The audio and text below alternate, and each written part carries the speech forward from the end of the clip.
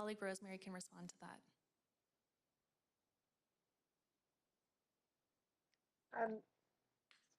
Rosemary Jaskovich with Transportation and Engineering Services. Thank you for the question. So the lane, once open, will operate much like it does today. So with the narrow 12-foot lane, it operates currently as one-way alternating. So basically, if there is a vehicle that needs to come through, it's up to the vehicles and the motorists to kind of alternate and make those arrangements. With the very, very low volume of traffic that exists there today and that's anticipated with the addition of the development, the 12-foot one-way alternating is something that's considered acceptable for the context of the area. Okay, if there were to become an issue in future, would there consideration be given to making it a one direction, one way?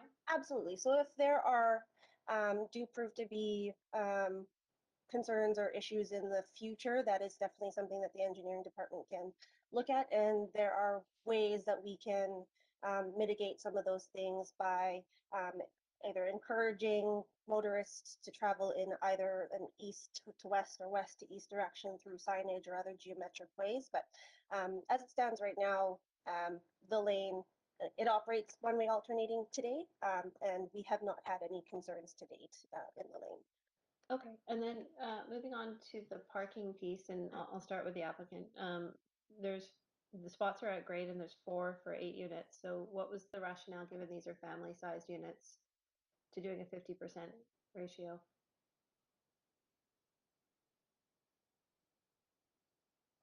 Thank you, Councillor, for your question. So there is one of the 4 parking spaces that's being provided is a car share space.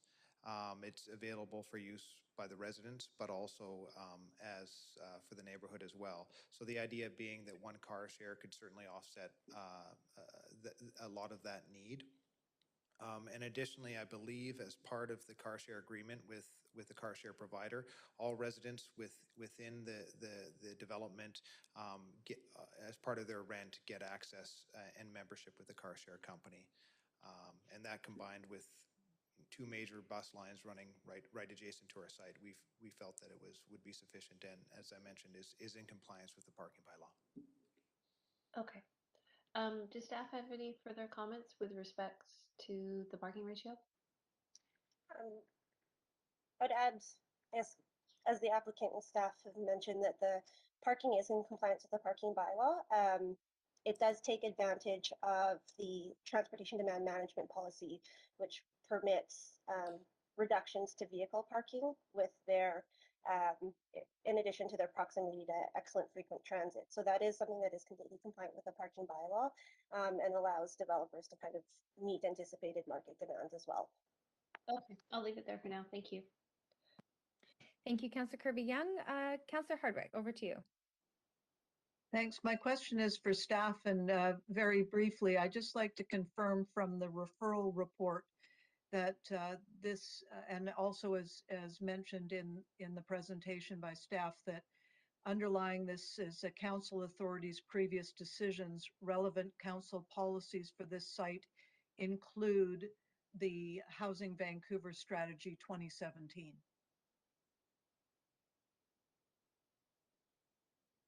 Should be a yes/no question. Thank you, Councillor Hardwick, for your question. Yes, it is included, but it's not the enabling policy. Affordable Housing Choices is the enabling rezoning policy.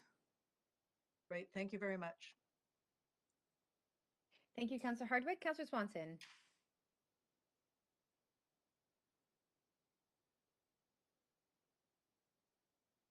Sorry. Yeah, I have 3 questions for the applicant and 1 for staff. So is this going to be a pet-friendly development? Yeah, funny you asked that question. I had that discussion with my client just the other day, and indeed it will be pet-friendly. Yay. Do you have any idea, ballpark in today's dollars, what each unit will rent for? Thank you for the question, Councillor. I'm afraid I don't. I'm not the person that deals with the financials of this project. I could put the question to our client and respond to you at a later date, but I don't have that answer in front of me right now. Do you know if there is any plan to apply for federal or provincial financing? I'm not sure at this stage. I know that the CMHC does offer some fairly good rates that help enable affordability. So I'm sure that'll certainly be on the list of things that they're going to explore when they get further down the path, get through the development permit, assuming that the council would support this proposal. Okay, thanks. Now for staff. So this is going from allowing 1 unit of housing to allowing 8 units of housing, which ostensibly makes it more valuable. And it looks like the only land value capture we're getting is maybe some DCLs, or maybe most of the DCLs will be waived. So I'm wondering if if we've done anything to try and capture some of the increase in the land value for the public's benefit here.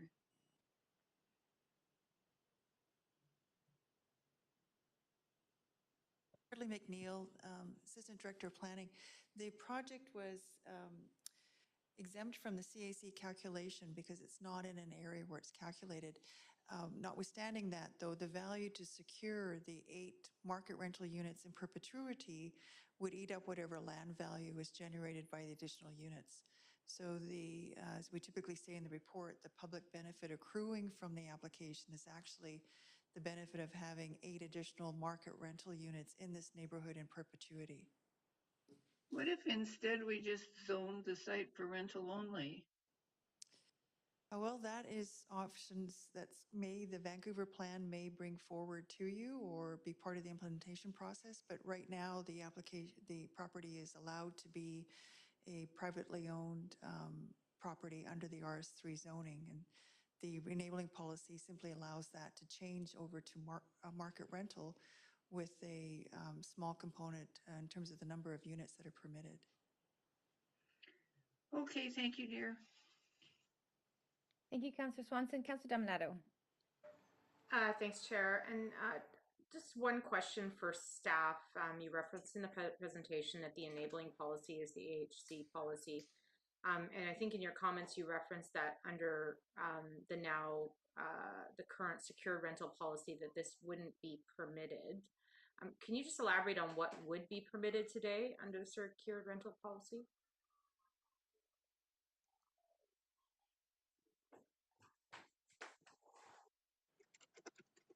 Thank you, Councillor, for your question. It can't be considered under the secured rental policy because of its distance from neighborhood shopping areas.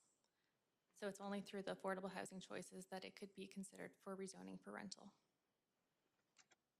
Okay, and so I guess just further to that, is there any other policy framework or door for something like this, or is it simply this policy? At the moment, this is the only policy that would enable it to be rezoned for secured rental housing. Okay, thank you. That's all I have for questions. Thank you very much, Councillor Dominato. So that looks like the end of our questions list. So we're going to now move to hear from the public. So I will just start with speaker number 1, Andrea Avison. Hello, Mayor and Council. My name is Andrea, a longtime Vancouver resident and renter. I know you have a lot of items to get through in the coming weeks, so I'll my comments short. I'm in full support of the proposal to build the 8 rental townhomes at the corner of Granville and Avenue. I see that all of the units of this development will be 3-bedrooms, which is amazing and rare in the city. Lots of people, myself included, are working from home these days and would like to access larger suites, but options are very limited. I'd love to live in this building, and I hope this project will move forward. I will leave it there. Thank you so much for listening. Thank you very much for calling in. And next, we have speaker number 2, Ray Lan. Hi, good evening, everyone. Mayor Stewart and members of council. My name is Raymond Land, and I'd like to lend my support to the modest rental housing development that they have proposed. I have a long history with the area. I grew up in the area as a child, and I also currently live there now. I went to school at Eric-Camber, so not too far away from the area. And I currently live in the area with my family and my young kids. I've grown up to love this neighborhood, and I believe that this development would further enhance the area. Now, I know there's some reluctance to have this multifamily rental housing, but I believe that this will help introduce more young families to the area. I can say for a fact that my children go to schools, nearby elementary school, with parents and families that are also renting homes in the area. And these are people that I find to be very good people and have a very positive impact on the community. I'd also like to comment on the design. I believe the heritage style is very attractive, and I think it'll actually fit in quite nicely with some of the surrounding homes. So overall, I think this is a great project, and I hope the council gives it approval. That's all I have. Thanks. And thank you for calling in. There are no questions. Next, we have speaker 3, Sean Goyle. Oh, yes. Hello.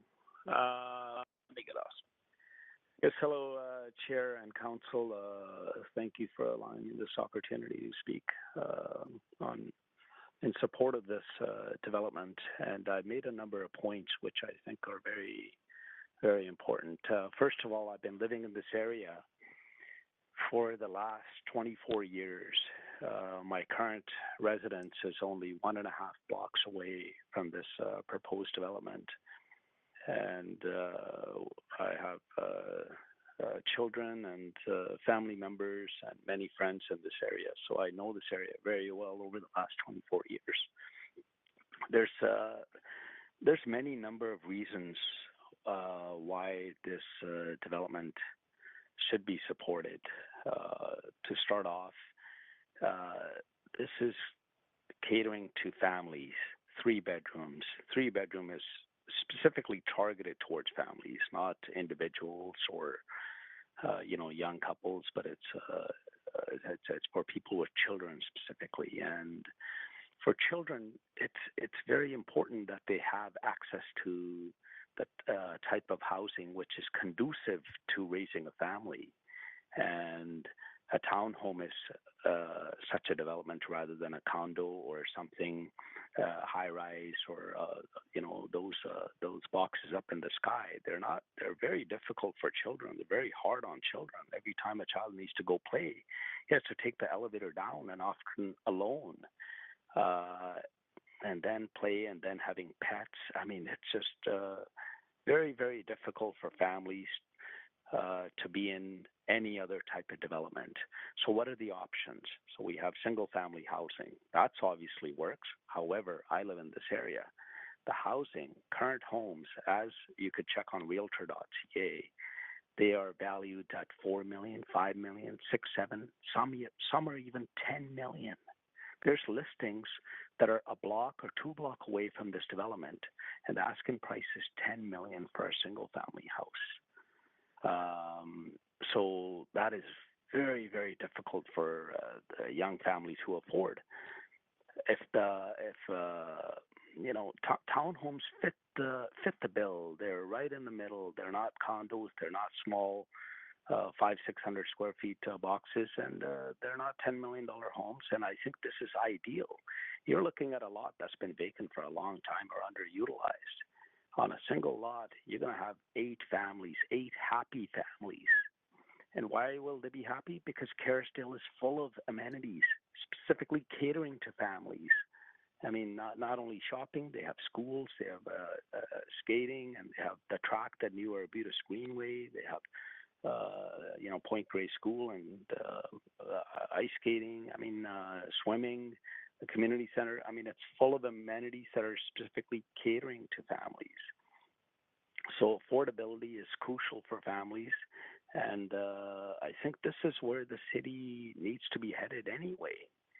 whether we like it or not. That is the almost, it's a moral argument almost, that to provide families with affordable housing that they need. Another few points that I made is, this is, we always talk about the environment. Everyone talks about the environment. And some pay lip service, some not, and everything. And the city of Vancouver is doing a tremendous job, I must commend, for the environment, which is the right thing to do. On a single family lot, you're having 8 families live. That is much more efficient and much more environmentally friendly. So, so now the type of housing, it's not a big glass, steel, cookie cutter type of a box building. It fits into the neighborhood. It's not an eyesore. It blends in. And so that's, it's catering towards it. Now, another couple of things. Historically, I know this is RS3 zoning. That's fine. I don't know when it was designated, maybe 50 years ago, 60 years ago, 70 years ago. But just because RS3 zoning is designated so many years ago, it does not mean it is frozen in perpetuity. Nothing is frozen in perpetuity. We must evolve according to the needs of the residents. That need at that time, perhaps RS3 served it well and this was single family, that's fine. But that does not fit the bill now. The need now is we have so many people who are struggling with rental, and specifically for families. Just going to pause you there. Sorry to interrupt you. You are over your time. Okay. So I'll conclude very quickly if you like. Actually, I'm going to have to just stop the timer. No, unfortunately, you're out of time for your comments, but we do appreciate hearing from you today. All right. Thank you. Thank you very much. We'll have to move to the next speaker, who is speaker number 4, R.T. Goyle. Good evening, Council. This is R.T. Goyle. I have lived in this area for past 20 years, over 20 years, I would say. And we have 3 kids, and my kids grew up in this area. They have attended the neighborhood schools, and it was always nice. And this area, of course, is a very safe area. And one of my daughters is graduating this year, and she got a nice job, like a pretty good job. But still, sometimes she questions me, Mom, like how I'm gonna afford a house in this area. And I sometimes think that I would love that if she lives in this area. And a development like this, I think it would give a chance to the young families and the first-time buyers to have their own place, which is a pretty big deal.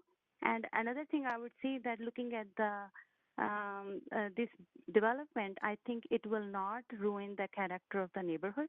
I think that it can only add on. And so I fully support the development of this project. Thank you. And thank you very much. There are no questions, but we appreciate you calling in. Okay, thank you. Next, we have speaker number 5, Regina Chandra. Good evening, Chair, Council members, and the public members. My name is Regina Chandra, and I am 100% in support of the proposed rental housing development at 1515 West 49th Avenue.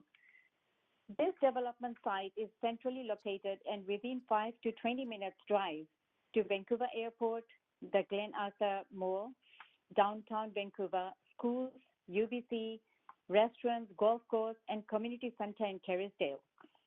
Rental is rarely available in this area, which is in very high demand, especially 3 bedrooms. This will also serve to be beneficial to people wanting to move into bigger homes and grow their families when single-family homes are not affordable. I have lived in Vancouver for over 30 years and have seen the rental market. Because of scarcity in rental market, young adults have been forced to live outside their job area and away from their parents. So they therefore move to Abbotsford, Surrey, Maple Ridge, Pitt Meadows, Port Moody, etc. Bear in mind the rising price of gas and time wasted commuting to and from work. By staying close to work, young adults will save on time, money, and be close to their parents. Today's children cannot afford single-family housing. The trend is townhomes, and this trend will continue because townhomes were not there before. I strongly urge the city to move forward with the rental housing development plan. Thank you. And thank you very much. There are no questions, but we appreciate you calling in tonight. Thank you. Thank you. So that is the end of our registered speakers list, but I will make a second call for speakers. So if there are any speakers for this item who wish to speak to council, please call toll-free 1-833-353-8610, followed by participant code 106-1445#. Before the close of the speakers list, the phone number will be tweeted out and made available on the live stream. Any speakers in the council chamber, please come forward to the podium. And I'll ask clerks just to let us know if that, if there are any speakers coming to the podium. Thank you, Chair. Bly, there's no speakers coming forward in person, and I'm just double checking if we have any on the line. We have none on the line right at the moment. Okay, so we'll do our third call for speakers and then we'll take a 5-minute break. So if there are any speakers for this item who wish to speak to council, please call toll-free 1-833-353-8610, followed by participant code 106-1445# before the close of the speakers list. And the number will be tweeted out and made available on the live stream. And any speakers in the council chamber, once again, please come forward to the podium. So we'll just pause there. We'll take a 5-minute recess. Since that is the third call, and we'll come back. So that will be at 6:52.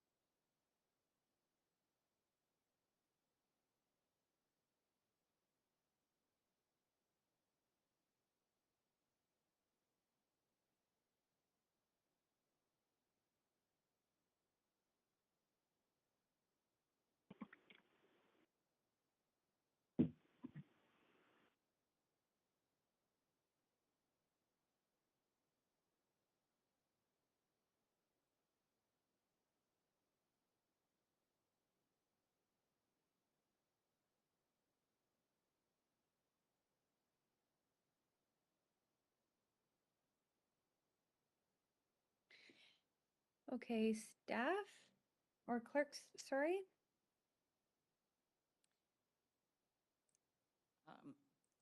I'll just bring us Calling them. back. Yes, just one moment, please. Are we back on? Okay, we are back on live, Chair Bly. Thank you very much. So I'll check with our clerks. Do we have any callers on the line or in the chambers Yes. ready to speak Yes. to this item? No, I have a question. Okay, well, first of all, would you mind just stating your name? Yes, it's Jeffrey Drucker, and I just wanted to refer to what the architect said, two things, if I may. He said they're treating the easement line setbacks as if it was the property line. So are the distances between the buildings meeting the requirements for setbacks from the easement and not from the property line? Okay, so most certainly, we do have counselors who are listening on the line right now, who are in the meeting, who have heard your question. It's not a situation where we can respond directly to your question, but we can take your question away and reflect it back to staff. Okay, and the second question, if I may, he said that the fence is 6 feet along the entire length. As far as I could see from the drawing, it's not the entire length. At one stage of 2 parts, it goes down to 4 feet.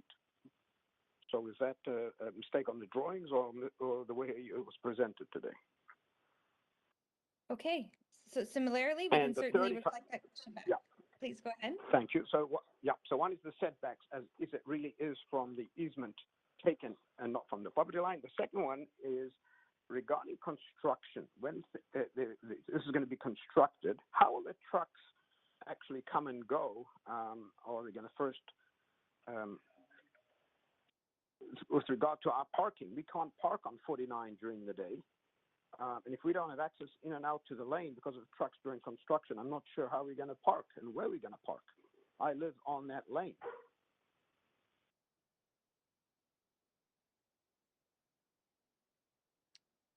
Okay, so the way this works is you have 5 minutes to reflect your comments. So you can just let me know when you're complete, and any questions you have, counselors are listening, and compose them back to staff. Wonderful. Yeah. So it's just regarding the parking, access and egress because of lack of the lane, and because there's no parking on gravel and many hours during the day on 49. And if the construction trucks are blocking the lanes, I want to have access to my house to come and go. That's only my parking's at the back of the house, and there's only one non-conforming lane. So those are my 3 comments, if I may. The setbacks, from which line, and is it with the zoning guidelines, and the construction times and that fence, which I don't see on the drawings, are 6 feet, the entire length. I wrote down, he said, the architect respectfully said it's 6 feet opaque, the entire length. I don't think it's the entire length, so based on the drawing, it doesn't seem to be. And I think that concludes my comments. Thank you for listening to me. Thank you very much for calling in. We appreciate you taking the time tonight.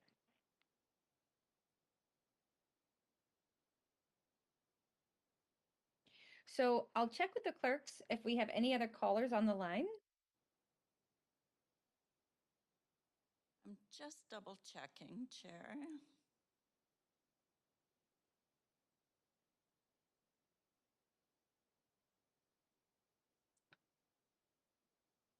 And I'm seeing no one coming forward in the council chamber, and we have no one on the line. Okay, well, thank you very much. So seeing there are no additional speakers, the speaker list is now closed. As few or no public comments were received on this item after 5 p.m. today, I suggest we now close the receipt of public comments and move on to hearing closing comments, asking further questions of staff, and to make a decision. So I do see we have, there's just a moment here. Does the applicant have any closing comments?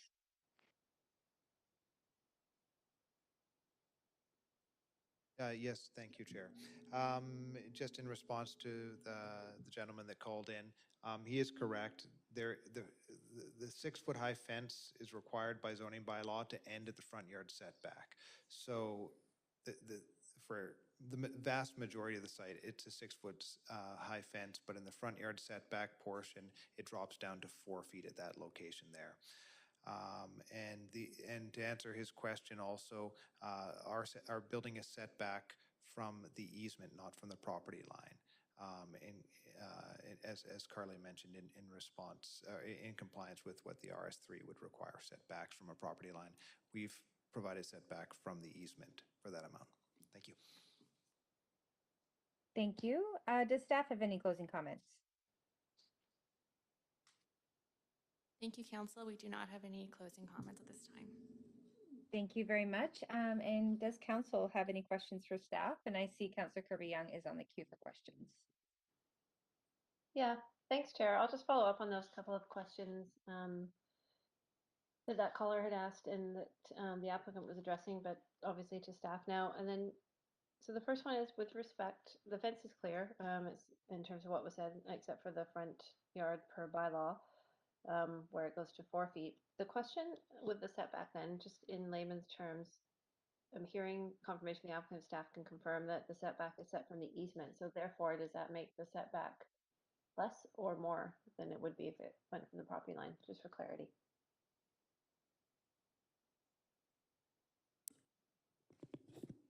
Hello. Okay. Hi, this is Grace Jiang, development planner from planning. Thanks for the question. Yeah. In terms of the side yard requirements, typically new development only need a concern about side yard requirements on their own property, regardless the non-conforming situation of the adjacent site. And however, this rezoning application provide 10-foot side yard, which is wider than which required in the base zone RS3. And so sorry, can you just clarify? So it's providing how many feet, and what would the requirement be normally, and how many feet are now being provided because it's set from the east back? Just to be clear. From property line is 9 feet 10 inch. What I said is just approximately 10 feet. That's the side yard was proposed for the from this rezoning application, which required under RS3 base zone is 6 feet. So it's wider than the base zone required. Having said that, at the location of the easement, since it's encroached to this property line, and this building provide additional setback from the easement, which equivalent to 6 feet from the easement, equivalent to the side yard required under the RS3 zone. I also want to add to that. Sorry, go ahead. Yeah, if you have a material point to add, then let me know, but I do have limited time, so I just want to be clear. So the zoning would require 6 feet, but this is actually providing more at just shy of 10 feet, 9 feet, 10 inches, correct? Am I understanding that correctly? Provide more, yeah. Okay, and was there one quick additional point you wanted to add? Oh, yeah, and since this is a courtyard form, actually the majority of the neighboring buildings is interfacing with the courtyard, landscape courtyard, not the building itself. So that will help increase the separation between the buildings. Because the courtyards are in the back and the rear. Yeah. Okay, that's very helpful. Thank you. And then just following up on the speaker's last question we heard, which was in this for staff obviously also, was with respect to how will the access and egress be provided to residents that have to rely on that lane to get in and out during the construction period? How will that work? Thanks for your question. It's Rosna Jaskovich again, Senior Transportation Engineer. So the resolution of construction transportation management plans is a standard process that occurs outside of the normal rezoning stage. So pre-construction, the site's required to meet with and coordinate construction and street use with our engineering department. That typically occurs between the development permit and the building permit stage. And at that time, they would resolve what appropriate permits might be required to secure street space and any potential roadway closures in advance. Closures of the lane are very likely to be prohibited, and if they are permitted, in rare cases, neighborhood notification would be required and done in advance. So that's the typical process for construction transportation management. Okay, so it's generally unlikely, unless there's extenuating circumstances, but generally unlikely that the lane would be closed. That's correct. Okay, I'll leave it there. Thank you. Thanks, Councillor Kirby-Young. So seeing no other councillors on the queue for questions, I'll be looking for a mover. Happy to move the recommendation with the yellow memo, Chair. Second, Thank- Dominato. Thank you very much, Councillor Kirby-Young, and seconded by Councillor Dominato. And so is there any debate? I'll just actually move us to a main queue. Bear with me. Okay, so the queue's there for debate, discussion on this item. Councillor Carr. Yeah, thanks very much, Chair. So, I guess first off, I just have to say that we always are seeking affordable housing within our city, and this may be relatively affordable within the neighborhood that it exists, but it's certainly at 3,349 estimated rent a month. Needing an income of about 134,000, it is not affordable in the grand scheme of things, but it is within the neighborhood. But what I am going to support this application, and what I do like is the free car share. I like the 3 bedrooms, that it is family oriented. We've been getting a lot of requests for that, and that the scale, the architectural form actually do fit the neighborhood. It's not affordable at that scale, and we shall take note of that, but it does fit in, and it is relatively more affordable than ownership within that neighborhood. So those are my reasons for support. Thank you, Councillor Carr. Councillor Hardwick. Great, thank you. I grew up a couple of blocks from this location of the rezoning application, and I'm intimately familiar with the neighborhood. And the applicant has done a good job in responding to neighborhood character, and the ground-oriented housing typology and design approach are suitable. Moreover, it appears that staff and the applicant have done a good job with consultation. However, I am stating for the record that I am abstaining on this vote, and I want to be absolutely clear that I am voting this way to make a point. Under the Vancouver Charter, an abstention counts as a vote in favor. So to the applicant, this is a vote in favor. Section 145.13 clearly states, a member of council present at the meeting at the time of the vote who abstains from voting is deemed to have voted in the affirmative. This is not Robert's rules. According to the city solicitor, and I quote, the Vancouver Charter clearly recognizes abstention and indicates that abstention is an option available to councillors. In my view, despite the fact the applicable provision of the Charter applies to a technical approach and deems an abstention to be a vote in favor, abstaining clearly reflects a councillor's state of mind considering an issue. Casting a vote in support of a course of action reflects a different intent or state of mind than does abstaining from voting either for or against a course of action.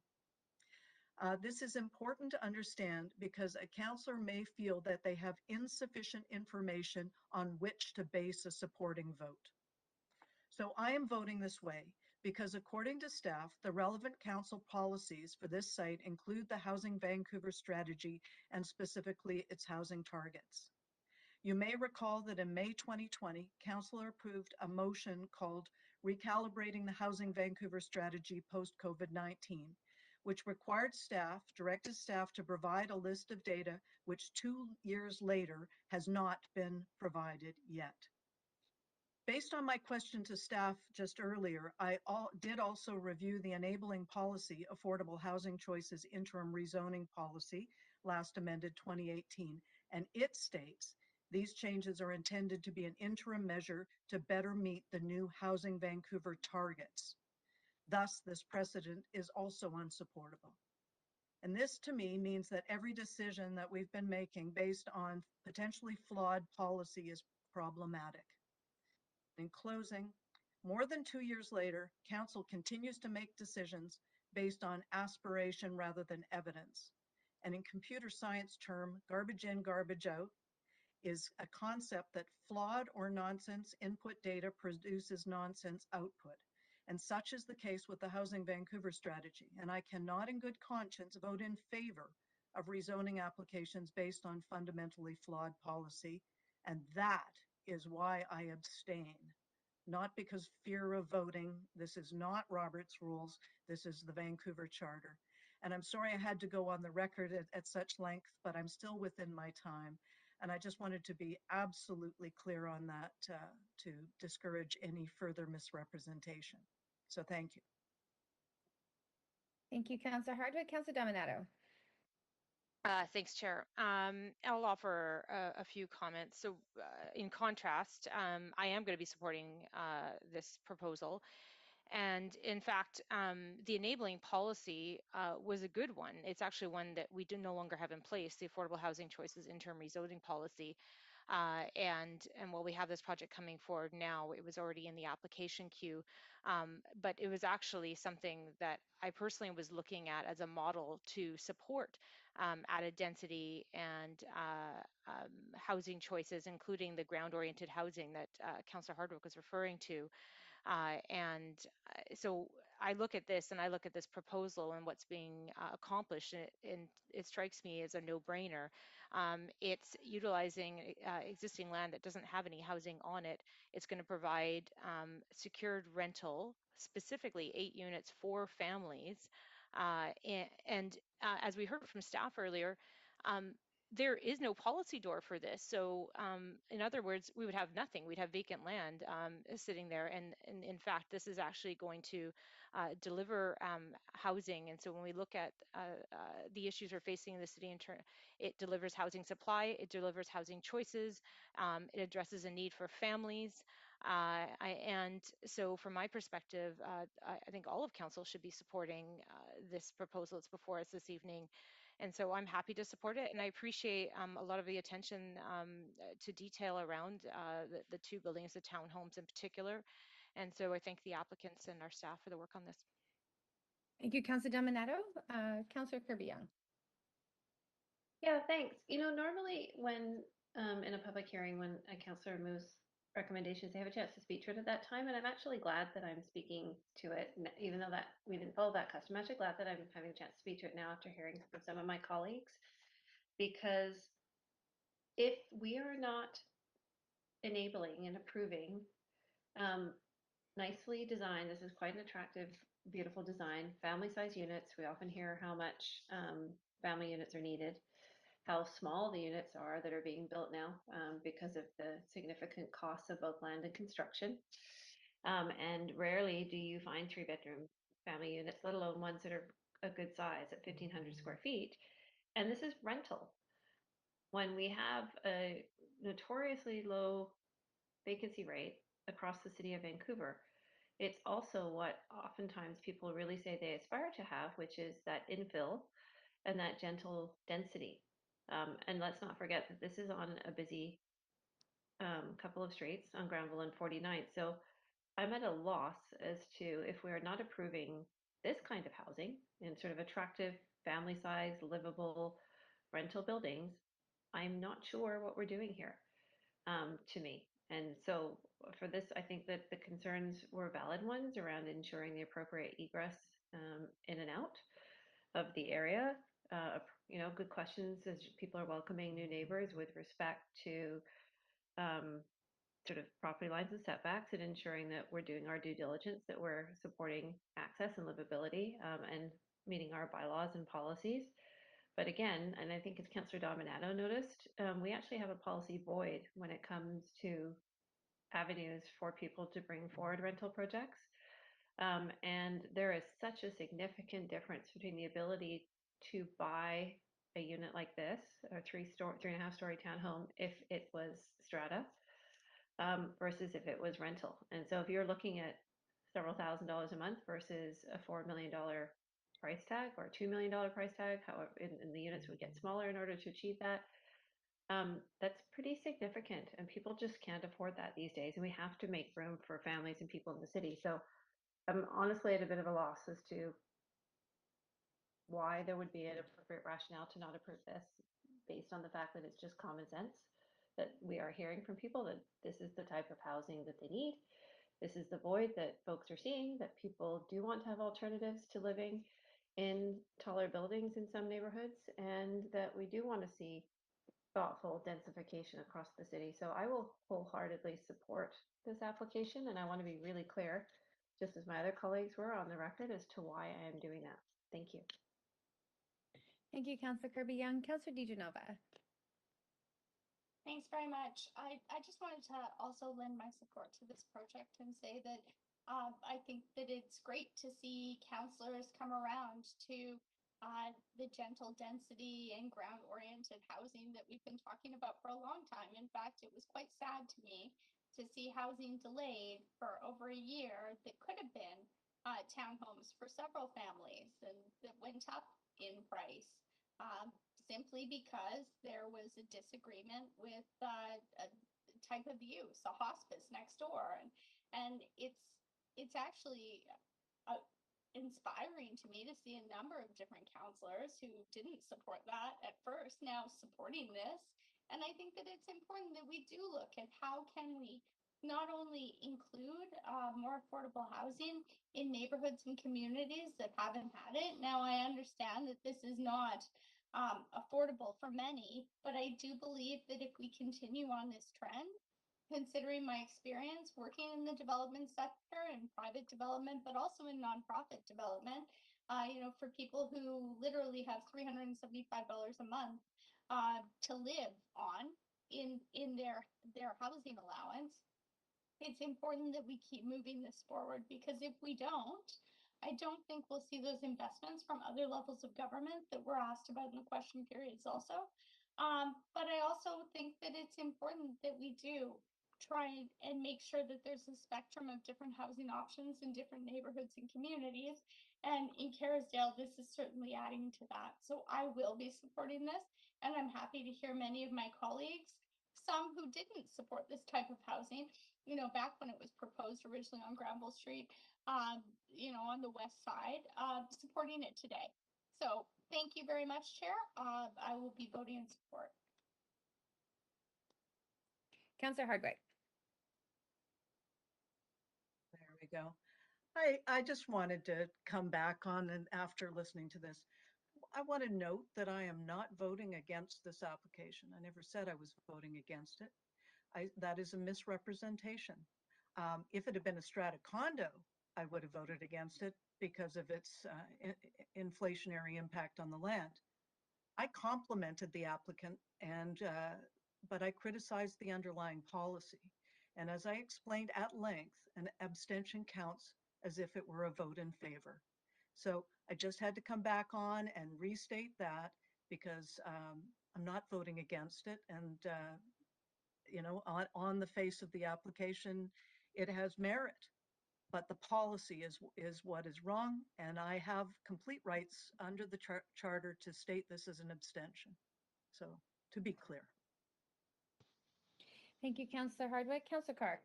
Yes, thanks so much, Chair. I just feel like necessary to make some comment about the comments made by Councillor Hardwick and the underlying policy. And I do note that the policy that this is based on arose out of the former mayor's, Gregor Robertson's house.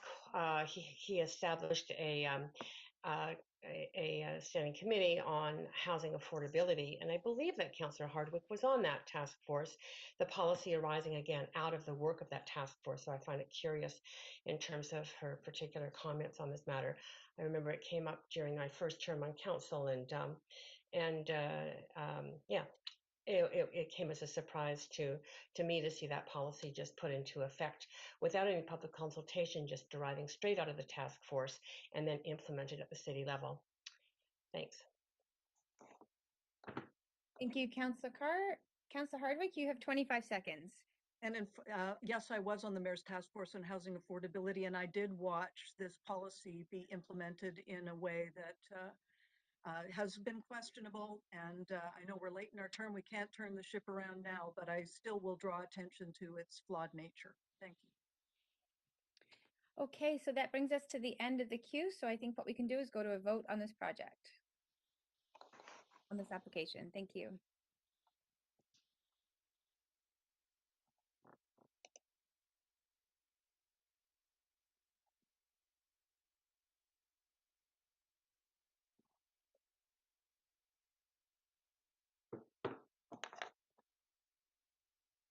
Clerks, I will note that my panel is showing up as Mayor Stewart, so if I could please get a vote in favor, and we can solve that in the next break. Thank you. So that motion does pass with none in opposition. So thank you very much to the applicant and the staff team. We'll be moving on to our next item on the agenda, which is item number 2, CD1 rezoning 4310 Slocan. And before we begin to hear from staff, does any member of council wish to declare a conflict of interest on item 2? Hearing none, I'll ask the clerk to read the application and summary of correspondence received, please. This is an application by Matthew Chun, architect, to rezone 4310 Slocan Street from commercial district to comprehensive development district to permit the development of a 4-story mixed-use building with 8 secure market rental residential units and commercial space on the ground floor, a building height of 17.0 meter with additional height for rooftop amenity, and a floor space ratio of 2.77 are proposed. The General Manager of Planning, Urban Design and Sustainability recommends approval, subject to conditions set out in the summary and recommendation of the public hearing agenda. The following correspondence has been received since referred to public hearing. 3 pieces of correspondence report. This represents all correspondence received up to 3:30 p.m. today. Thank you very much. So I'll first, if there are any speakers for this item who wish to speak to council, please call toll-free 1-833-353-8610, followed by participant code 1061445# before the close of the speakers list. The phone number will also be tweeted out and made available on the live stream. We have Allison Smith, Rezoning Planner, Sustainability Group Planning, Urban Design and Sustainability, here to present the application. Chair, I don't believe there's any speakers. It's Councillor Carr here. I don't believe there's any speakers, and I move to waive the presentation. Thank you, Councillor Carr. So we have a motion on the floor to waive the presentation. Any opposed? Chair Bly, Thank you. we do need a seconder. Thank you very much. Second, Dominato. The privilege. Okay, just a second, please, Councillor DiGenova. So the motion has been moved by Councillor Carr and seconded by Councillor Dominato. And now we have a point of privilege from Councillor DiGenova.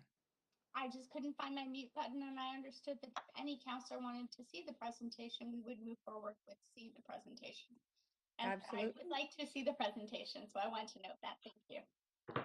That's no problem at all. We will see the presentation, and I'll just let council know it came up as something I would flag in the previous conversation. Our item is that we are looking for additional time for this meeting if it does not conclude tonight. So I just want to keep councillors up to date on where we're at in terms of this agenda and our ability to complete the items on this agenda tonight. If not, we'll be moved to a far off date in the future. We're not sure where that is just yet, so just keeping that in mind. I will ask, we'll need to officially withdraw the motion that's been moved and seconded. So Councillor Carr, or we can take a vote. So Councillor Carr, are you willing to remove withdraw your motion?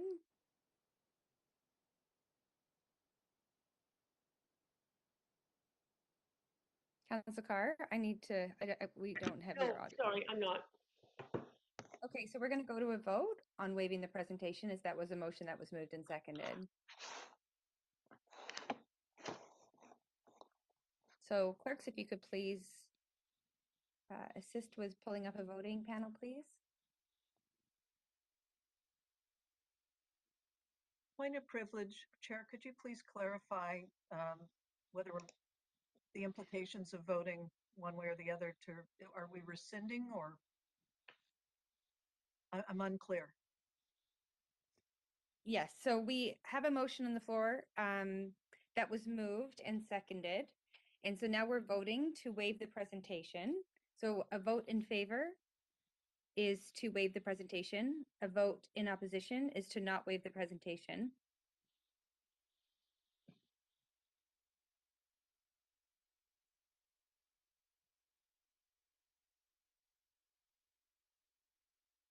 And clerks, if I could please have a vote to abstain, please. Councilor Dominato, we need your vote. So that motion passes with Councilor DiGenova in opposition. So because it was a motion on the floor and it's been voted on and it passed, we are going to waive the presentation and continue on. And recognizing that it has been common practice for us to gauge counselors as to whether they want to hear the presentation, but with a motion on the floor not being withdrawn, we had to follow the direction of that motion. Councilor DeGenova, point of procedure. Thank you. Although this is a bit odd, as we usually don't do this, and I will remember this certainly. I'd like to move a motion to ask for an extra 5 minutes after we hear from speakers, as well as council to review the presentation again before debate, but after hearing from any speakers there may be, because this is a quasi-judicial hearing, and I think that it is important that we give it the time that it deserves. And I have to say, I would have liked to have heard the presentation from staff. We've never found ourselves in this position, but I do realize that, lately here and at Metro Vancouver, that has more and more been the case. That Okay, Councilor DeGenova, we're just going to have to move us along here, okay? Motion? No, Extra 5 minutes to Councilor review. DeGenova, we have a 5-minute break between speakers, which will provide you with the 5 minutes you've requested to review the For an extra 5, but I guess not. That's not going to be entertained. No, I think the 5 you asked for is within the process that we have here. We'll all take a 5-minute recess, and so hopefully that will be enough time that you're looking for. Chair, I do think it's within my rights to do that, but I'll send you. Thanks. Okay, great. Thank you. So we have waived the presentation. I'd like to ask if the applicant team is here to speak to the application. My name is Matthew Chang. I'm the project architect. I'll wait for questions. Thank you.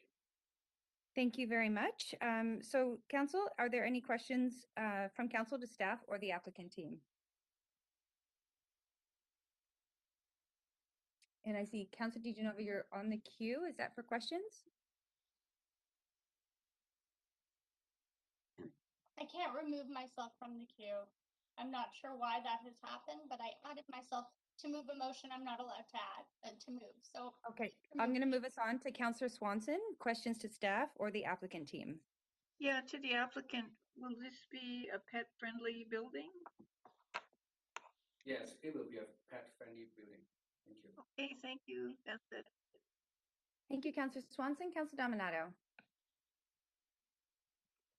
I'm going to take myself off the queue. Thanks, Chair. Thank you. Councilor Kirby-Young.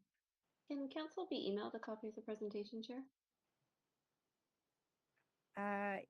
Yes, so staff and or clerks, if council can be emailed a copy of the presentation, that would be great. So I'm going to do my second call for speakers, and then I'll ask the clerks to confirm if there are speakers on the line. So if there are any speakers for this item who wish to speak to council, please call toll-free 1-833-353-8610, followed by participant code 106-1445#. Before the close of the speakers list, the phone number will be tweeted out and made available on the live stream. So clerks, if you could please advise if we have any speakers to this item in chambers or on the line. Thank you, Chair Bly. There is no one on the line right at the moment. And I can also add that the presentation is being sent. Thank you. So we will go for a third call for speakers, in which time we will take a 5-minute recess. And if at the end of that 5-minute recess, there is a councillor who would like to move a motion for additional time to review the presentation, that's well within the procedure and the right of any councillor. So if there are any speakers for this item who wish to speak to council, please call toll-free 1-833-353-8610, followed by participant code 106-1445# before the close of the speakers list. The phone number will be tweeted out and made available on the live stream. So we'll take a 5-minute recess and come back at 31 minutes past the hour.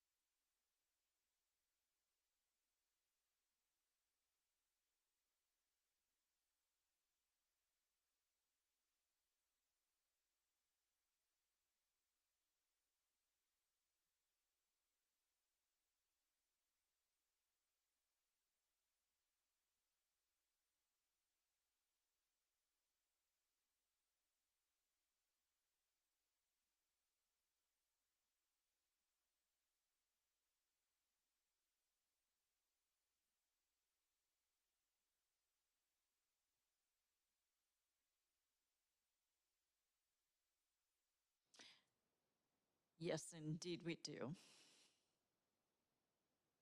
Okay, thank you very much.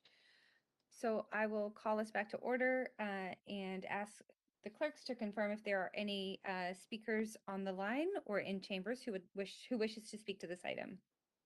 No, there is not.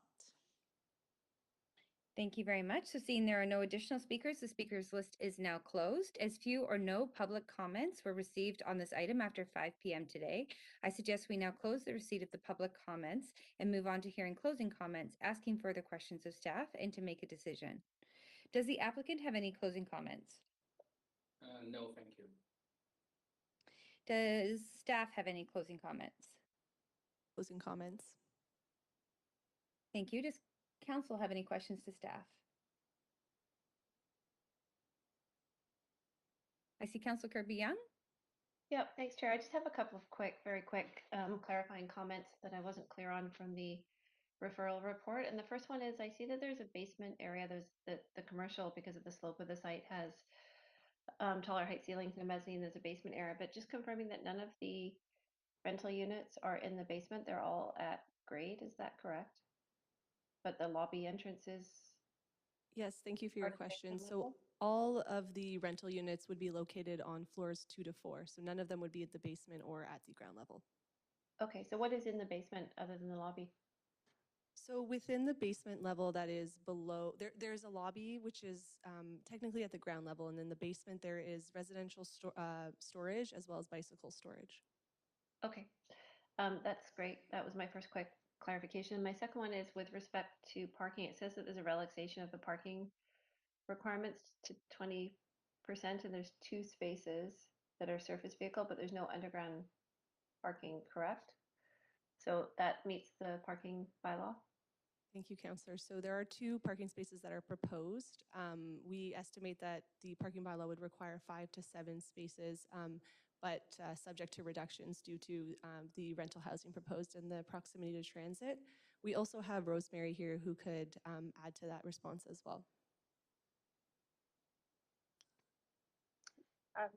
Thanks. So just on that, can you clarify for me, just I'm conscious of time tonight, is it staff or council that has the ability to reduce the requirements in the parking bylaw from the required 5 to 7 down to the proposed 2? What's the policy lever or process on that? So Rosemary Jaskovich, Senior Transportation Engineer. It's the parking bylaw under the authority of the Director of Planning, which permits reductions to vehicle parking, reductions to those minimum vehicle parking requirements outlined in the parking bylaw, subject to the delivery of a transportation demand management plan, which is the lever that this applicant is leveraging, in addition to their proximity to transit. So the TDM is based on what, just the proximity to transits, or is there anything else that factors into that? No, so the TDM is a combination of their proximity to transit and then a transportation demand management plan, like an actual plan where they've proposed additional measures towards active or sustainable transportation. So in this case, the measures that they've proposed, which are commensurate with the scale of their development, include additional bike spaces for the use of their tenants, and the TDM plan is subject to finalization at the DP stage. Okay, that's helpful. Thank you. That's all my questions. Thank you, Councillor Kirby-Young. I see no other questions on the list. Thank you, Councillor DeGenova. Do we have a seconder? Councillor Carr. I heard Councillor Carr first. So I've moved us over to a main queue. Is there any debate?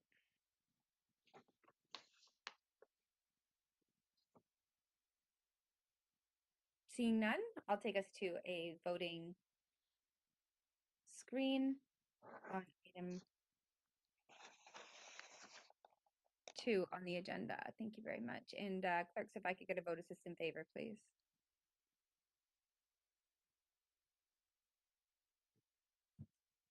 And that motion passes with none in opposition. Thank you very much, Council. We'll now be moving to item 3, and I'll just check with clerks. Do we need some time to transition staff?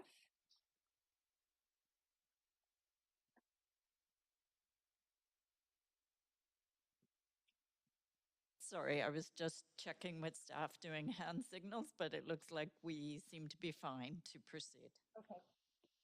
Okay, thank you very much. So we are moving to item 3, CD1 rezoning, 4408-4488 Fraser Street and 707 to 709 East 29th Avenue. Does any member of council wish to declare a conflict of interest on item number 3? Hearing none, I'll ask the clerks to now read the application and summary of correspondence received.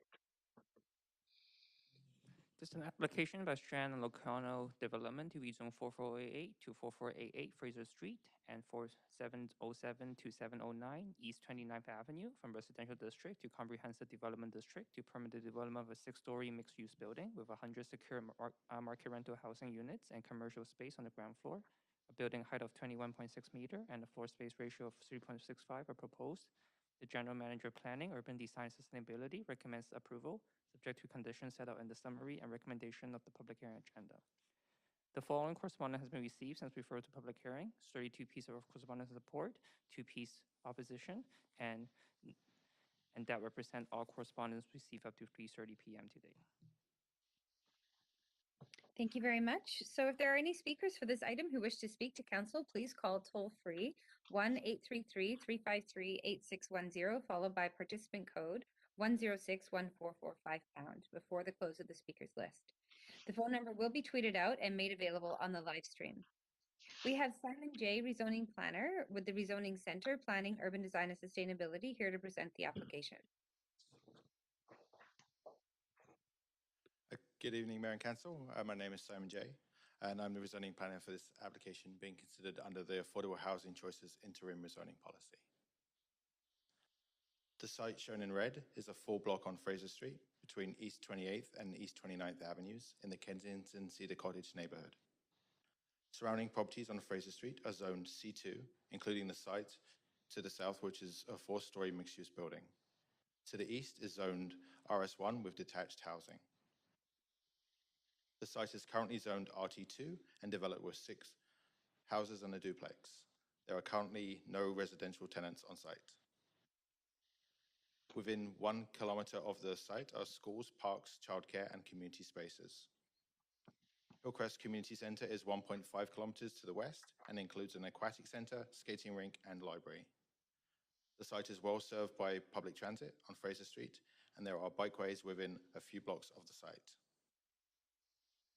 The Housing Vancouver strategy sets out a target of 20,000 new market rental housing units across the city to help address Vancouver's historically low rental vacancy rates. This rezoning application is being considered under the Affordable Housing Choices Interim Rezoning Policy, the AHC policy, which was approved in 2012. In 2019, Council approved the Secured Rental Policy, which consolidates opportunities for rezoning for secured rental housing previously contained in the AHC policy and the Rental 100 policy. The AHC policy was closed to new rezoning inquiries after June the 30th, 2019. However, inquiries submitted up to this date can continue to be reviewed and assessed under the AHC policy. The inquiry for this rezoning application was submitted prior to this deadline and therefore can be considered today. The intent of the AHC policy is to deliver 100% secured market rental housing. Rezoning applications considered under the policy must meet a number of criteria, including fitting contextually with the neighborhood development and meeting locational requirements. The subject site, represented with a yellow star on the map, is located on Fraser Street and is adjacent to a local shopping area. Fraser Street is an arterial street that is part of TransLink's frequent transit network. The site can be considered for a mid-rise form up to 6 stories. The AHC policy allows for a maximum of 2 projects within 10 blocks along an arterial. One other project within the 10-block limit was approved on Fraser Street at 23rd Avenue in 2019. The application was submitted in July 2021, which represents an approximately 11-month review process to public hearing. The application proposes a 6-story mixed-use building containing 100 secure market rental units and commercial retail at grade. 46% of units are designed as family units in the form of 2- and 3-bedroom units. The proposed height is 24.1 meters and the floor space ratio is 3.65. The development is expected to create 149 construction jobs. A virtual open house was held in October last year. 158 pieces of correspondence were received. Feedback included support for the building's height, massing, and density, the addition of rental and affordable housing, and the inclusion of new local serving retail space. Feedback also included concern for the building's height and density, parking and traffic, and the capacity of the surrounding community amenities. Staff have reviewed the proposal, and the height and density of the 6-story building is consistent with the affordable housing choices policy. However, staff have recommended relocation of the proposed indoor rooftop amenity, and as indoor amenity areas are included in building height calculations, this would result in reducing the building height by 2.5 meters to 21.6 meters. In relation to parking, the development must meet the parking bylaw. A provision to install parking regulatory signage on streets adjacent to the site has also been included as a rezoning condition. Regarding traffic, any traffic changes commensurate with this project would be consistent with development occurring over time in the area. The location is also well served by transit and local bike routes. In relation to schools, the catchment area schools have capacity and declining enrollment. Staff acknowledge that nearby community centres and signature programming are generally well subscribed. Staff are looking at strategies to meet demand across the city's portfolio as part of future capital planning reviews. This slide shows the average market rents for newer buildings on Vancouver's east side in the blue column, and the relatively affordability of renting when compared to the cost of home ownership, shown in the red column. It also shows the proposed average unit sizes, which range from 473 square foot for a studio to 1,100 square foot for a 3-bedroom unit. With respect to proposed rental units, these would be secured through a housing agreement prohibiting the stratification of units. This application was eligible to seek a DCR waiver, but the applicant has chosen not to take the waiver. The application was subject to a pro forma review, which resulted in a cash CAC of $200,000 being offered by the applicant. Real estate services staff have concluded the CAC offered is appropriate and support accepting it. If approved, the cash CAC would be allocated to the city's Affordable Housing Fund. Combined with the DCRs expected from the site, the application is expected to deliver approximately $2.6 million in public benefits, as well as 100 units of secured market rental housing. This proposal is consistent with the Affordable Housing Choices Policy, and staff support this application subject to conditions outlined in Appendix B of the report. Staff and the applicant team are available to answer questions. Thank you. Thank you very much. Is the applicant team here to speak to the application? We are present. No further comments at this time, but thank you for your time and consideration tonight, Council and Chair. Thank you very much. Are there any questions from, sorry, we're on a main queue, but clerks, would you mind moving us to a question queue? And I note that Councillor Kirby-Young is first up, and then Councillor Swanson, and perfect. Okay, great. So we'll move to Councillor Kirby-Young, and just a reminder, this is the only chance to ask questions of the applicant team. Okay, I'll start with a quick one to staff, and then I want to leave time to ask the applicant about this. Can you speak to why staff are requesting that the indoor amenity, rooftop amenity, be relocated?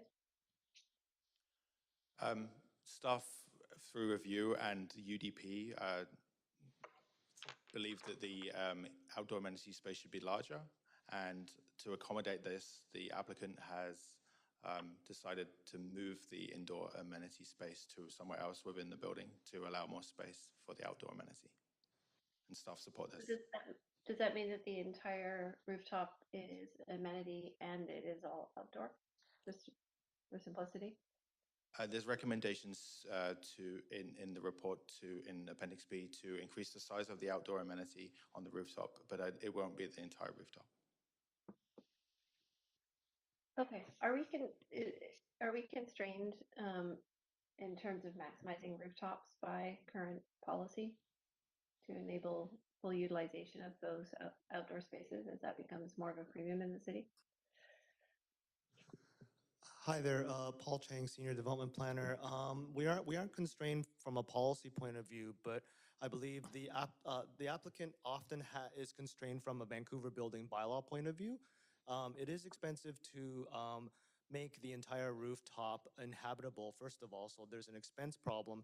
Also, when it gets bigger, there's a requirement to have more exits, fire exits, leaving the particular rooftop. So that's also a challenge. This particular applicant has kind of weighed those challenges and has decided to put the, make part of the roof outdoor amenity, but not the entire roof due to those cost and building bylaw issues. Okay, great. I'll be following up on that more. So the bottom line is that we end up with a larger rooftop and then the amenity has the indoor has relocated inside. Correct. Is that a That's fair correct, yes. reflection? Okay. I'll leave it there for now. Thank you. Thank you, Councillor Kirby-Young. Councillor Swanson. Yeah, I have two questions for the applicant and one for the staff. So starting with the applicant, is this going to be a pet-free building? My usual question. It will be a pet-friendly building. Okay, good. Pet-friendly, I should have said. And the second question is, are you going to be seeking federal or provincial financing? We will explore options for CMHC rental construction financing. At this stage, we haven't committed to that particular financing, but I think it is an attractive option. On previous projects, we have not taken advantage of it. So I think there's a number of considerations, and we'll go through them again for this project and ultimately decide at the time of construction commencement. Do you know what the affordability requirements are for accessing that financing? There's different qualifications related to energy efficiency and affordability, and different projects qualify based on a point system and how they score on energy efficiency and affordability. Okay, thanks. To staff, so I'm looking at the floor space ratio increase. It's almost 5 times. And we've got commercial on the bottom, which I understand is generally more profitable than residential. So is there something we could do to capture some of this increased value of the increasing density and put it into affordable rents? Like this doesn't even have 20% affordable like we've been passing lately. So this project does offer a $200,000 CAC that will be towards affordable housing, the Affordable Housing Fund. So could we put that into this building and make some of these units affordable? My colleague Annie Mobley's from Housing will answer that question. Thank you, Simon. Annie Mobiles, Senior Housing Planner. The funds get diverted into the Affordable Housing Fund, and then there's a determination of how to invest that fund through other processes in the city. And so it would be outside of this application for consideration about how I hope that you're We are cutting out. having a hard time hearing just the end of what you were saying there. If you wouldn't mind just repeating the last sentence. Yes, for this project, the funds are being allocated to the Affordable Housing Fund. And then the determination of how those funds are expended is part of other processes in the city, and it would be outside of consideration for this specific application. So if you had 200,000 for a project like this and threw it into the mortgage or something, would it make much difference in terms of affordability? It's a good question. You know, when we have a CAC negotiation, we do find that for projects that have, it's usually if the CAC is determined to be around $500,000 or more, that we try to drive that affordability into securing some below market units in the project. But anything less than about $500,000, and that's a general kind of average, it's really challenging. You don't you're not really able to secure enough units. So it makes better sense, I think, strategically in adding those funds to citywide considerations to increase affordability through other methods. And so in this case, it was a $200,000 CAC, and the decision was to put it into that larger CAC for affordable housing. Okay, thank you. Thank you, Councillor Swanson. So that's all the questions that I see on the queue at this time. So we'll move to hear from the public. So we do have a speakers list. Speaker 1, I believe, is currently on the line. That speaker 1 is Mike Klassen. Good evening, members of council, and thank you for this opportunity to briefly respond to this proposal. I take it you can hear me? We can hear you. Please go ahead. Fantastic. Thanks very much. Again, name is Mike Klassen, and I live on East 27th Avenue, about 120 meters away from the proposed development site. Just by way of background, as part of the local Mountain View neighborhood group, I've been directly involved in sundry community projects, including several local murals, the Fraser Street neighborhood banners, the Vancouver Street Stories plaques that can be found along Fraser Street, and all of which were created with an eye to improving the experience on our streetscape here. I broadly support this application, and I'd like to commend the proponents on their efforts to enhance the relationship that they're building to the street.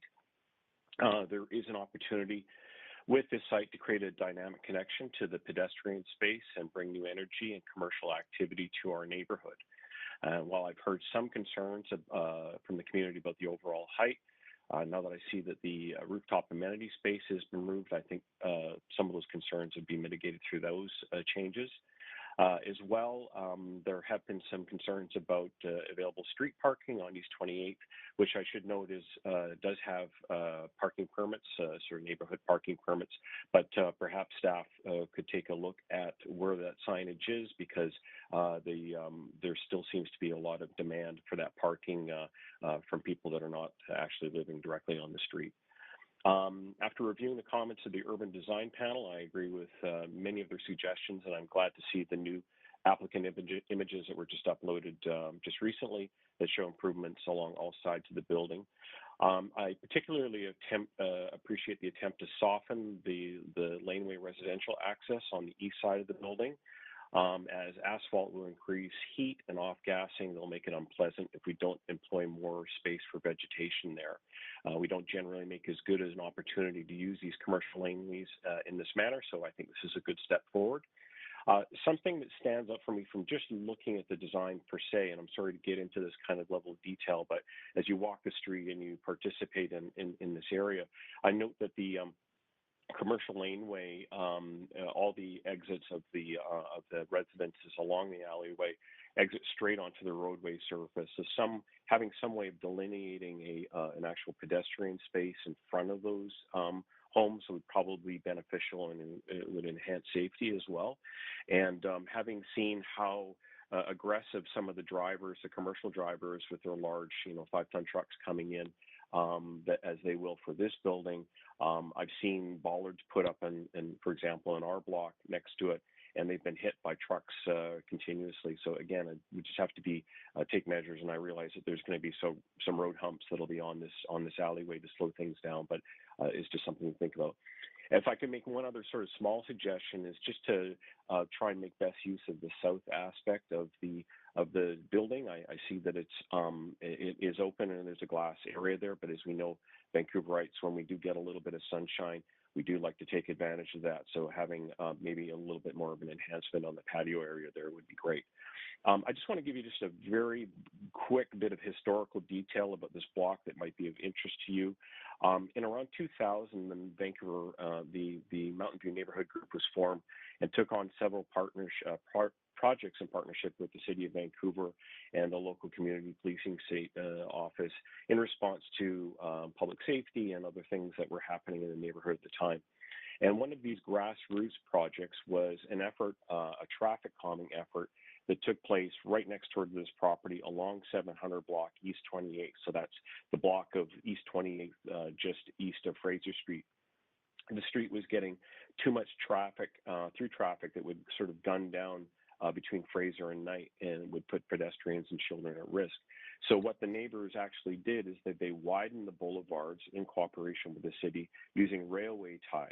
And they put those in place of curbs, and the city supplied all the soil and grass seed, and eventually the boulevards were wider, the street was narrower, it slowed down the traffic, and it worked. It actually made it a much safer block. After 20 years, these railway ties are now kind of breaking down. Some of them, a couple of them are replaced over the years, but generally they're in very poor shape. Ideally, this block would get the proper treatment of putting in proper curbs and doing this the way it really should have been done all along. And I realize that there's no quid pro quo you can attach to this development per se, but I would suggest as maybe as a benefit of having this new building come into our neighborhood, that staff put their creative minds to finding ways that we could perhaps getting that block completed in the way that it was, and almost as a tribute to the successful grassroots community work that was done there to slow down traffic. So I'll leave it right there. And again, thank you for your time today. And again, I support this project and I look forward to seeing it move forward. Thanks very much. You do have questions. Councillor DiGenova, over to you for 5 minutes. Thanks so much, Mr. Klassen, or maybe I'll call you Mike, if that's okay. I You bet. I was hoping you might be able to share a little bit more on what I would consider parking minimums, but you had mentioned sort of the controlled sort of residential parking restrictions, but you have seen there being less and less parking in that neighborhood. I used to live on 33rd and Main, and I felt it there, and I know that's just a stone's throw away from this project. It's been many years since I've been there, but was hoping that you might be able to comment a little bit on parking minimums or some of the frustration you and your neighbors and your community are facing. So I want to be careful to say that I'm not necessarily representing the neighborhood or any particular neighbors, but again, I did hear comments from them, and I appreciate that this has always been about striking a fine balance between the cost of additional parking spaces, the sort of the slow progression towards more use of rapid transit. This is on a major rapid transit route, and in fact, I would say the bus stop at 28th and Fraser is probably one of the busiest in our neighborhoods. And but I do think this will be a rub, certainly for some people who have been frustrated and you know, they maybe have maybe they're lucky to have some off-street parking, but they rely upon on-street parking even if it was for a visitor or for their own purposes as well. So again, but every time you add additional parking spots, there's quite a significant cost attached to that. So I guess we'd have to again strike that fine balance. Okay. Thanks so much for answering my question. Really appreciate it and your time tonight. Thank you. Thank you very much. There are no further questions. We appreciate you coming to speak to council tonight. Thank you. Next, we have we've got speaker 5 on the line, and I'll just note that speaker 4 has withdrawn, and speaker 2 and speaker 3 are not on the line. So speaker 5 is Kemp Edmonds.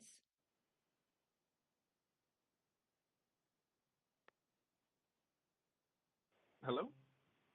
Hi there, we can hear you. You have 5 minutes to speak to council, and you're welcome to start as soon as you're ready.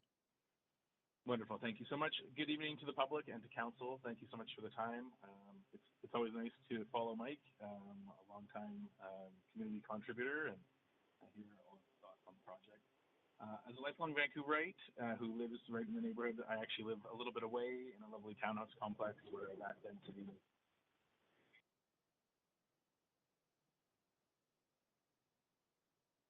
Oh, I'm sorry. We may have lost your audio, speaker. Can you hear me now? Okay, there we go. We've got you back there. So please go ahead. Great. Yeah, sorry. My name is Kemp Edmonds, and I live in the neighborhood. I'm a lifelong Vancouverite. I've witnessed many of my peers leave the city due to the lack of affordable housing solutions. And it's very easy for me to throw my unwavering support behind this. I think, Main Street in Fraser, I have ancient pictures of Main Street in my room here in my house from 1910, and Main and King Edward look exactly the same as they did 100 years ago. We really have a lot of work to do to densify these main arterials, to improve the quality of life for lots of people and for the businesses in the neighborhood, among other things. I'm a member of the Parent Advisory Council of a local school, and I was impressed to learn of contributions made by this home builder to our school and other schools in the area. Always good to see, property development organizations getting involved in that way. It's something we see not often enough. And I've appreciated all the affordable homes that have gone up, between sort of Canby and in Victoria and Broadway and 41st over the last little while, and there's lots more to go. And of course, they could always be cheaper and they can always be more affordable. It's something we have a major problem with in the city, and unfortunately, it's something this council is, just a small piece of that puzzle. We got to look at the national, and macroeconomic factors in our world. Thank you so much for your time. This development is certainly in line with the other recent developments along the street, and will help to lead by example. And in time, ensure that more Vancouverites who work here can live here as well. Thank you for my time. Thank you very much. And there are no questions, but we do appreciate you calling in to council tonight. Next, we have speaker number. Thank you very much. Speaker number 6, Kareem Windsor. Yeah, I'm here. Can you hear me? We can hear you just fine. You have 5 minutes, and you can start when you're ready. Thank you. Yeah, hi, Mayor and Council. I was actually just walked by the project on the way to Shoppers Drug Mart, and I think I support it. I think it's a great location, kind of in between commercial, there's houses and there's commercial, so it'll fill in the blank. And I see that we're increasing it like 100 units. I think there's 6 houses there now, so I think we need more rental. The same developer is building at 23rd and Fraser, which is a block from where I live, and although it's not open yet, it looks like a really nice development, and it's making the neighborhood look better. So I think it would be a great addition to the neighborhood. And that's all I have to say. Thank you. And thank you very much for taking the time to call in. There's no questions, but we appreciate hearing from you. Yeah, thank you. Bye. Bye now. Next, we have speaker number 7, Nick Is it Caligaros?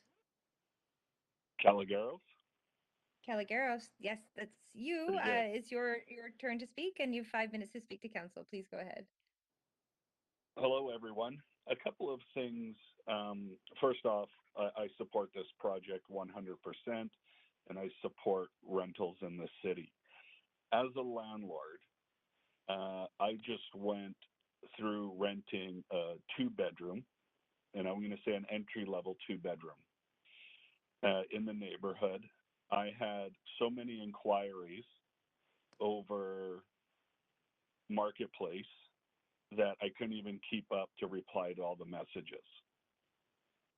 And I had a lineup of people coming to see it. It is heartbreaking when you're trying to help people and you can't, because you have 30 plus parties trying to rent your unit and you've got to pick one. The dynamics of the people renting these units is changing. I've been a landlord for 30 years.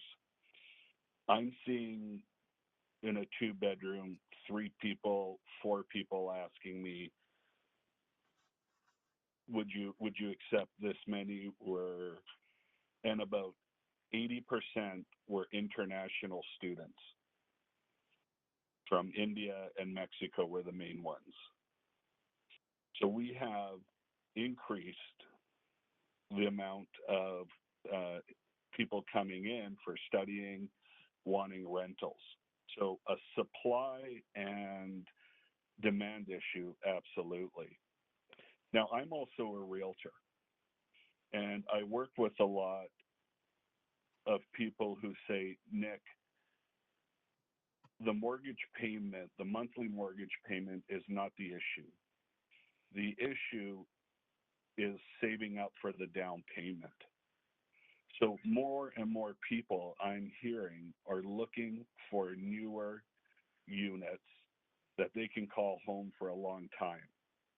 It's like, I don't have the down payment to buy, but I have the monthly means to afford to live like I bought a new condo. And that's what I think these new projects are fulfilling. A huge need in people that want to live in the city in a new, nice, vibrant place that don't have the $250,000, $350,000 down payment to buy an entry-level condo. So I support these new rentals, especially the ones that have commercial storefront. When you have a local business, it engages people in their community. They're not just living and leaving, they're hanging out. And that's one of the things I really like about this project. More rentals in the neighborhood. And I know it's odd because this would be competing with me, but it is heartbreaking when people are messaging you, have you made a decision? Have you picked somebody? Is there anything else we can do? It's really heartbreaking. So I support this 100%. Thank you very much, Nick. You do have a question from a councillor, Councillor DiGenova. Thanks so much, Nick. I just in reviewing some of the numbers that I'm seeing here and listening to your comments, I happen to say, I have to say, although this is rental, this is a perfect candidate for affordable home ownership under BC Housing's program. Is that a program you'd like to see more of? Although we're considering rental here, and I appreciate that you've been very upfront and open about, what industry you're with, and that this is again some of the work that you do. But I'm just wondering, a program that offers a second mortgage or that down payment for some people, would you like to see more of that kind of bridges the rental? I'm sorry, part of your message cut out. So Oh, could you, your question, sorry, can you repeat I'll it? try and be All I heard. I'll try and be more concise. Although this is helping some people, are you asking for or hoping for more affordable home ownership as we would see under the BC housing program, where they kind of vet people and offer them that down payment through a second mortgage at a very low interest rate? I'm wondering. So I'm just going to pause you there, Councillor DiGenova. Unfortunately, we just need to keep questions directly related to the merit of this. Directly related to the merit of this application. This application does not involve affordable homeownership. This is not a debate. I'm asking you just to stay on. I am staying on topic, and I was very much speaking about this project as you. No, there's no component of this project that involves affordable home ownership. So I'm just going to ask you to steer your question. Councillor DiGenova, you're either going to respond to me as chair and keep your questions directed, or we're going to move on to the next councillor.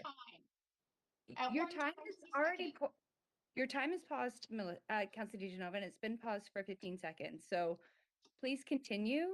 We need to stay on track here tonight. We've got a lot to do. Paused, but thank you.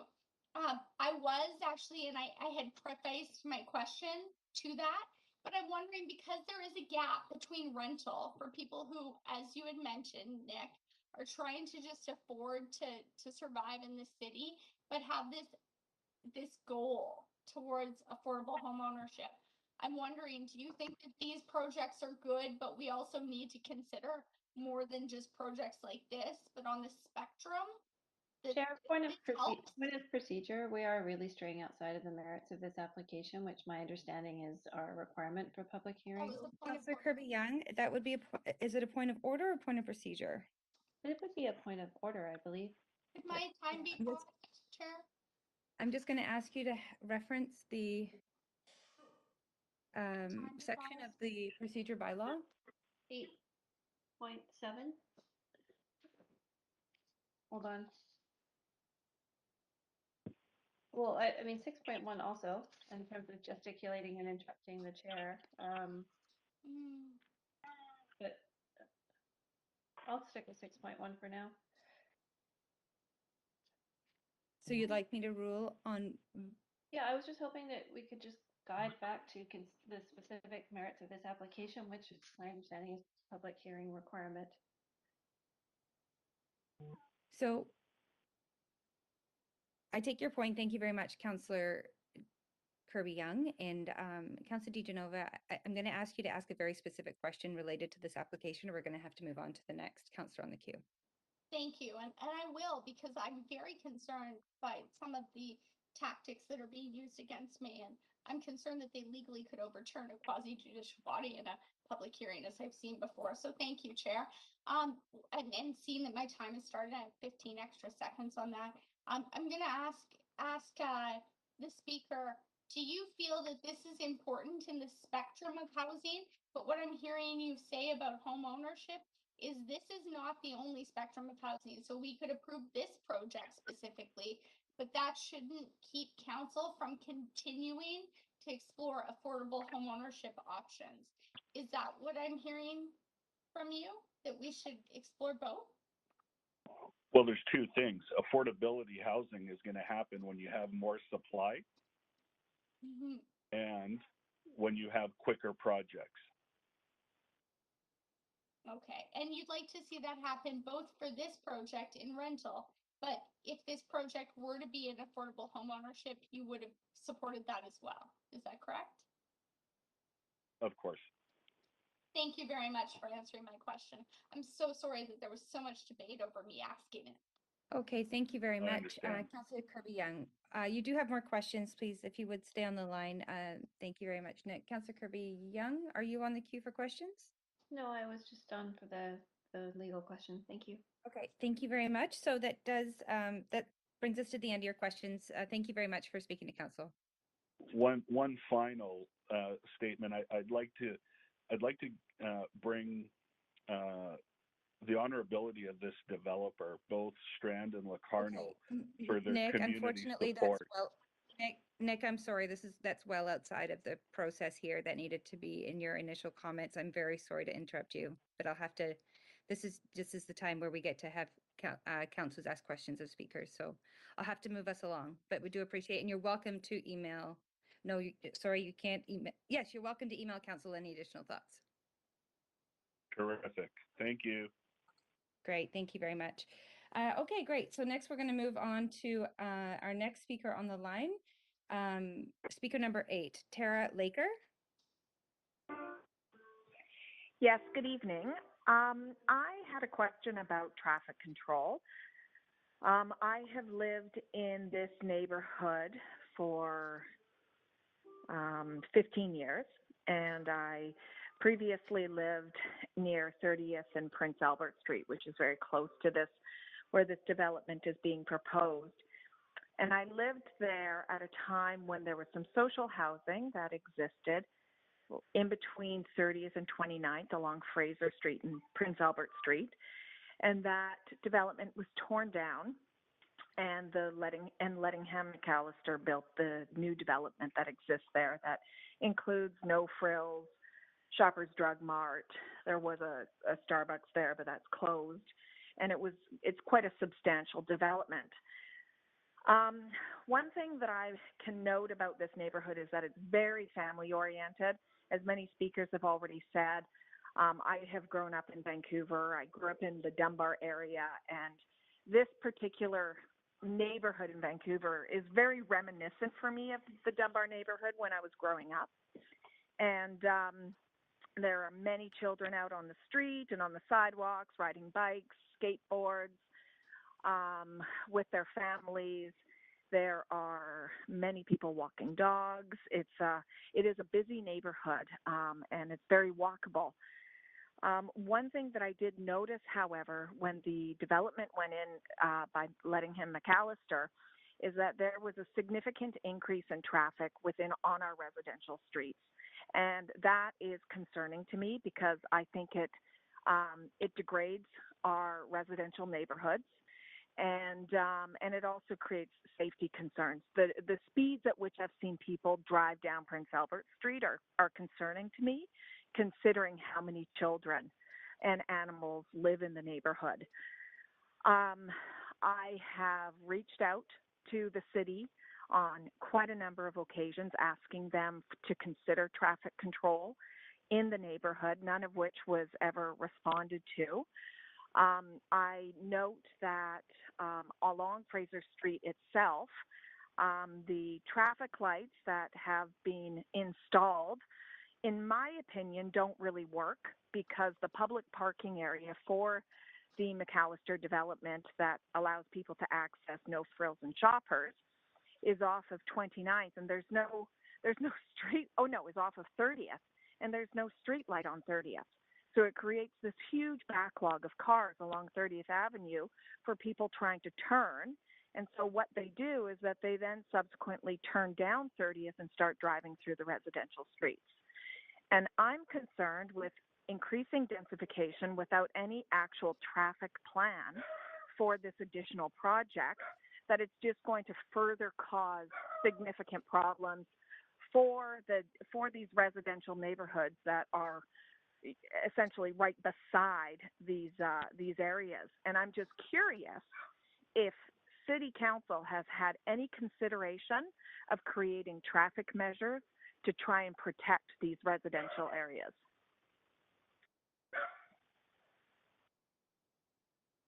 Okay. Is that the end of your comments? That's the end of my comments, and it is also a question. Okay, great. So the way that this works is your comments have been noted and questions noted, and it will be up to councillors to reflect them back to staff when that part of the process is underway. Okay, thank you. Okay, thank you very much for taking the time to share your questions with council, and we'll be moving on to our next speaker. Speaker number 10, James Potter. Can you hear me all right? Hi, we can hear you. You have 10 minutes to speak to council, and you can please go ahead and start now. Hi. Just a point of My privilege. name is James Potter. Sorry, I'm sorry, speaker. We have, there's just an interruption. Yes, point of privilege, Councilor DiGenova? You just said the speaker had 10 minutes. I thought it was 5. Oh, I apologize. Thank you for clarifying. Okay, sorry for the interruption. You're welcome to start now, speaker. I'm sure it will last just a minute, so I think we'll be okay on that 10-minute point. My name is James Potter. I do live in the neighborhood, just a couple blocks away from the development on 26 as well. Concerned about 10 minutes, but I think we need to go on mute there, whoever's calling their dog. Yeah, so just to start again, I have lived in the neighborhood for 5 years. Similar to comments made by other folks, I did and was attracted to that neighborhood in terms of the space and very much the family nature of it. I did grow up on the west side of Vancouver and had fond memories of a childhood spent playing at local parks, playing on the local streets with children, and kind of growing up with a lot of children and families and dogs in the area, and really enjoyed that moving to Fraser Street. I am a huge supporter of diverse and affordable neighborhoods. I think that is a huge, rich part of the city, that you're able to grow up in these neighborhoods that are diverse from an income, ethnicity, age, whatever it may be standpoint, and really thinks it adds to the rich fabric of the city. I think looking at this project specifically, obviously to the extent that it provides affordability in a neighborhood that has gone through the roof in terms of property values and expense over the past few years, I think would be very important. I also think this project does something quite critical for that area of Fraser Street, which, you know, there are a few blocks there that are quite under-maintained and dilapidated, and this particular project would provide a very good connection between a couple blocks of Fraser that I think would really support the growth of the commercial offerings there, as well as, you know, restaurants and whatnot. And that's one of the reasons why I'm hugely in favor of the diversity that it provides, the density that it provides as well. So I believe that with density, you know, with more customers will come greater businesses and greater services in the area.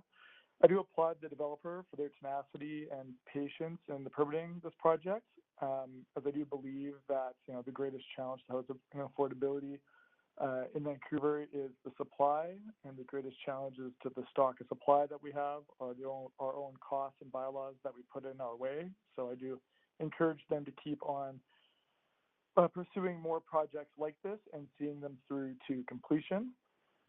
Just speaking to my own scenario for a second, I am trying to build my own new house in the neighborhood with rental. I had to have a tenant move out over a year ago when I started the project, and that has been a vacancy for a year now, taking some housing stock out of the market as I have been tied up in permitting myself.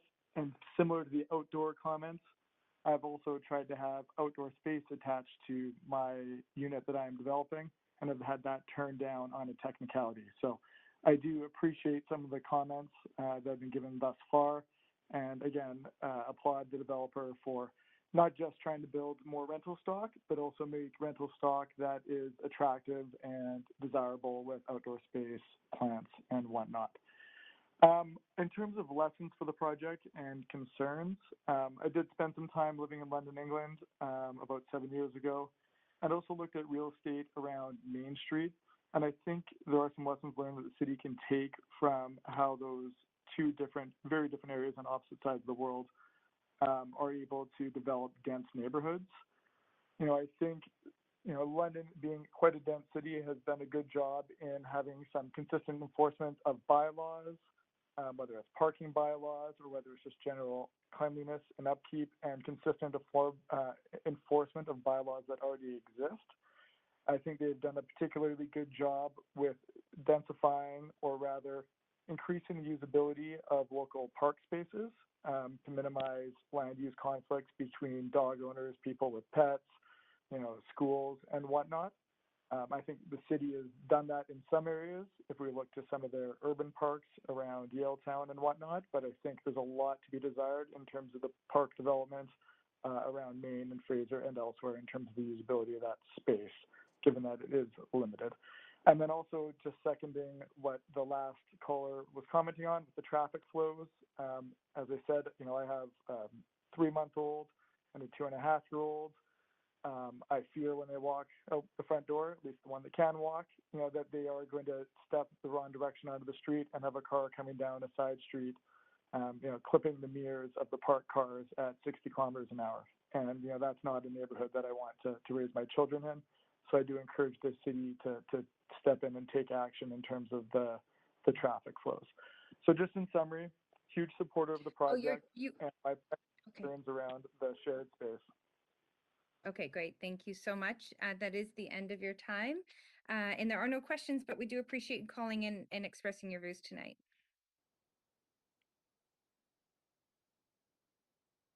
So that, council, does bring us to the end of our registered speakers list. So I'm going to now make a, is this a first call? Yes, second call for speakers. If there are any speakers for this item who wish to speak to council, please call toll-free 1-833-353-8610, followed by participant code 1061445# before the close of the speakers list. The phone number will be tweeted out and made available on the live stream. So clerks, I will ask, do we have any additional speakers on the line at this time or in chambers? No and no. Okay, thank you. So this is the third call for speakers. If there are any speakers for this item who wish to speak to council, please call toll-free 1-833-353-8610, followed by participant code 1061445# before the close of the speakers list. The phone number will be tweeted out and made available on the live stream. So we will take a 5-minute recess to give callers a chance to call in, and we will come back at 8:37.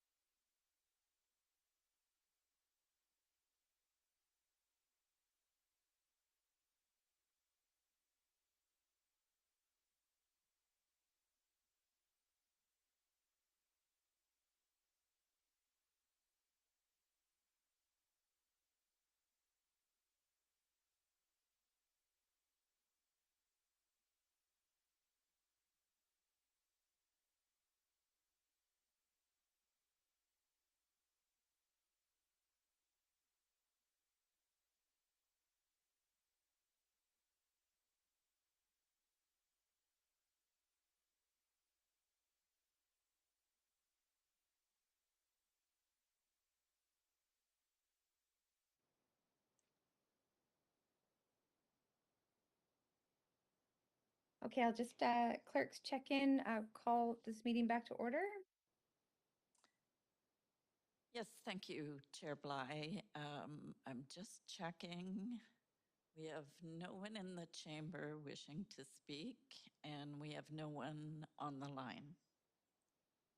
Thank you very much. Seeing there are no additional speakers, the speakers list is now closed. As few or no public comments were received on this item after 5 p.m. today, I suggest we now close the receipt of public comments and move on to hearing closing comments, asking further questions of staff, and then making a decision.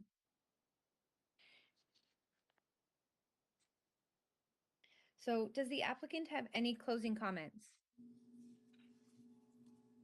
No further comments, and thank you again for everybody's time this evening. And thank you very much. Does staff have any closing comments? No closing comments from staff. Thank you. And does council have any questions of staff? And Councillor Kirby-Young. Councillor Kirby-Young. Yes. Thank you, Chair. I do have one question in responding to the one concern that was raised by one of the speakers with respects to traffic management. And I wonder if staff could just quickly recap any traffic management measures being taken with respect to the additional residents anticipated at this site. Rosemary Draskowicz from engineering will answer this question. Thanks for your question. So as conditions of enactment, this development is responsible for a suite of transportation improvements related to their site. That includes things like new widened sidewalks and boulevards along the street frontages, street trees where space permits, curb and gutter, particularly on East 28th where none exist, upgraded street lighting, as well as pedestrian improvements like intersection lighting, pedestrian lane crossings, as well as speed humps in the lane, which will all contribute to that traffic calming effect in the neighborhood. Okay, so there are traffic calming measures in place, and staff are not expecting necessarily any impacts on congestion, further to what we heard in terms of one or two of the speakers raised. Yeah, so the development's pretty well cited to encourage reduced vehicle trips. They've got an excellent proximity to frequent transit network, cycling infrastructure. I'll also add that the applicant did submit a consultant transportation study. So that was looked at in detail as well. Our staff reviewed that. The study identifies that while there have been some increases in traffic over time, that's been commensurate with the development expected in the neighborhood. The study identified that the roadway operations and intersection operations adjacent to the site are currently operating within acceptable limits and are anticipated to continue operating within those acceptable limits with the addition of this development. Okay, thank you for that fulsome response. I'm satisfied. And Chair, I'm happy to move the recommendations, seeing no one else in the queue. Thank you very much, Councillor Kirby-Young. Councillor Teacher, second. I heard Councillor Boyle first, so we'll move to the main queue. And I see Councillor Kirby-Young, you moved the motion. Did you want to speak to it first, or I see Councillor Swanson on the queue? Yeah, I'm happy to speak very briefly and just say I'm happy to vote in full support of this. It was nice to hear from neighbors in the area that are welcoming the new neighbors and the additional density and the recognition that there is a real need and a gap in terms of a sufficient supply of available rental units, quality rental units, and noting that 46% of these are family friendly, which I thought was positive. I also think that Fraser Street has a wonderful developing public realm, so happy to hear about the widened sidewalks and the addition of commercial that supports complete communities, because I know that in some areas we have had when we've only had housing, but we haven't necessarily had the local amenities located close by. So I think that this will contribute to a very kind of complete self-contained community that people can find their daily needs in. And it's 100 rental units in a great area. So I'm happy to support it. Thank you, Councillor Kirby-Young. Councillor Carr. Yeah, thanks, Chair. And in support of the comments made by Councillor Kirby-Young, I'll just expand without repeating. I'm particularly impressed in this application by the conditions of approval that have come through to increase the outdoor amenity space. I mean, this is 100 units, but it's really, I think, being approached as a wonderfully supportive community of people. I love the maximization of street animation, public seating, patios, benches, landscaping, planters, weather protection, child play areas, shaded and sunny seating. I mean, these are places outdoors for cooking and eating. This is really community building, and I'm just very appreciative of those particular conditions of approval, along with adding more trees, the passive design, and passive strategies, and the provision of cooling in the building with that in consideration of last summer's heat dome is very essential. So very appreciative of the design that has been incorporated, that will be incorporated into this building. Thank you very much, Councillor Carr. Councillor Swanson. Yeah, my thought is basically it would be nice if people who earned under about 120 grand could benefit from all those things that Councillor Carr just listed. I think if the city is going to give a developer almost 5 times more density than is on the site now, as well as commercial, which is more profitable than residential, a whole huge 7 lots worth of commercial, I think we ought to extract some affordability. And otherwise, we're not meeting our equity goals that we talk about so much. So I'm going to have a little protest vote against this. I'm sure it'll pass, but I'm going to vote against it. Thank you, Councillor Swanson. Councillor Dominato. Thanks, Chair. Appreciate the comments from my colleagues, and so like Councillor Kirby-Young and Councillor Carr, I'm supportive of this proposal. I won't repeat what they said about the benefits. However, I will note that I want to pick up on one thread that Councillor Carr identified around community building. I think we heard from speakers, there's some community support for this, but they spoke to a number of aspects of this proposal, not just the rental units, but the attention to the streetscape, the public realm, the retail as being a benefit to community building. But I also, this builder also pays a lot of attention to that, and how important it is to build community. This isn't about building buildings, it's about building homes for people. And as we heard from one of the speakers, there's a demand for a variety of people looking that they intend, maybe they're looking for home ownership, but this is a segue, and so they're maybe planning for the longer term. We heard one speaker talk about that, but also the need for international students. And I know through conversations I've had, there are some concerns around international students not finding safe housing, and they end up in unsafe situations. And so, so there's a variety of benefits for community, but I'm happy to support it, and I think there's a lot of positives to this project. Thank you, Councillor Dominato. Councillor Boyle. Thanks. I won't repeat a lot of what's been said. Also support it. Glad to see more rental housing everywhere in the city. And just wanted to add how important I think it is that we be building new rental housing where there isn't currently secure rental housing. And we often see this tension where what's being proposed is just rental in place of existing affordable rental, and that creates a lot more challenges. A key part of what we need to be doing is what we're doing here, which is building new rental where it doesn't already exist, to expand that those options across the city. And so one more reason that I think this is an important project to support, and I certainly will be supporting it. Thank you, Councillor Boyle. Seeing no one else on the queue, I'm going to take us to a vote.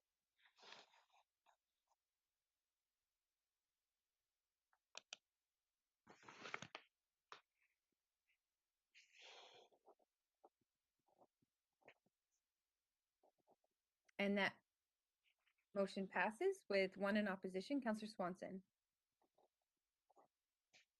Okay, thank you very much to our staff. On item 3, we're going to be moving to item 4. Clerks, I just want to check, do you need a few moments before we transition to the next item? Chair Bly, yes, I'm just seeing staff exiting from the last item and coming in for this new item. So if you could give us 3 minutes, we should be able to get set up. Okay, we'll take a 3-minute recess. We'll be back at 8:52.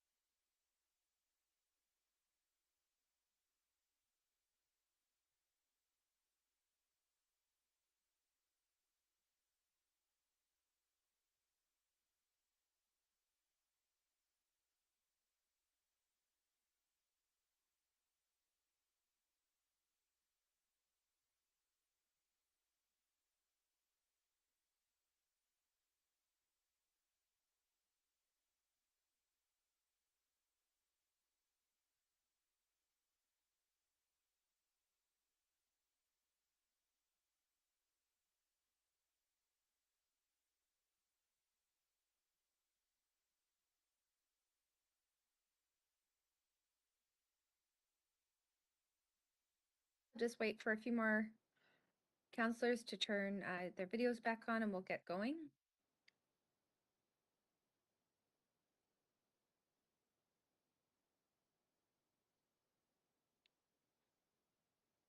That's great. Thank you. So clerks, I'll check in and we can bring the meeting back to order. Yes, you can. Okay, thank you very much. So welcome back. We're going to continue on with our agenda tonight. Item 4, CD1 rezoning 1406 to 1410 East King Edward Avenue. Does any member of council wish to declare a conflict of interest on item 4? Seeing and hearing none, I'll ask now if the clerk will please read the application and summary of correspondence received. There's an application by Vancouver Affordable Housing Agency to rezone 1406 to 1410 East King Edward Avenue from residential district to comprehensive development district to permit the development of a 13-story mixed-use building with 109 social housing units, a building height of 51 meters with additional height for a rooftop amenity and a floor space ratio of 11.07 are proposed. The General Manager Planning, Urban Design, Sustainability recommends approval, subject to conditions set out in the summary and recommendation of the public hearing agenda. The following correspondence has been received since we referred to public hearings: 13 pieces of correspondence in support, 19 in opposition, and 3 pieces in dealing with other aspects of the application. This represents all correspondence received up to 3:30 p.m. today. Thank you very much. so we're going to move. I'm actually going to go ahead and do my first call for speakers. So if there are any speakers for this item who wish to speak to council, please call toll free one. Can I just point of procedure, Chair? Yes, Councillor DiGenova. Is there a presentation on this item? Because I'd like to hear it. There is. It's in my script to review, to do the first call now. So I'm just going to follow that and then we're going to hear from speakers before a presentation and questions to staff and the applicant, which is. Councillor DiGenova, I take your point, okay? Thank you. We need to do three Make sure calls. we're hearing the presentation.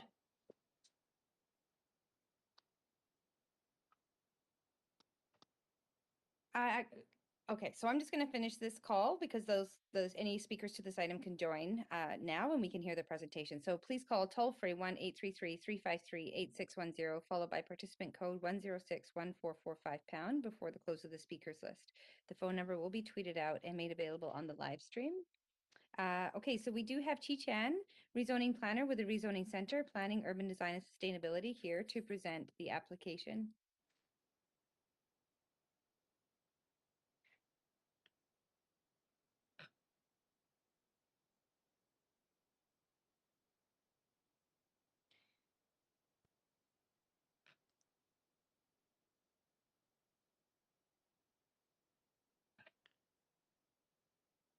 I just want to confirm we've got staff clerks available.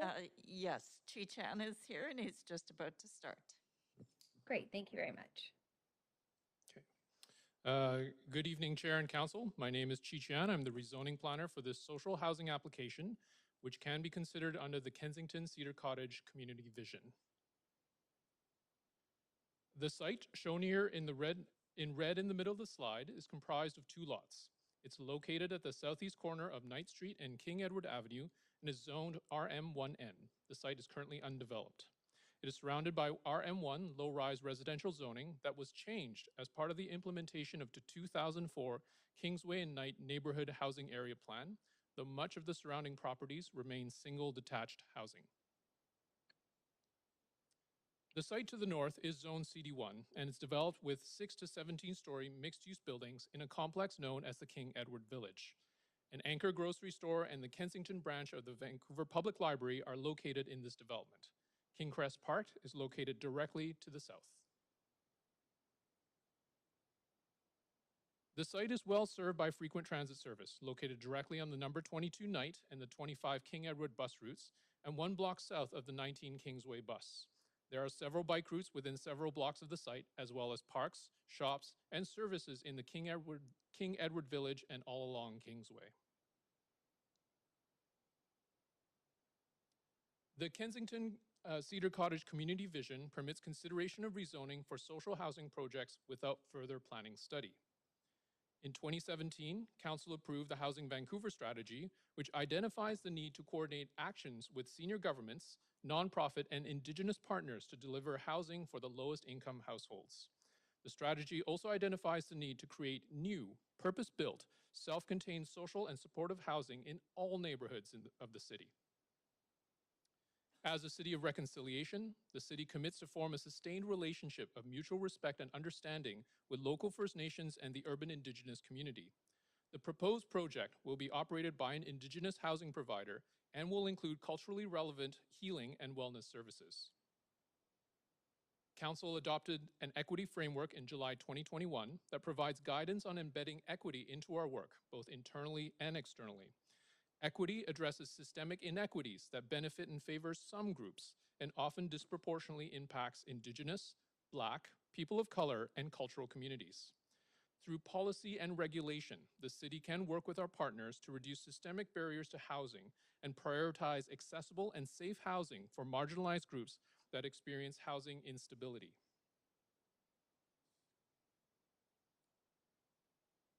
This table shows the stock of purpose-built supportive housing that exists in Vancouver in 2022. There are 720 units of temporary modular housing in 11 buildings. These buildings were deployed in only a temporary capacity by BC Housing and will be on site for 5 to 10 years. They're newer buildings, which opened between 2018 and 2019.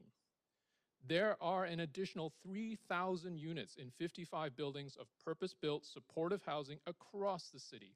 These self-contained homes with supports provide lasting, stable housing for residents.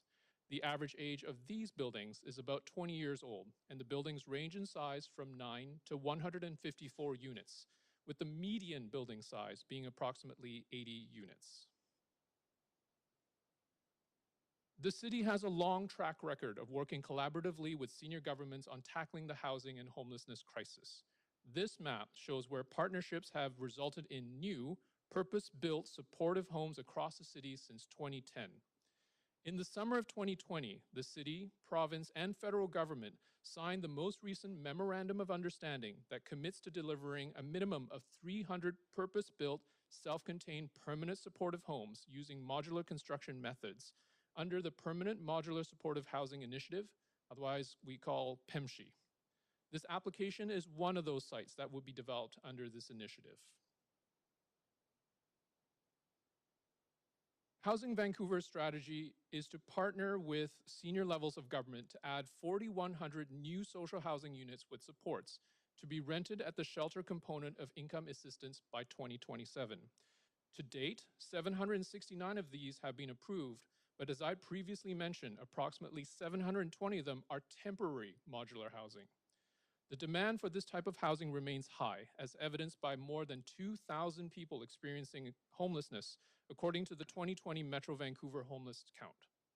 Projects like the one being presented here this evening are an important step towards achieving our Housing Vancouver targets to create pathways out of homelessness. Supportive housing buildings have 24/7 staff embedded in the building to provide on-site services, support services for the residents.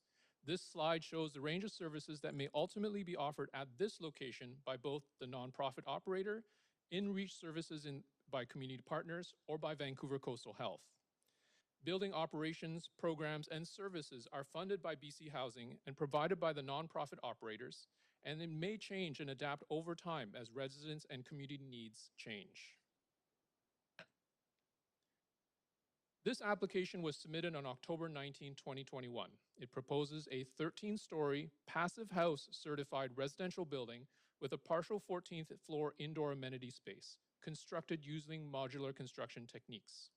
A building height of 167 feet and up to 177 feet to accommodate the rooftop amenity area, and an FSR of 11.07 are recommended.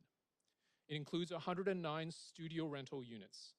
These units are for individuals because this is where the greatest need is for those experiencing homelessness.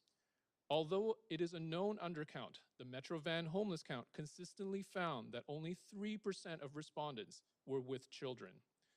BC Housing has indicated that for the PMSHI sites, the objective is to maximize the delivery of new homes for single individuals.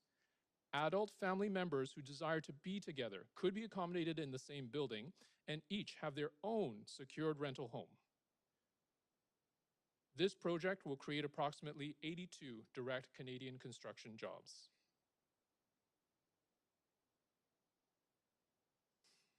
This project has an urban Indigenous focus. The building's design process included engagement with Indigenous stakeholders, Macola Development Services, Vancouver Native Housing Society, and the Vancouver Aboriginal Friendship Centre. An Indigenous operator has been selected by BC Housing to operate this building, and the building's architectural expression provides opportunities for future Indigenous art, murals, and sculptures, and the expression of elements from the Coast Salish First Nations, as can be seen on the left. Its amenity spaces, notably the rooftop amenity space shown on the right, have been designed to support Indigenous traditional, cultural, and spiritual knowledge activities. This project is also aligned with the city's commitment as a city of reconciliation. Approximately 50% of the units would rent at the shelter component of income assistance. In BC, this rate continues to be $375 per month for an individual.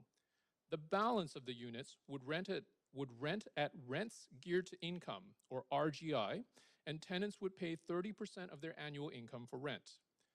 These rents can range from approximately $375 up to a maximum of $719 a month upon initial tenanting based on 2022 values. This would serve individuals with an annual income range from $15,000 to $28,750. Flexibility is provided so that if an RGI resident's income increases, they would not need to relocate so long as their annual income does not exceed the maximum BC Hills rate. These rental rates would be secured through a housing agreement and Section 219 covenant registered on title that prohibits the stratification and separate sale of individual units. Staff support this affordability mix as it aligns with the intent of the MOU and provides homes for very low-income residents who are able to live more independently. It also enables the operator to offer a greater diversity of housing and to meet the needs of very low-income tenants as they may change. The applicant hosted a pre-application engagement events in spring 2021, and these included neighborhood dialogue sessions, community walkabouts, and an online comment period. Following the submission of the rezoning application, a city-hosted virtual open house was held between November 15th and December 12th, 2021. A total of 126 submissions were received during the city's public comment period. Support was expressed for social housing, the building height, density, and massing, and for passive house sustainability measures. Concerns were expressed related to the scale and design of the building, safety, parking, and availability of community amenities and supports. Staff have reviewed the proposal and concluded that the proposed height and density are appropriate at the arterial intersection of Knight Street and King Edward Avenue. The building is surrounded by streets, a lane, and Kingcrest Park, which ensures open space around the proposal. There are also buildings of a similar height in the mixed-use development to the north. Urban design conditions are provided in Appendix B of the staff report, requesting a stronger public realm interface and to provide more windows and transparency at grade. Staff assessment of the proposal is that, subject to the design conditions in Appendix B, it represents a balanced approach to delivery of much-needed secured, affordable rental units in a transit-supported location in the context of available government funding from the province and federal government to address the homeless crisis.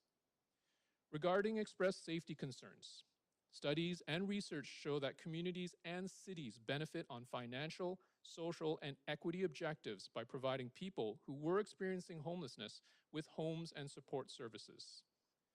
Vehicle parking in this project will comply with the parking bylaw. The location is also well served by transit, being within one block of 3 TransLink frequent transit bus routes. And with respect to community amenities and support, there are services proposed to be offered in the building, and there are existing services throughout the city. The level of services to be provided in the building will be established when the building is being tenanted and determined based on the needs of the future tenants. In conclusion, this proposal can be considered under the Kensington Cedar Cottage Community Vision. It also advances the city's supportive housing policy goals and key equity and reconciliation commitments.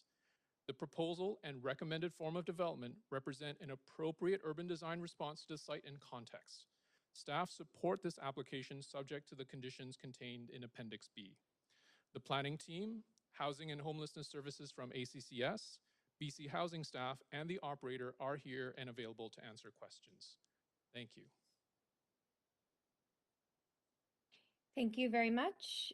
Is the applicant team here to speak to the application?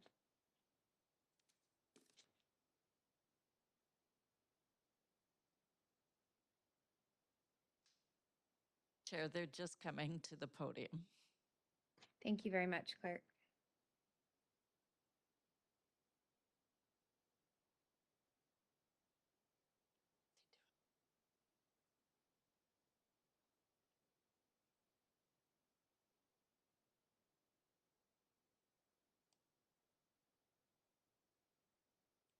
Good evening, Chair and members of Council.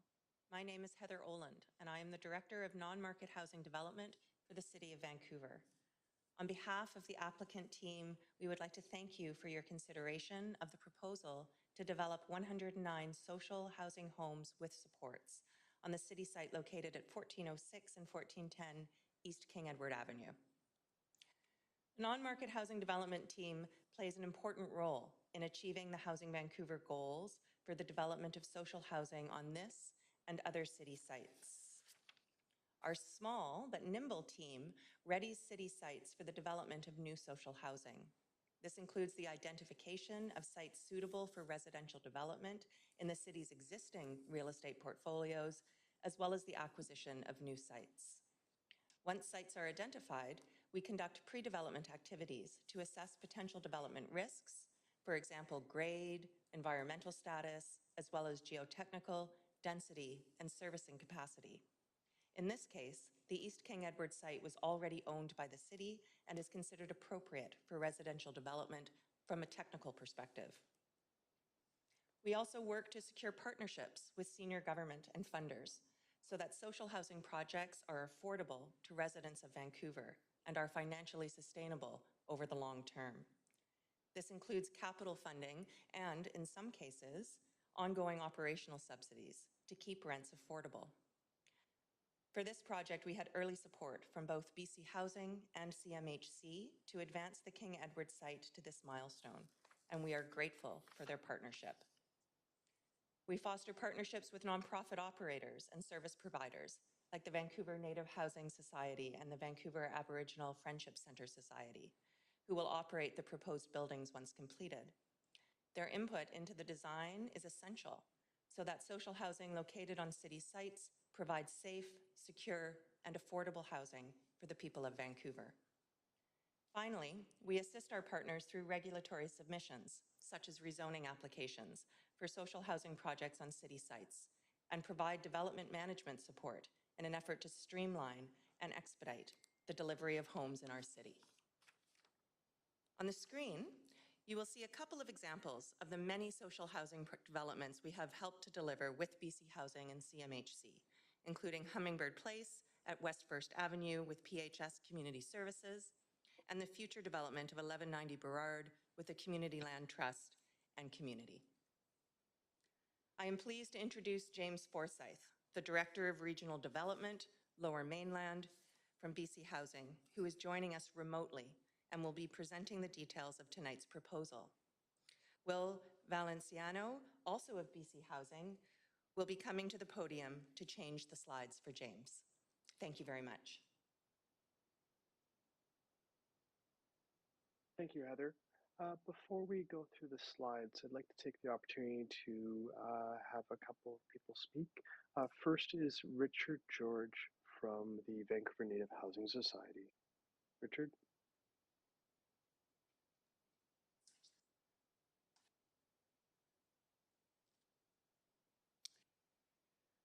Good evening, Chair and members of Council. First, I'd like to acknowledge the unceded territory of the Musqueam, Squamish, and Tsleil-Waututh Nations. I'd like to thank them for having cared for this land that is now caring for me and my family. My name is Richard George, and I am the President of the Board of Directors for the Vancouver Native Housing Society, a position that I've held for the past 16 years. Vancouver Native Housing Society's mission is to provide safe, secure, and affordable housing for low-income Indigenous and non-Indigenous individuals and families here in Vancouver. VNHS has been operating as a housing society since 1984 and currently manages a portfolio of over 900 units, which houses approximately 8% of Vancouver's urban Indigenous population. Through our housing portfolio, VNHS has a range of studio, 1, 2, 3, and 4 bedroom units with operations that cover family housing, housing for people experiencing homelessness or who are at risk of being homeless, seniors, women fleeing violence, youth, and individuals in need of supportive housing. 1406 King Edward will include both supportive housing units as well as affordable rental units for people on very low income who are able to live independently. VNHS's broad experience operating a range of housing options aligns well with this model of housing. In addition, for this important project, VNHS has partnered with the Vancouver Aboriginal Friendship Centre Society to provide a high-quality, safe, affordable, and accessible housing for Vancouver's Indigenous population. This partnership builds off of each other's organization's strengths to deliver both housing and programming to tenants, which will support and enrich the cultural, mental, spiritual, and physical state of the residents. Examples of such planned supports include laundry service, meal programs, health and wellness programming, life skills, training and education supports, programs that connect residents to culture, community, and more. Finally, Indigenous representation in both the programming as well as the form and character of the space will contribute to the residents' sense of belonging, which directly leads to better health and wellness outcomes. And the residents of 1406 King Edward will gain a shared sense of belonging, which creates a vital, well-connected communities, fostering meaningful connections and relationships. We look forward for your support of this proposal to rezone 1406 King Edward Avenue. This concludes my opening statement. Glecko, thank you. Thank you so much, Richard. I'd like to also ask Kayla Wong from the Aboriginal Friendship Center to come up and share some words. Tansei, hello and good evening. I would like to start by acknowledging the land I am speaking to you from is on the unceded territory of the Musqueam, Squamish, and Tsleil-Waututh First Nations. My name is Kayla Wong. I'm a proud member of the Ochapowace First Nations located in Whitewood, Saskatchewan. I'm equally proud to be Toisan Chinese from my father's side. I am the program administrator for the Vancouver Aboriginal Friendship Center Society, and I'm pleased to be here with you at this important project milestone and would like to take a few moments to share with you why this rezoning proposal deserves your support. The Vancouver Aboriginal Friendship Center Society has been providing services, resources, and programming for the urban Aboriginal community since 1963. The center has become a gateway into the city for Indigenous peoples and the community at large. In 2021 alone, the center tracked over 70,000 points of contact with community members. Through this important community-based work, VAFCS understands firsthand the need for the housing proposed at 1406 King Edward. The need for affordable, suitable, and safe housing for Indigenous residents in the Vancouver area is well documented. For example, the Rental Housing Index reports that 53% of Indigenous households in Vancouver are spending over 30% of their monthly income on housing, putting them in a housing core need. The Vancouver Native Housing Society and the Vancouver Aboriginal Friendship Center Society's vision is to provide an inclusive and supportive space that empowers individuals their right to cultural programming and supports. More importantly, our shared vision is to create Indigenous safe housing, which is a human right. By creating a safe and welcoming space, VAFCS and VNHS are responding to a need for housing operated by and for urban Indigenous people. This is what true reconciliation and equity means. The new homes at 1406 King Edward are an important opportunity to create a space where people from all walks of life can come together and feel accepted and, more importantly, valued.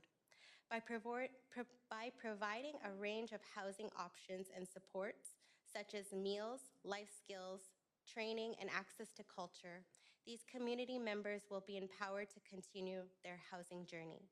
This building is also being designed to reflect Indigenous culture, as well as the values of inclusiveness and belonging at the heart of the partnering societies, and will positively contribute to the unique character of the King Edward and Knight Street Neighborhood Center in the Kensington Cedar Cottage neighborhood.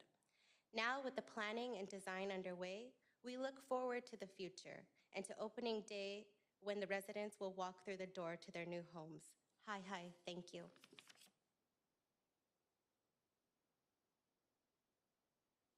Thank you, Kayla.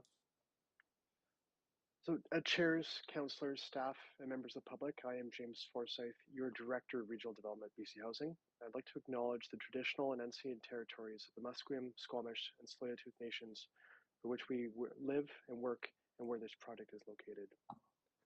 Will, can you advance the next slide? So this project precipitated from an MOU between the City of Vancouver, BC Housing, and CMHC. This agreement, by all three levels of government, is a unified acknowledgement of some very serious challenges we are collectively facing with respect to the people at risk of homelessness and people in need of affordable housing. As part of this partnership, the City will provide suitable land for projects. CMHC and BC Housing will provide capital funding, and BC Housing will provide long-term operational funding. Next slide. So why do we sign this MOU? Well, first, we're in a housing crisis. This is across a broad spectrum of incomes and seems to be a theme for every rezoning application that comes to Council. This project seeks to address the deepest levels of affordability. This includes households earning less than $30,000 per year. And to be honest, this is where the greatest need is. Next slide. Second, we are still in a homelessness crisis. Even as the COVID pandemic comes to an end, youth, seniors, and individuals are still struggling with homelessness. In fact, in the most recent homeless account, there was noted 2,095 individuals that were living on the street or in sheltered locations. These people need homes. They need supportive housing. Next slide. The solution that is before you today is a step in the right direction. This project would not be possible without the capital and operating funding from BC Housing through the Supportive Housing Fund and the capital funding from CMHC and the land contributions from the City of Vancouver. The project includes 109 studio homes with supports for people who are living here. These are self-contained units with their own kitchens and bathrooms. There will also be a mix of accessible units and amenities to support the people making this building their home. Next slide, please.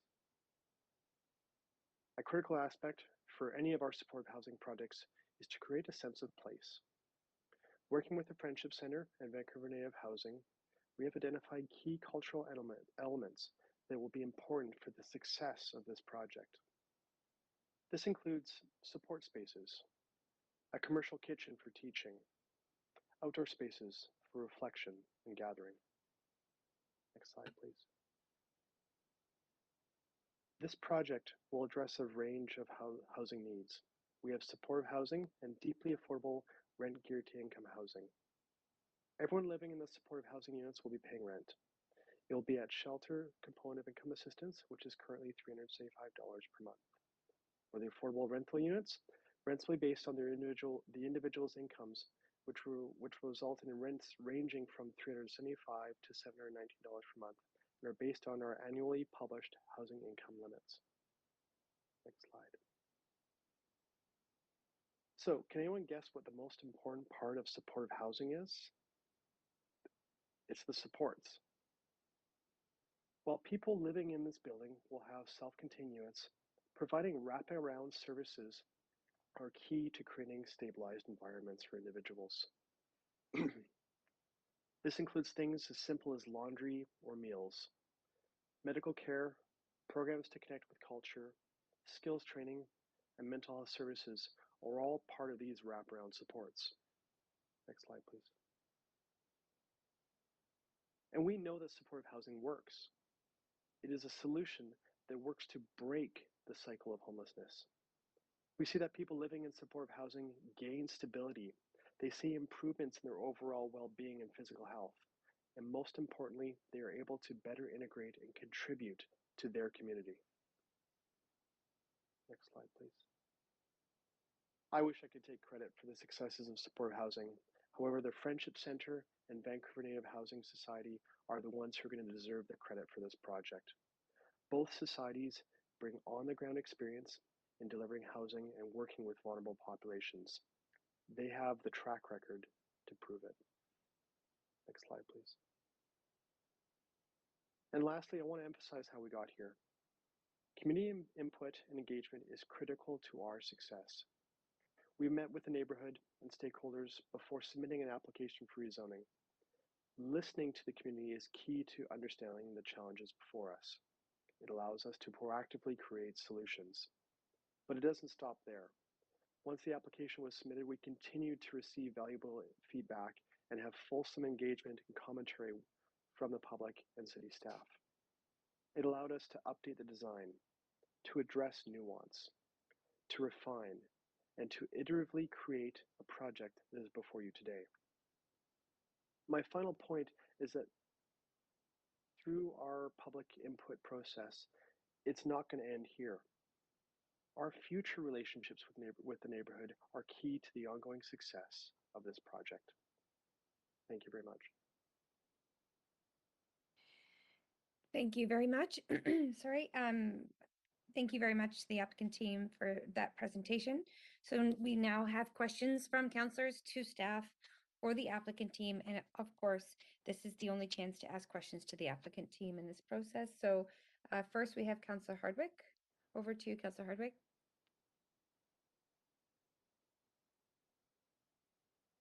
Thanks very much. I have a number of questions. My first one, and this would be to staff, is the building taller than King Edward Village that's located a block north across the street? Is it fair to call this a 13-story tower? The proposed floor to floor heights are 11'7" for 3 to 12, while the first two levels have floor height of 14 feet. So I'm just trying to get a handle on how it aligns with King Edward Village up the block and across the street. Thank you, Councillor, for the question. Chi-Chan Rezoning Center. The building height is approximately the same as the tall building in King Edward Village. There are 14 stories in this building. There are not anymore. You can only take an elevator to 14 stories. Okay, so what's the urban design impact? It seems like there's almost no setback on Knight Street compared to the King Edward Village that has ample setback. You comment on setback from an urban design impact perspective, please. Thank you, Councillor, for the question. I'm going to direct that to GTAC Park, our urban designer. He is on the WebEx.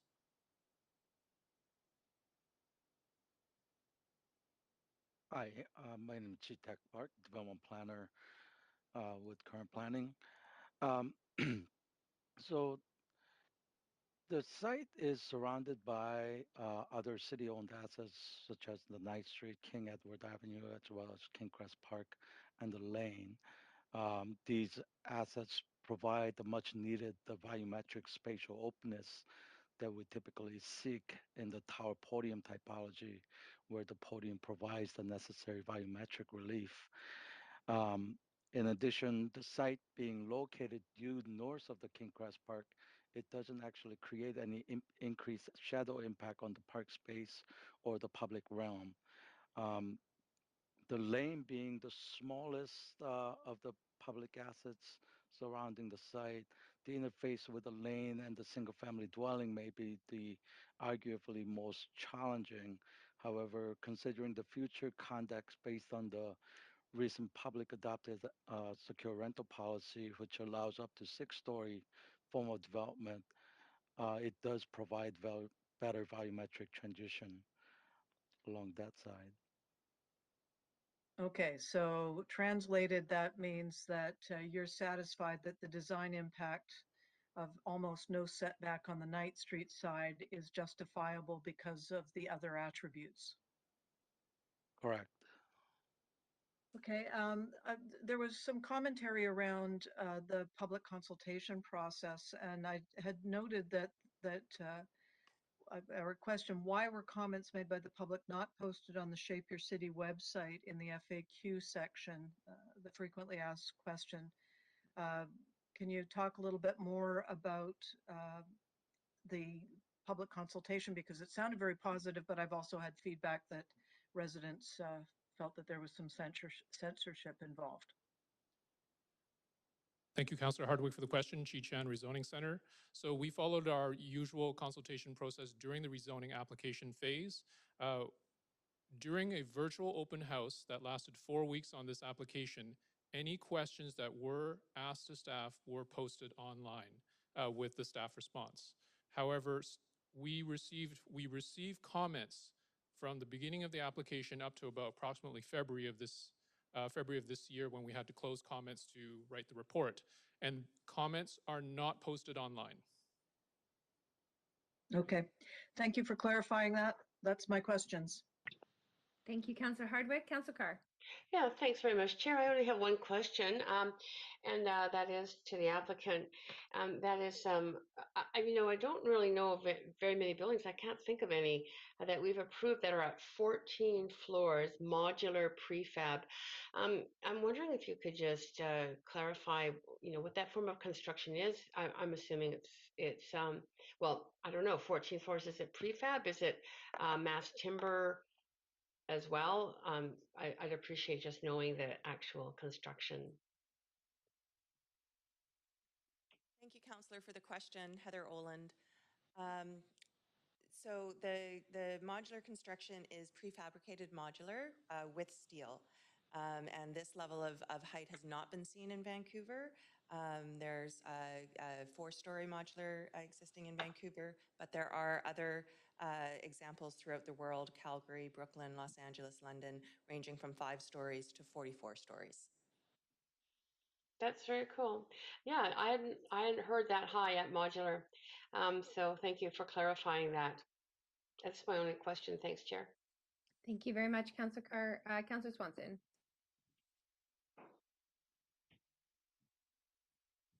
Is this going to be a pet-friendly building?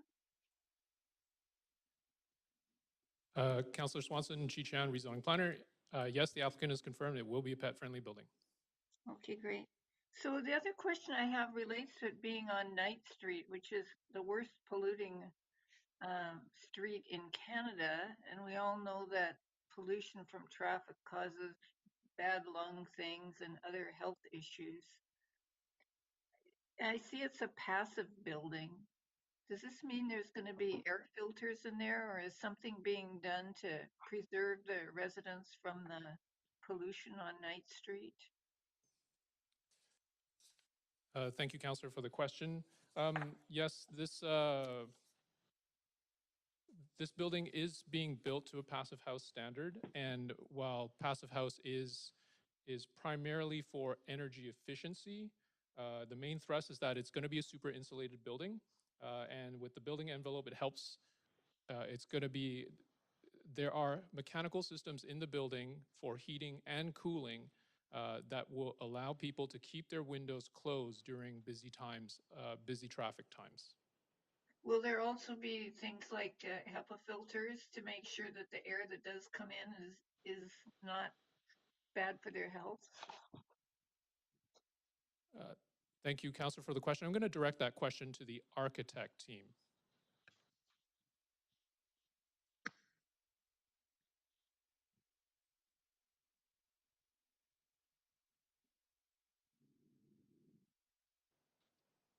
Good evening, thank you. Most mechanical systems have a level of filtration, and in our case, we're collecting the air from the roof, not at street level, so that will contribute to air quality.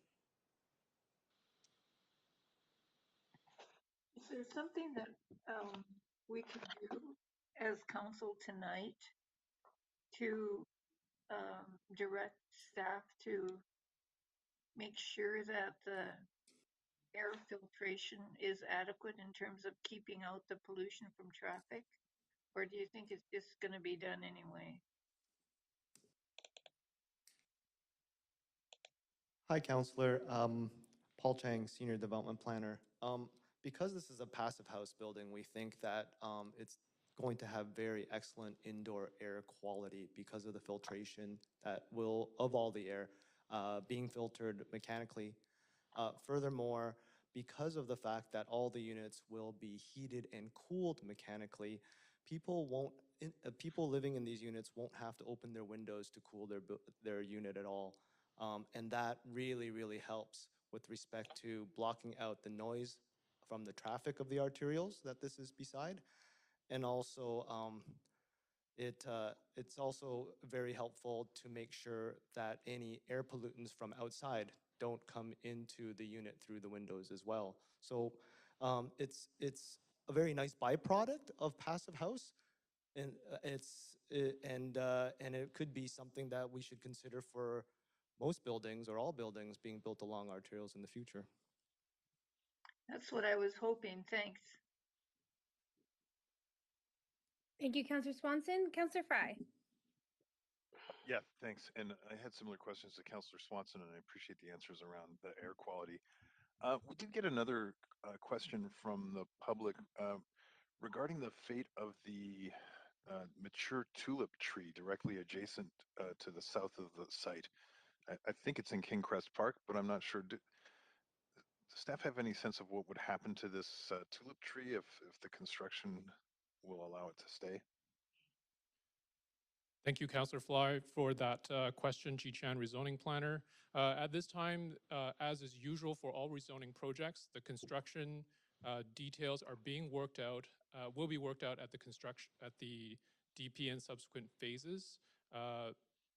Staff are working on it with the applicants. The applicant needs to make further submissions, more detailed submissions about that construction plan, and staff will be looking to minimize any impacts on the park. Typically, this would shift a lot of the construction as much as possible to the street. Okay, thank you. The author of this notes that that the tulip tree is known as the a canoe tree with the Métis people of the Midwest, and that perhaps if it does need to come down, it can be repurposed in some kind of artisan way. So, but I'm hopefully the tree doesn't have to come down. That's it for me. Thank you. Thank you, Councillor Fry. And seeing Councillor Kirby-Young on the queue. Yeah, just recognizing the hour, Chair, and the business we have in front of us, I wanted to move a motion to provide clarity for this evening. And I do have two options for council. So I'm just going to signal that ahead of time, but I would like to propose recognizing this is our last item of business and we have very full council schedules and agendas ahead of us, that we look to hear speakers and complete debate and decision this evening. I'm hopeful that that will pass just because our schedules are so full. In the event that for whatever reason that's not the will of council, it would be my intention to move a subsequent motion that we complete hearing from speakers tonight and then refer debate and decision to a date to be advised by the clerk. But as I said, the motion that I'm moving first, and I'm hopeful council will support, is that we hear speakers and complete debate and decision and extend the meeting this evening in order to do so. So I'd like to put that on the floor. Okay, thank you very much, Councillor Kirby-Young. I'll be looking for a seconder. Councillor Boyle, will second. Okay, thank you very much, Councillor Boyle. So we have a motion on the floor. This motion is debatable, so I'm going to just move us to a main queue so that we can not confuse this question queue. So, Councillor DiGenova, is that a holdover, or would you like to? No, I'd like to speak. Okay, go ahead. I'm happy to support this motion. I did want to say that because my motives for not supporting a motion to extend the meeting at a previous meeting were impugned by another member of council. I'm happy to extend this, but as I've said, and I think it's really important, council, that as we try and encourage more people to run for office, especially young families and young parents, people who may have commitments in the morning, if any other councillor were on the queue or were to signal that they weren't able to stay because it is unanimous consent, I would vote with them because I wouldn't want them to be singled out unfairly as I have been recently.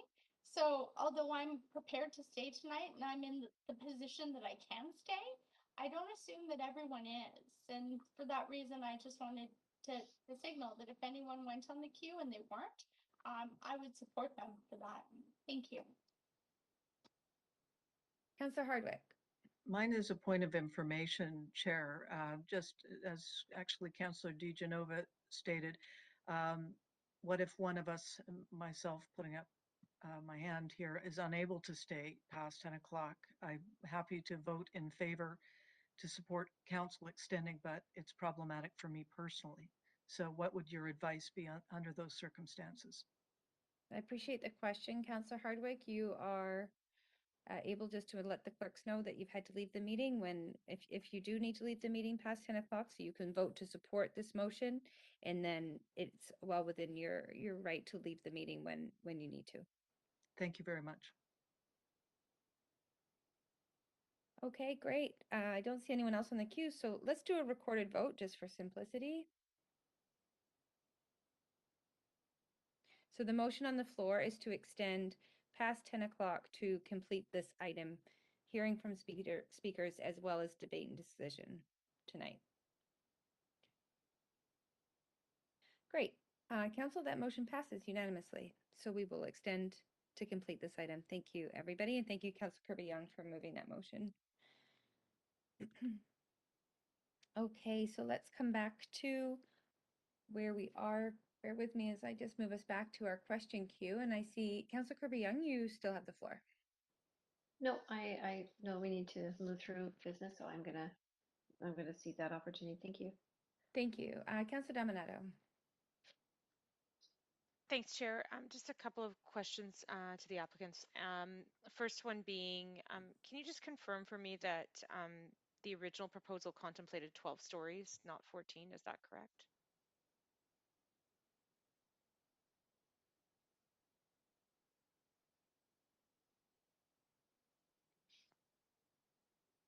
Staff, Staff, did you get? They're just getting organized, Chair Okay, Bly. thanks. Okay, no problem. I'll just stop your timer, Councilor Dominato. Sorry, I can respond to that. Thank you, Councillor, for the question. The rezoning application that was submitted was for, it was for 14 stories. What you have before here is the same, essentially the same building. Upwards of 14 stories. I'm just clarifying because I looked at some of the public engagement materials online and it was citing 12 stories and 90 units. And I just wanted to be clear on that point and what prompted the additional stories. Okay, thank you, Councillor, for the question. I'm going to ask the architect to come up regarding the pre-application engagement materials. Thank you.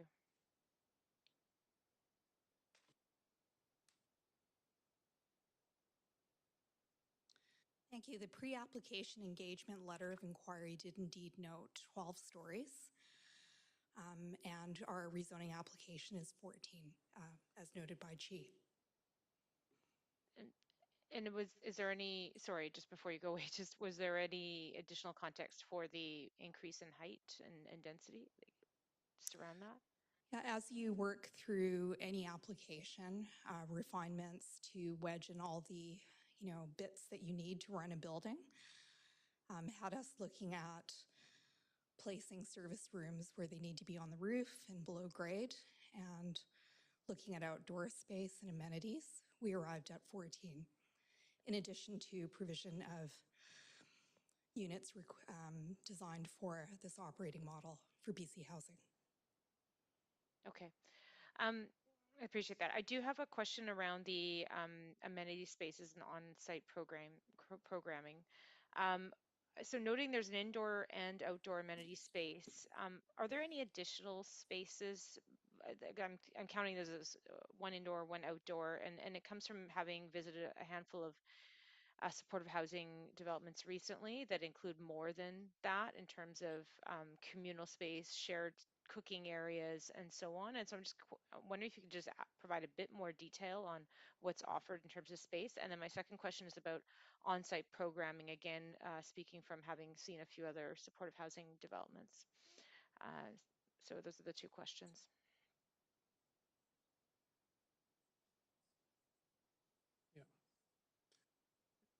Thank you, Councillor, for the question. Just very quickly in terms of amenity spaces, yes, there is a rooftop indoor and outdoor amenity space, but at ground floor and second level, there's also dining room and common amenity rooms as well.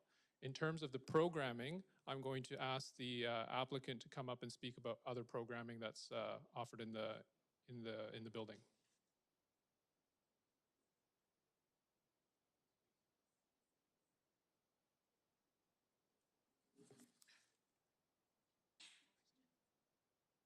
Thank you for the question.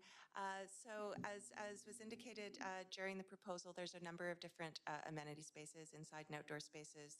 There's decks on every second floor, I believe, as well as the office space, kitchen, and common spaces on the main floor. And laundry.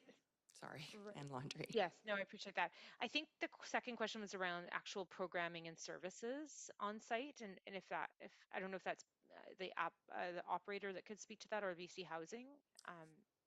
Thank you.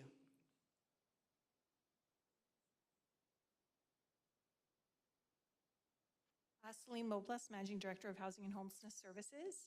At this stage, we're looking at the form of development. I think the exact services, programming and supports that will be available for the tenants will be worked through as we work closer to the development permit stage. That is a contract it's funded by BC Housing and managed and directed with the operator. That comes to us through the development approval process, through the operations management plan. So it's at that point, I think, that we are a bit more firm exactly in terms of what those supports and various programs look like at the site. Okay, thank you, Chair. Thank you, Councillor Dominato. Councillor DiGenova. I think that's a holdover. Okay, thank you very much.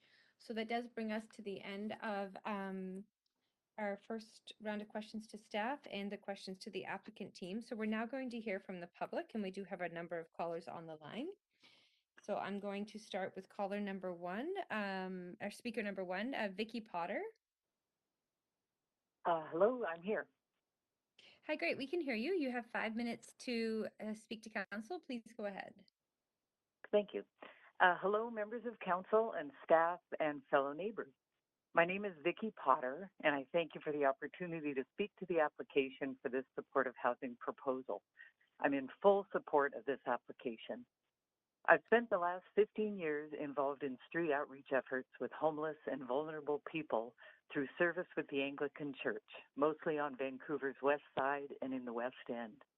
What this experience tells me is housing works. Providing safe, secure, decent housing is the #1 difference that we can make for people living on our streets.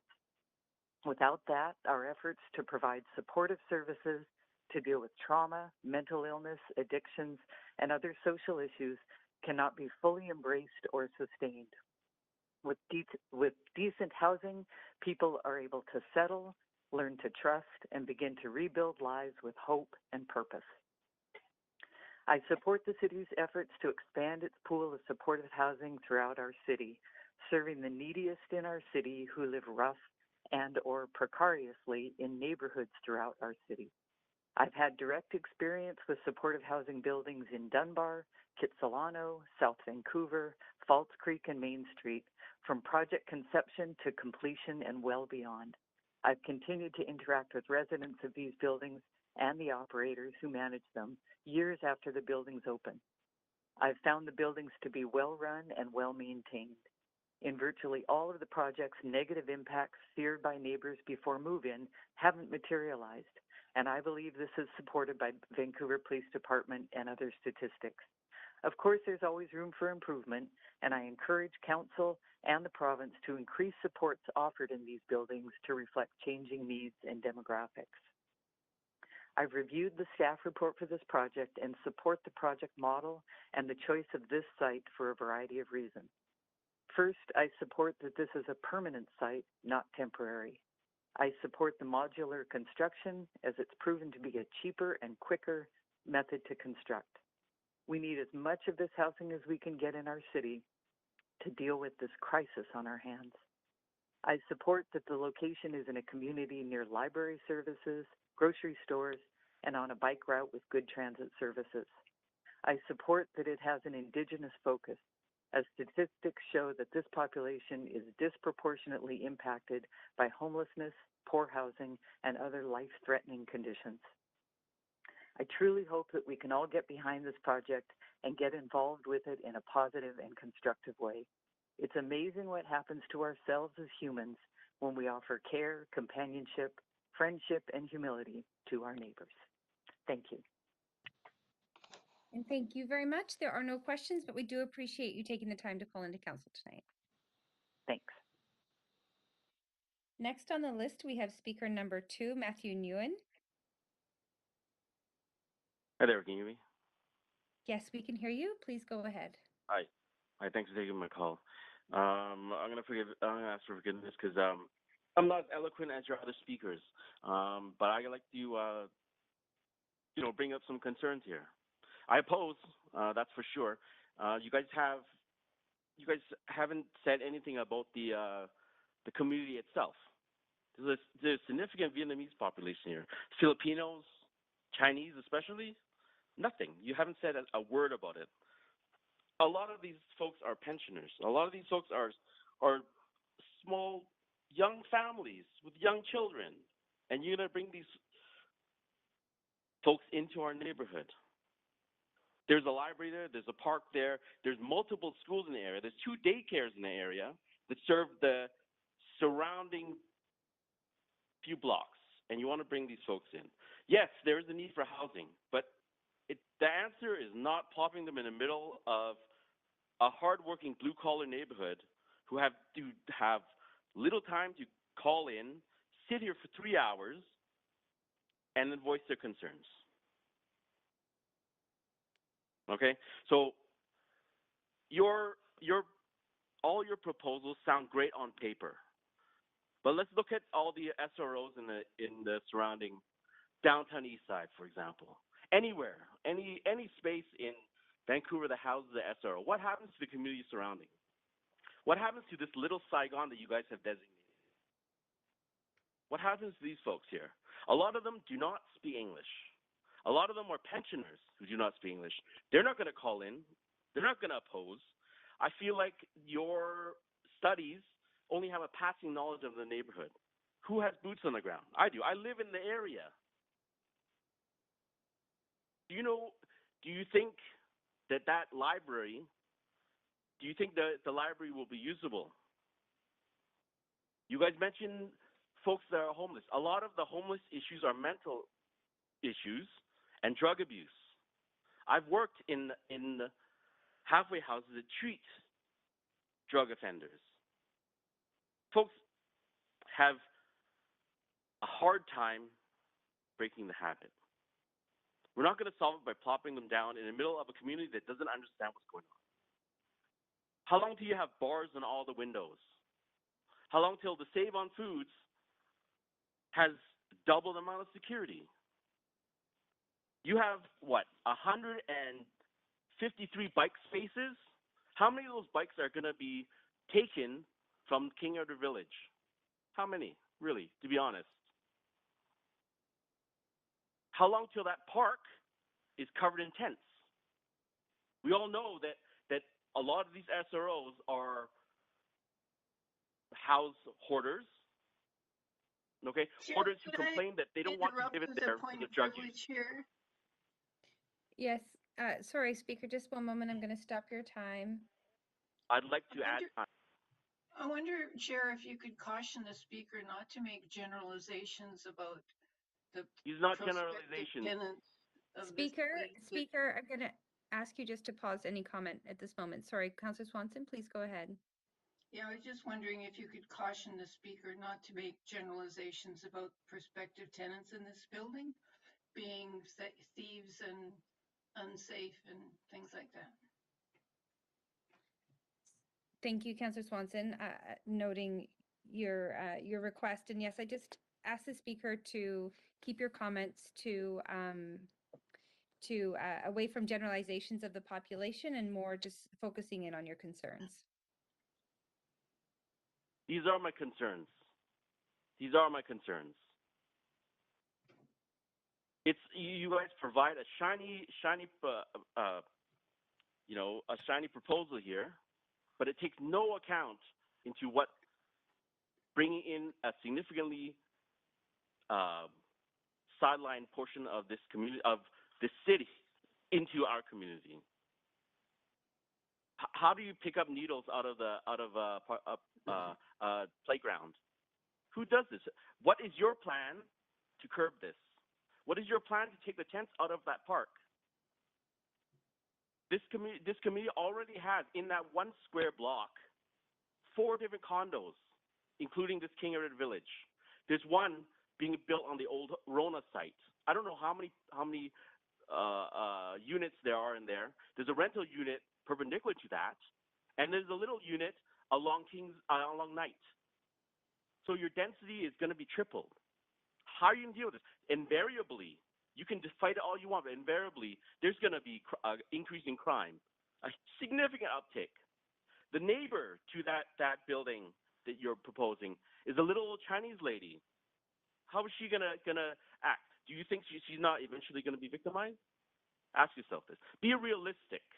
Let's not be so fuzzy about this stuff. Okay. The only thing this proposal has going for it is that there's a fire hall next door. There's a fire hall there. How long till there's what, in the last 2 or 3 months there's a fire in these SROs? Let's be honest here. Let's not pretend that everything's all shiny and new. I apologize for interrupting, but that is the end of your time. Please do not. I believe I was interrupted several times.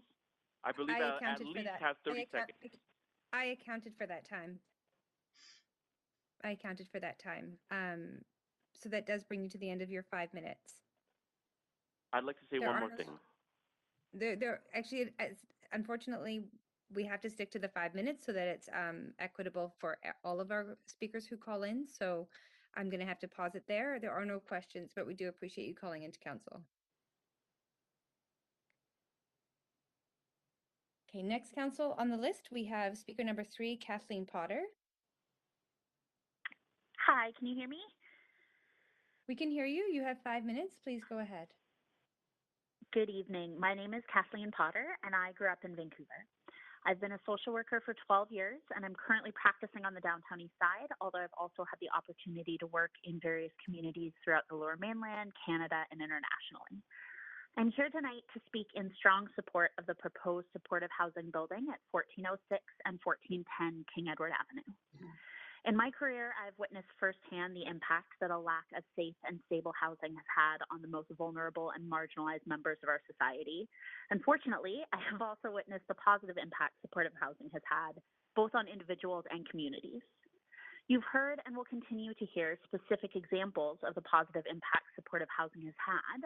However, I wanted to use my time to address some of the concerns identified by those living in neighboring communities. Most people can agree that supportive housing is a positive thing for people experiencing homelessness. However, the idea of these buildings going up in your neighborhood can understandably cause some concern if you don't know the facts. I wanted to share with you some data on the impact of supported housing, and particularly the impact in 3 main areas of concern for many people who oppose supportive housing in their neighborhoods. These are increased taxes and burden on the system, increased crime, and decreased property values.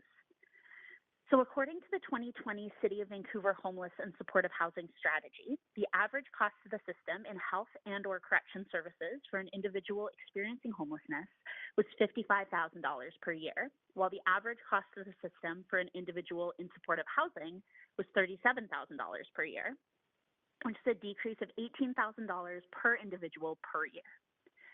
Similarly, a 2001 BC study found that taxpayers saved $12,000 per year for every homeless person moved into supportive housing.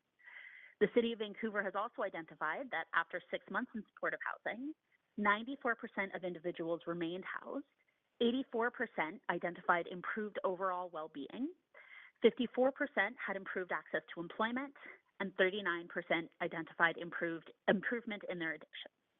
What we can gather from this data is that supportive housing actually has the potential to decrease taxes in both the short and long run.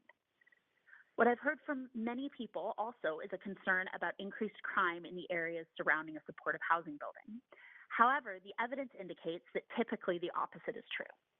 In Toronto, over a 10-year period between 1997 and 2006, the neighborhood surrounding a supportive housing facility experienced a 27% drop in 911 calls, a 32% decrease in sexual assaults, an 11.5% decrease in other assaults, and a general decline in breaking and entering and theft.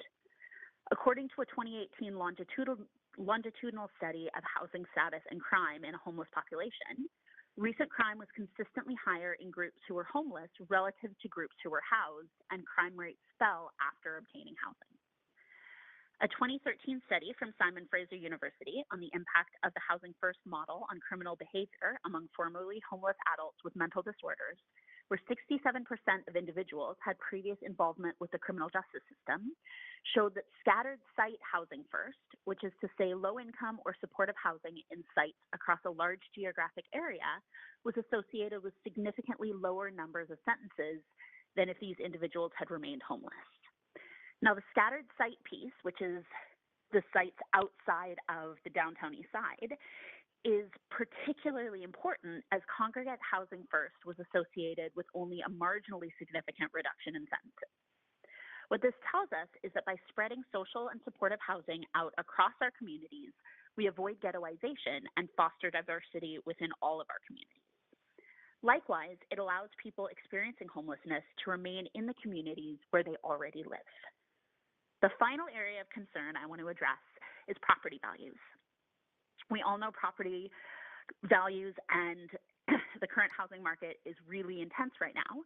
And so it's understandable that people might be concerned about their property values if a supportive housing building is going up in their area. Well, fortunately, in a 2018 BC study, professional appraisers tracked the impact of 7 social housing projects across the Lower Mainland, Vancouver Island, and the interior. In every case, neighbors opposed the projects because they feared their property values would decline, thus threatening their investment. Over 5 years, the appraisers tracked sale prices among nearby houses and compared those to a control area. The study found housing prices near the controversial projects increased as much or more than houses in the control area. In addition, there was no evidence of panic selling or of houses taking extraordinarily long times to sell. I'm going to just have Similarly, to a pause study you on- there. Sorry, Kathleen, I'm very sorry to interrupt, but that is your time. You're at 5 minutes. It does go Okay. quickly, but you do have questions from Councillor Kirby-Young. Okay. Okay, thank you. Just one moment here. Councillor Kirby-Young, 5 minutes, questions to the speaker. Yeah, thanks, Chair, and thanks, Kathleen. I'm sorry if I missed it because you had a lot of information there, but did you cite the source of a number of those stats that you were sharing? I can send you all of the citations. I didn't specifically mention the citations, but I can send you all of them. Yeah, if that's in your notes or whatever the best way is, if you could email that to Mayor and Council, that would be really helpful to have. Absolutely. Is there an email address I can send it to? Yeah, the clerks can help advise you on the phone, but it's also easily accessible on the website. Our Okay, emails are so there. just to Vancouver City Council? Yeah, that would be super. Okay, I can definitely do that. Okay, thank you. No Appreciate it. Chair Bly, if I might just step in, if the speaker could send it to the speaker's request email. Yes, so speaker, oh, sorry, I didn't mean to cut you off. That's Clerk, okay. please. I was just making sure I had that right. And then that way we're able to post it as well so the public can also see. Absolutely. Okay, great. That's confirmation there. So thank you. Any further questions, Councillor Kirby-Young? No, all good. Thank you. Thank you very much. And thank you very much to the speaker for calling in. I appreciate hearing your perspective tonight. Thank you. Next on the list, we have speaker 4, Jill Atke. Good evening, Chair Bly and Council. Thanks for the opportunity to speak with you this evening. I'm calling in tonight from the unceded territories of the Musqueam, Squamish, and Tsleil-Waututh people. My name is Jill Atke, and I am the CEO of BC Nonprofit Housing Association. I currently live in Vancouver and should note that I also lived in Kensington Cedar Cottage for about 10 years. I know the area quite well. And that includes having my children in daycare near the proposed site. Tonight I'm speaking in support of the rezoning of 1406 and 1410 East King Edward Avenue, and in support of the 109 homes that are proposed for the site. While I do believe that almost any location in Vancouver is a good location for affordable housing, King Edward and Knight is a particularly good location because of its proximity to transit, amenities, which include a library and plentiful green space. Given what we've learned through the heat dome and the recent coroner's report, access to shaded green space, this is particularly important. The only downside, and this is being pointed out already, of this location is it being on a major arterial, exposing residents to considerable pollutants. But it does sound like this is being considered by the proponents and has been addressed. That said, I'd encourage the city to prioritize neighborhood locations away from arterials for supportive and affordable housing. So I could speak about endless data. We know that it exists. Studies and reports exist. Kathleen has just cited quite a number of them that tell us that supportive and affordable housing is critical to supporting some of the people experiencing homelessness and the long-term positive implications for their health and well-being. But Richard and Kyla have already told you about how their work contributes to those positive outcomes around health and well-being already. I could also spend some time talking about how colonization has led to Indigenous people in Vancouver being significantly more likely to experience homelessness and housing insecurity. But you also already know that because Vancouver is a city of reconciliation. So I would ask you to consider that as you consider this proposal.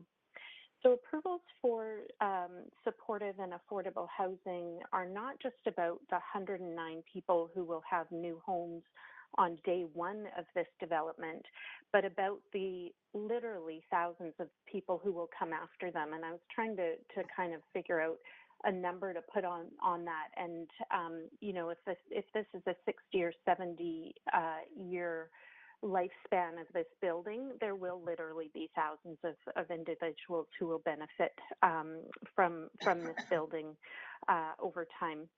And then finally, we've also spoken in previous public hearings about the need for more investment from senior levels of government into supportive and affordable housing for people experiencing and at risk of homelessness.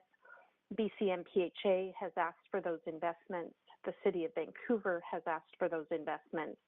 And now the investment from CMHC is here for this particular project. The investment from BC Housing is here. The investment from the city is here.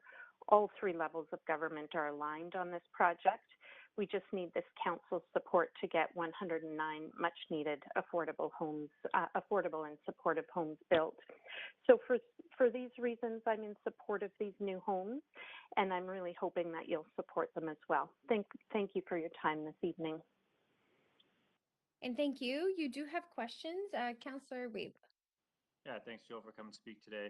You talked about knowing the neighborhood and how important it is to have community services to support a building like this. Can you talk a little bit how the neighborhood has good community supports? You talked about a library that would help make this project a success. Sure. I think, you know, what we know from supportive housing, affordable housing projects, that proximity to amenities is really, really important. So a lot of those are amenities that anyone wants to live close to. You know, library for individuals living in this building, groceries, access to other services, and in particular green space. But then in terms of supports, those supports will be built into the housing and be on site. And as the proponents have mentioned, the supports, the particular supports will be developed as the building is tenanted and it's better understood what the needs of tenants will be at that time. But it's a pretty vibrant community with a lot of access to transportation and the amenities that we all need and desire from our communities. So you think this community has the amenities to support a project like this? Yes, I absolutely do. Thank you. We appreciate your point of view. Thank you. And thank you. Those are all of your questions tonight, but we appreciate you calling in at this late hour to speak to council. Great. Thank you so much. Next, we have speaker number 5, Paul Sanchez.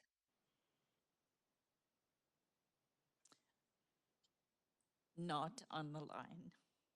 Thank you. Speaker number 6, William Azaroff. Hi, can you hear me? We can. You're welcome Awesome. to start whenever you're ready. Thank you. Well, thanks, Chair and Council. I'm William Azrock, CEO of Brightside Community Homes Foundation, and I'm speaking to express our full support for the rezoning application in front of you tonight. The 109 homes this project will provide are critically needed, and the unit mix of both affordable rental homes and homes with supports will play an important role in homelessness mitigation. We're especially glad to hear that Vancouver Native Housing Society and Vancouver Aboriginal Friendship Center Society have been selected to operate the project, as both organizations play an important role in ensuring equitable and culturally safe homes for Vancouver's urban Indigenous residents. Vacancy rates for truly affordable rental homes remain at record lows, and with homelessness on the rise, the combination of supportive and affordable housing this rezoning application proposes will have a significant positive impact on the community. Supportive housing in particular is key to helping mitigate homelessness. We at Brightside continue to be inspired by the work being done by both Vancouver Native Housing Society and the Vancouver Aboriginal Friendship Center Society, and recognize the tremendous impact they have in helping prioritize the needs of the city's unhoused and those most in need. We have no doubt that these two organizations will operate the building with the utmost competency and due care for the community. We support this proposal wholeheartedly and encourage Vancouver City Council to do so as well. And I just want to add, just make a comment directly to the applicant team, which is, I'm sorry you've had to listen to some upsetting vitriol tonight. While you do your important and needed work, and I just want to express my thanks for all they do and all you do for the community. And that's it. Thank you. Thank you very much. There are no questions, but we do appreciate hearing from you tonight. Excellent. Have a good night. You too. Thank you. Next, we have speaker number 6, Mark Meredek.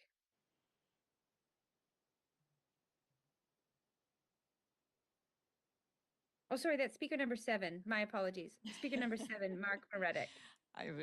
It's the clerk here, Chair Bly, and speaker 7 is not on the line. Thank you very much. Speaker number 8, Anna Hoffmarks.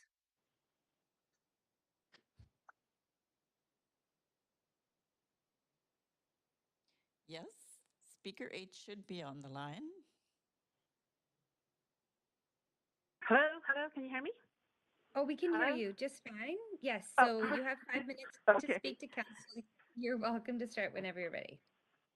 Okay, so my name is Anna Hoffmarks, and my maiden name is Anna Trong, and I am of Chinese and Vietnamese descent. My father and mother's family were Vietnamese refugees and one of the first people who arrived in Vancouver in the 70s. My family and extended family have strong and solid roots in this neighborhood.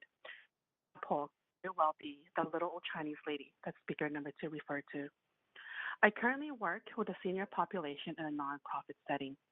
In the past, I have worked as a housing outreach worker, and it was my job to help homeless seniors find housing. I stopped doing this job because it got hard. There was such little housing available then, and even less now. But I'm not here to argue that social housing is needed. We all know that affordable housing is a crisis. This is something that even our neighbors who are opposing this project have agreed on. We need housing now. The concerned citizens say this project will bring unsavory characters into the neighborhood. There are schools, daycares, libraries nearby that we should consider. Theft will go up, etc., etc. The idea that future tenants will bring crime into this neighborhood is largely based on negative stereotypes and discrimination. In fact, tenants of supportive housing projects are more likely to be victims as they are vulnerable and targeted. According to a longitudinal study based in Toronto from 1997 to 2006, the neighborhood surrounding a supportive housing project experienced an overall decrease in dispatch calls, assault, and in breaking and entering crime. They found that the decline mirrored across the city as a whole. It is also notable to mention that successful community opposition to this project may in fact create more crime by reducing the number of options open to those individuals who would otherwise have resided and received care in these proposed facilities. And this is not my opinion. These are actual findings of actual academic studies. This housing project will house community members that already call Cedar Cottage home. The future tenants are already current tenants. And this project will provide a sense of relief for many of our current neighbors with the reduced rent. I want to tell you a story about Mr. Cho. Mr. Cho was one of my previous housing outreach clients. And he came to my agency as he needed help to find safe, affordable housing. He was staying in a homeless shelter. He was 74 and spoke very little English. He spoke Cantonese, and so do I. He was housed in a moldy, dark, and musty studio basement suite. One cold winter, he got into a fight with his landlord as he turned on a portable heater, which blew a circuit due to poor wiring. The next week, his landlord threw his belongings out and changed the lock. Mr. Cho found himself in a shelter for the first time in his life. He did not know what to do.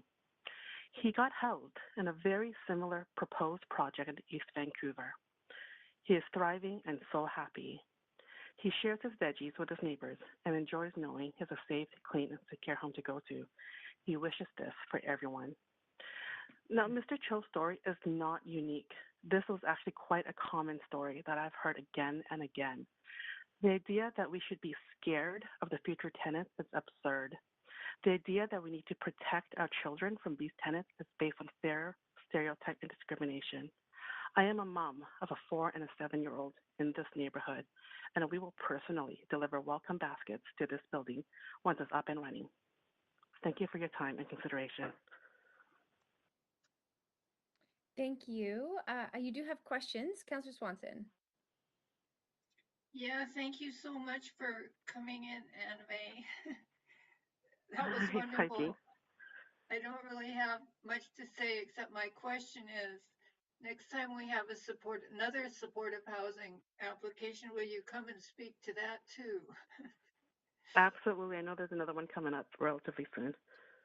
Okay, we should probably keep the questions to the focus of the specific application. So unless there's another question, Councillor Swanson will pause it there. I'm good. Okay, thank you. Thank you very much to the caller. Those are all your questions. Okay, great. So speaker number 9 is Michael O'Shaughnessy.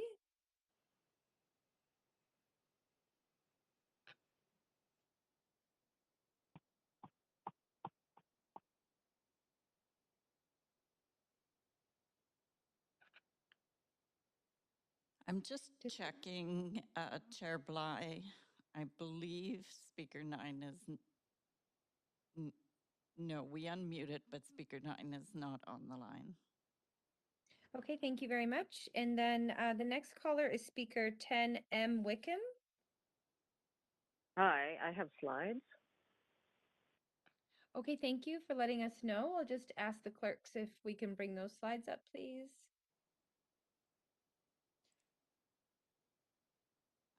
Chair Bly, we're just checking. The slides would have had to have come to us at an hour before. Oh, no, they came at like 9 in the morning. Okay, so we're just seeking them out. If you could just. And I know I had a confirmation email that they were received and set aside. Okay, we're just Okay. retrieving them, Chair Bly. Okay, great. Thank you. So we'll just give it a couple of minutes to have clerks pull them up.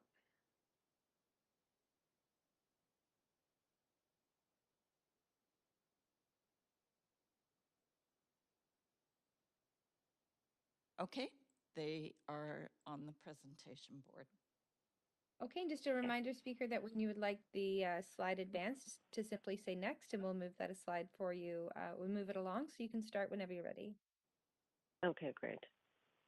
All right, good evening, Chair and Councillors. I'm Marlene from Vancouver. I'm not stating an oppose or support position, but would like to make comments pertaining to this and similar projects. Firstly, the building is beautiful. It has interesting textures, natural colors, and sophisticated cultural design elements. It looks like an expensive market building. However, I cannot get over the large size of this building on the small lot. It looks like it's sitting on the sidewalk at night in King Edward, unlike the buildings to the north of the project. Next slide. There is no transition in height to the park behind it or to the single-family homes beside it. This has a jarring effect. Slide 3. I identify with the values, ambitions, fiscal responsibility, and creativity of the project's Indigenous partners. From Akola Development Services, our approach is driven by values and goals that go beyond the fiscal bottom line.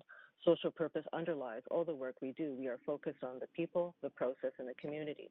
From Vancouver Aboriginal Friendship Centre Society, to provide practical tools for accomplishing our visionary ends through socioeconomic programs and services that empower self-reliance, responsibility, success, and prosperity for all urban Aboriginal individuals, family, and community.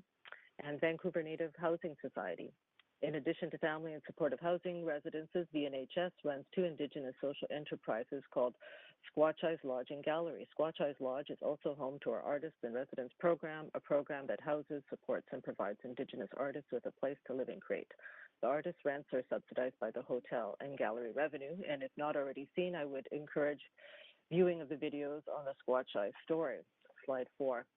I then realized that this rich knowledge base has not been used in the Broadway plan or the upcoming Vancouver plan. In fact, from the UNDRIP task force presentation last week in Council, urban Indigenous viewpoints are not being considered by city staff until a future summit in 2023.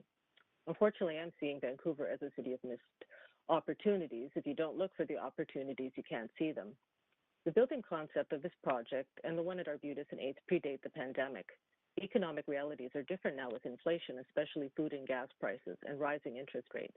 Even BC Housing has halved the number of shelter rate units and replaced them with Hills rate units. How can you increase the financial resiliency of such projects to endure the length of a 60-year lease? I believe the concept of a 100% social housing building is outdated. There should be mixed rental rates on site. There should be a ground level business to subsidize the project and provide valuable work experience and references to those the project is meant to support. As already stated, the involved partners understand how to achieve this. Slide 5. On-site work placement not only provides financial resiliency, but also improves the health of those being supported. Being without work is associated with increased rates of death, suicide, obesity, heart attack, depression, alcohol consumption, illicit drug use, accidents, poverty, alienation, and criminality. Please go back to slide 4. Having a ground level business would allow an opportunity to meet people from the larger community and form relationships. The CMHC funded Luma and Happy City study entitled Recommendations and Roadmap for Social Wellbeing in Modular Housing stated that employment opportunities should be nearby and that project design allow for safe socialization with the greater community. Slide 6, please. An updated Indigenous housing model at a lower density could have been a good fit with Arbutus and 8th location, as this area really needs personally invested, motivated people to be eyes on the street and help protect the area from the influx at the in-terminal subway station and bus loop. A ground-level Indigenous business near the Arbutus station and bus loop could have dominated the interest of transit riders and Arbutus Greenway users for decades and brought long-term financial resiliency. Last year, I had written such a letter to mayor and councillors, and the mayor had even called my idea vivid and referred it to staff, but it went nowhere. And no one thought of involving Indigenous leaders in the Broadway plan so as to weave in business and cultural opportunities at the different stations as part of reconciliation. Although an Indigenous housing project would have been well suited to the Arbutus site, the Knight and King Edward location is better for this project since it is comparatively less confined for space and less mired in provincial and city politics. In conclusion, my hope would be that the operators are allowed more space and flexibility to create beneficial tenant opportunities over the next 60 years. With 55 of the 109 people in this building requiring supportive services, I sincerely hope that the operators will have adequate funding over the next 60 years to achieve their goals, and that these people will be able to experience the satisfaction and joy from their accomplishments. Thank you for your time. I would be happy to answer questions. And thank you very much. That was perfectly timed. You did express yourself very well. There are no questions for you this evening. Right. All right, thank you. Thank you. Next, we have speaker number 11, Manuel Reyes. Yes, hello, are you there? Hello, hello? Hi. Yes, we can hear you. You have 5 minutes to speak to council. Please go ahead. Okay, great. What my concern is that is this building strictly for Indigenous heritage tenants, or is it for general low barrier population? So right now we're hearing your comments and you have 5 minutes to share them. If there are any questions, councillors will be able to reflect those if they choose to back to staff when we have our final round of questions to staff. So you're welcome to share questions, but they won't be answered right away. Right now we're just here to hear your comments. Oh, I thought this was a question. I thought, oh, okay, I misunderstood, but I thought this was a questionnaire. So, okay, well, my concerns are that I'm opposed to the project at its density level, at its current density. I'm just concerned about how the people who are managing the building, if they have a history of managing this amount of units. And I'm also worried about the programs that they're want to implement. They just say that they want to make them up as they go along. That's what was conveyed. Because they want to see what the permits are and the spacing and just the layout. It's all it's not concrete. It's very vague and it's very fly by the seat of your pants sort of thing, and on the program setup portion of it. And I understand that there were 14 floors of modular construction, which is actually equivalent to 19 floors in height. So this is a big concern to me. Just the behemoth size of it is, just to have them all warehoused in one space. And I want to address also that the 109 studio units, it's all like all the other projects that we spoke about earlier this evening. This is a whole different animal. Those are all family-oriented building projects. This one is strictly for single individuals in studios. So it's conducive to single male. I don't know if they're going to integrate with women. Obviously, no children there, because no one has spoken that it's actually going to be a safe injection site. Not one word of it has been brought up. So these are things that are very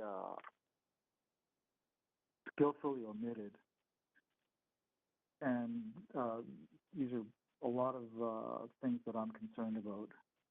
So also the safety of the parks and the playgrounds in the neighborhood, because everything's been glazed over on studies, academic studies, and this. But in real life, I've actually been to these sites, and I know what happens in there. You can walk into any one of them, and it's a network of crime.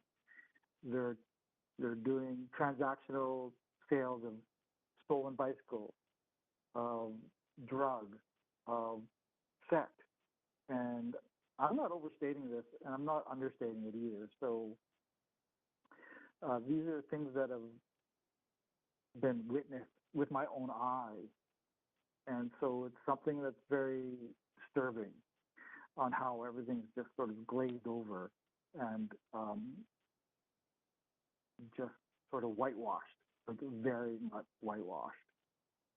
And the things with the overdoses in the area. So are people going to be subjected to more and more ambulance calls and more police calls in the neighborhood? This is a rhetorical question because we all know that's exactly what's going to happen. And this is another very real concern.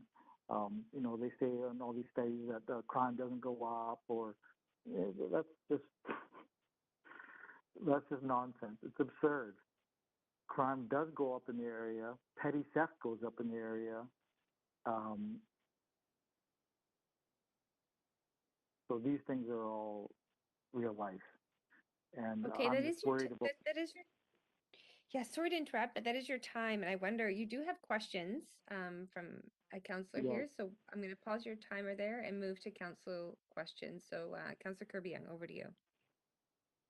Yeah, thanks, Manuel, for speaking to council. I'm going to give you a bit of background on this question to set the stage on the question. Council are often told that we have a regulatory land use hat for determining things like density, but that things like tenanting and determining services comes later in the process. And I'm wondering, based on some of the feedback we're hearing, if you think that we need to be changing that model a bit to be thinking about who may be living there, so that things like complex care, which is something the mayors are advocating for, where there are more health services available, more supports for people, we're actually designing buildings to support people that are going to live there, as opposed to designing the buildings and then afterwards, theoretically, determining the tenant mix and the services. But at that point, the buildings aren't necessarily designed for those specific folks. You have to fit people into a building that's already been structured. Do you have any comments on that? Well, yeah, it's all it's all very misleading on how the indigenous component is integrated into this. It's conveyed like it's going to be all indigenous heritage individuals. So, and very much so, it's confusing. So, is there going to be just a whole general? There's going to be no restrictions on who's coming in as to their heritage. It's just low barrier housing. I mean, I want people to call it what it is. I don't want it to be under this thin veil of it being indigenous rooted. It's very, very, very misleading. Okay, so you'd appreciate more transparency about the whole process. Yeah, we seem to get stuck in these procedural quagmires. Obviously, I don't. I don't. I can't really. I don't really know why it has to be explained that we want more transparency. It's just, Yep. No, thanks. so this, I that's helpful. Thanks for taking the time to speak tonight. So is there? Okay, thank you. I have other questions. Are there? Do I have time to ask other questions or? No, so your time is up, and Councillor Kirby-Young's questions are complete. So we'll be moving on to our next speaker. Okay, well, the 14 floors is actually 19 floors in height. That's very, Okay, you're gonna have to move us on. Thank you very much for calling in and speaking to council. Okay, so we are moving to our last registered speaker, speaker number 12, Jim Dennis.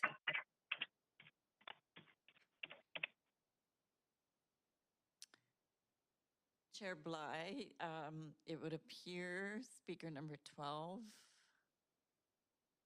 is not on the line. We did have an unidentified speaker, but it's not that person.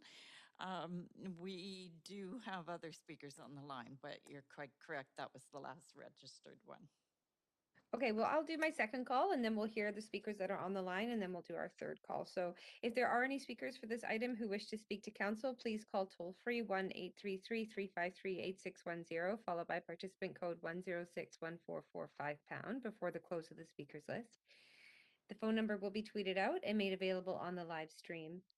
So we have speakers on the line to provide comments on this item. And clerks, I'll have you guide us to our next speaker on the line. Yes, thank you. We had a registered speaker 13. They withdrew. We have a registered speaker number 14. I'm not so good with the pronunciation of names, but Brianna Brooks, perhaps? That's me. Okay, so it's a call. Yes, speaker 14, Brianna Brooks. Hi, can you hear me? We can hear you. You have 5 minutes and you're welcome to start when you're ready. Great. Thank you, Chair and Councilors, for taking my call tonight. I just wanted to be very clear that I'm not against supportive housing. In fact, I am well aware of the housing crisis and homelessness crisis that we have in Vancouver, as well as across Canada. I am opposed to this particular location for a few reasons, mostly because of the proximity to children's elementary schools, daycares, and homes where they live. I'm just going to point out a few things that I think that the council should take into account, kind of away from the whole aspect of the children and the location that this is. So in the last 24 hours, there were 24 supporters online for this project, 24 of whom do not live in this neighborhood. And then the majority of those that were opposed to this project online actually do live in this neighborhood. I'd also like to point out that Mr. Chan's presentation earlier, one of the first pages showed a map of this location, and it had a radius circle of the location and then the schools in proximity to this proposed project. I don't think that we should be naive that 109 residents are going to be on their best behavior.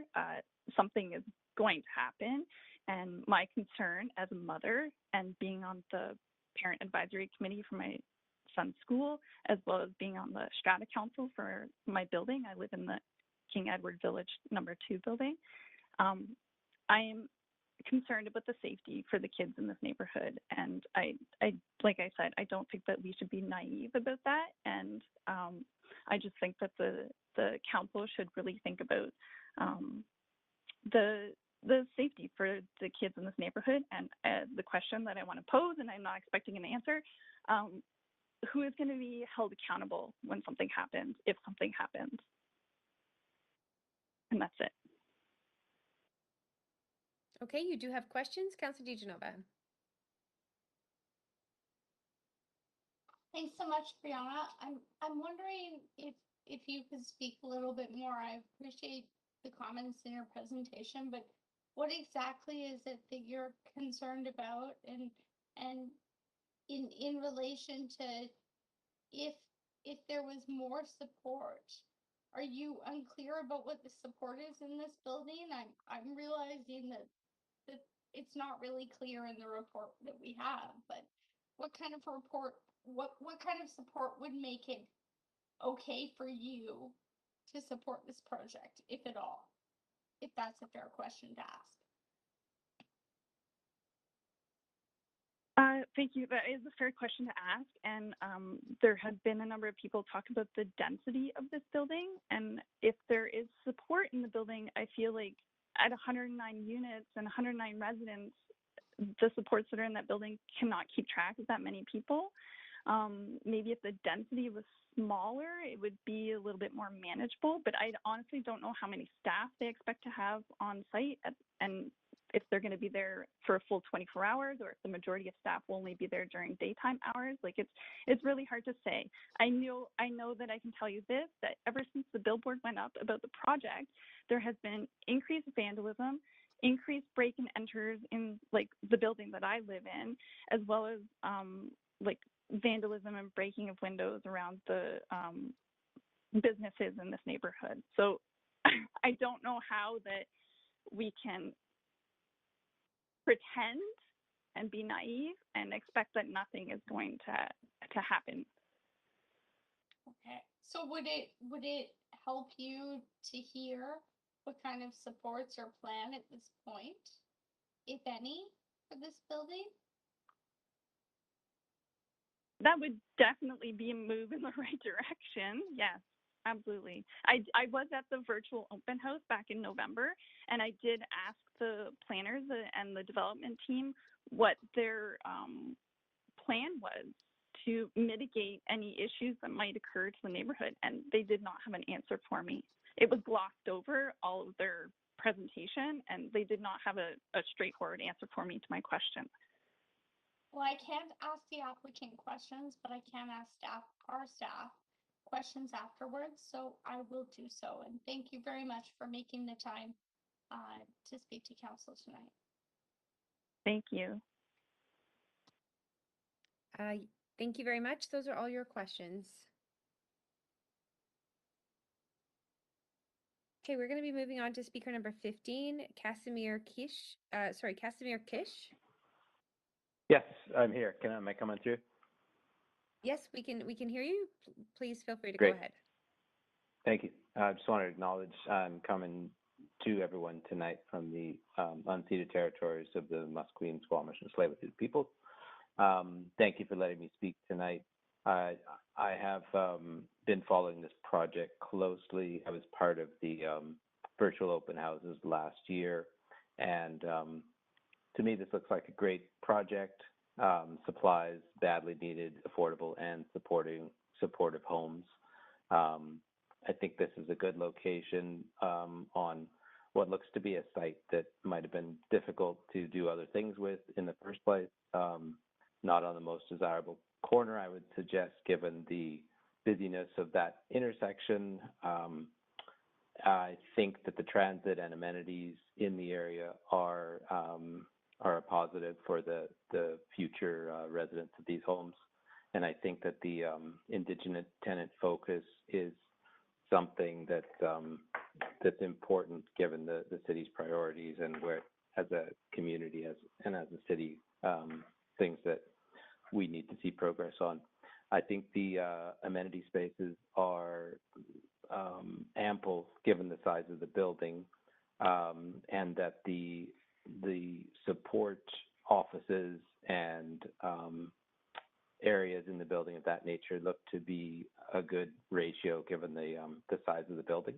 So I'm optimistic that the supports will be well thought out and implemented, and I think that's going to go a long way to supporting the future residents in the building, and that will also go a long way to assuring that these residents are set up for success. And finally, something else I forgot here.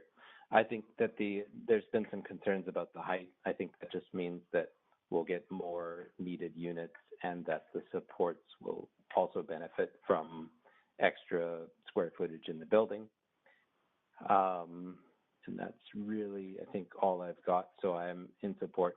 An earlier caller did make reference to SRO type units. These are not that. These are self-contained units. SROs are units where kitchens and bathrooms are shared. These are all self-contained units, as I understand it.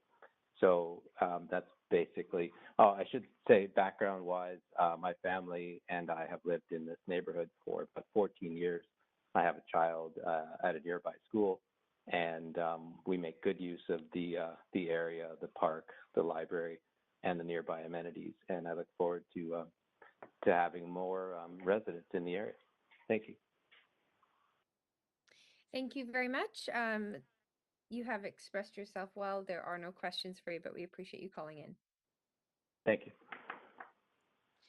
Next, we have speaker number 16, Anna Matescu. Yes, hello. Hi. We can hear you. You're welcome to start when you're ready. Can you hear me? Okay. My name is Anna Matescu, and I work as an outreach worker for one of the nonprofits in the neighborhood. And also, I live on Kingsway and Knight, exactly on 22nd and Dumfries. I live in this neighborhood from 2012, almost 10 years. I'm a newcomer in Canada. I came in Canada in 2010. I'm Eastern European. I came here with my husband and my daughter, who is now 15, and she's going to Britannia High School. This neighborhood, I witnessed in this neighborhood a lot of folks who were homeless, and this neighborhood never had an outreach team. I stepped in to support the neighborhood because they are my neighbors and because I see them on the street all the time. I stepped in and I actually filled out application with most of the folks. I connected with modulars and housed them in the modulars. I connected with the SRO up on Kingsway, housed them in the SRO. Their life is changed. Their life is different. They are connected with resources. They are connected with the Rice Clinic up on Collingwood. They are connected with Howard Society down on Kingsway. It's a tremendous change when people are housed. And the fact Vancouver Native Housing is running this building, it's a plus, because working in outreach for a long time, I know Vancouver Native Housing Society. It's a great,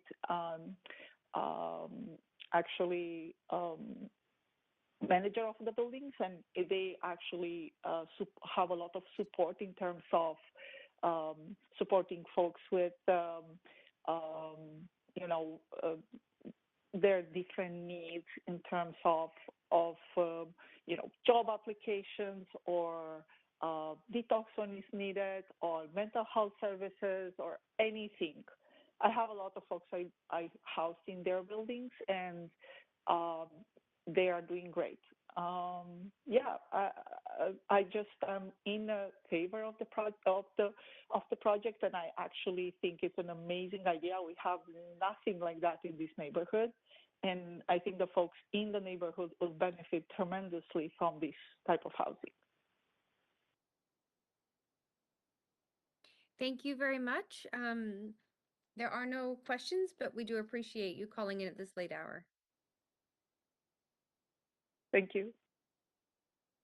Thank you. Okay, so what we're going to do now, Council, is we do have some additional speakers. Clerks are going to check in with how many we have. I'll do the third call. We'll take a 5-minute recess. We'll come back and hear from the speakers on the line and any others that have joined.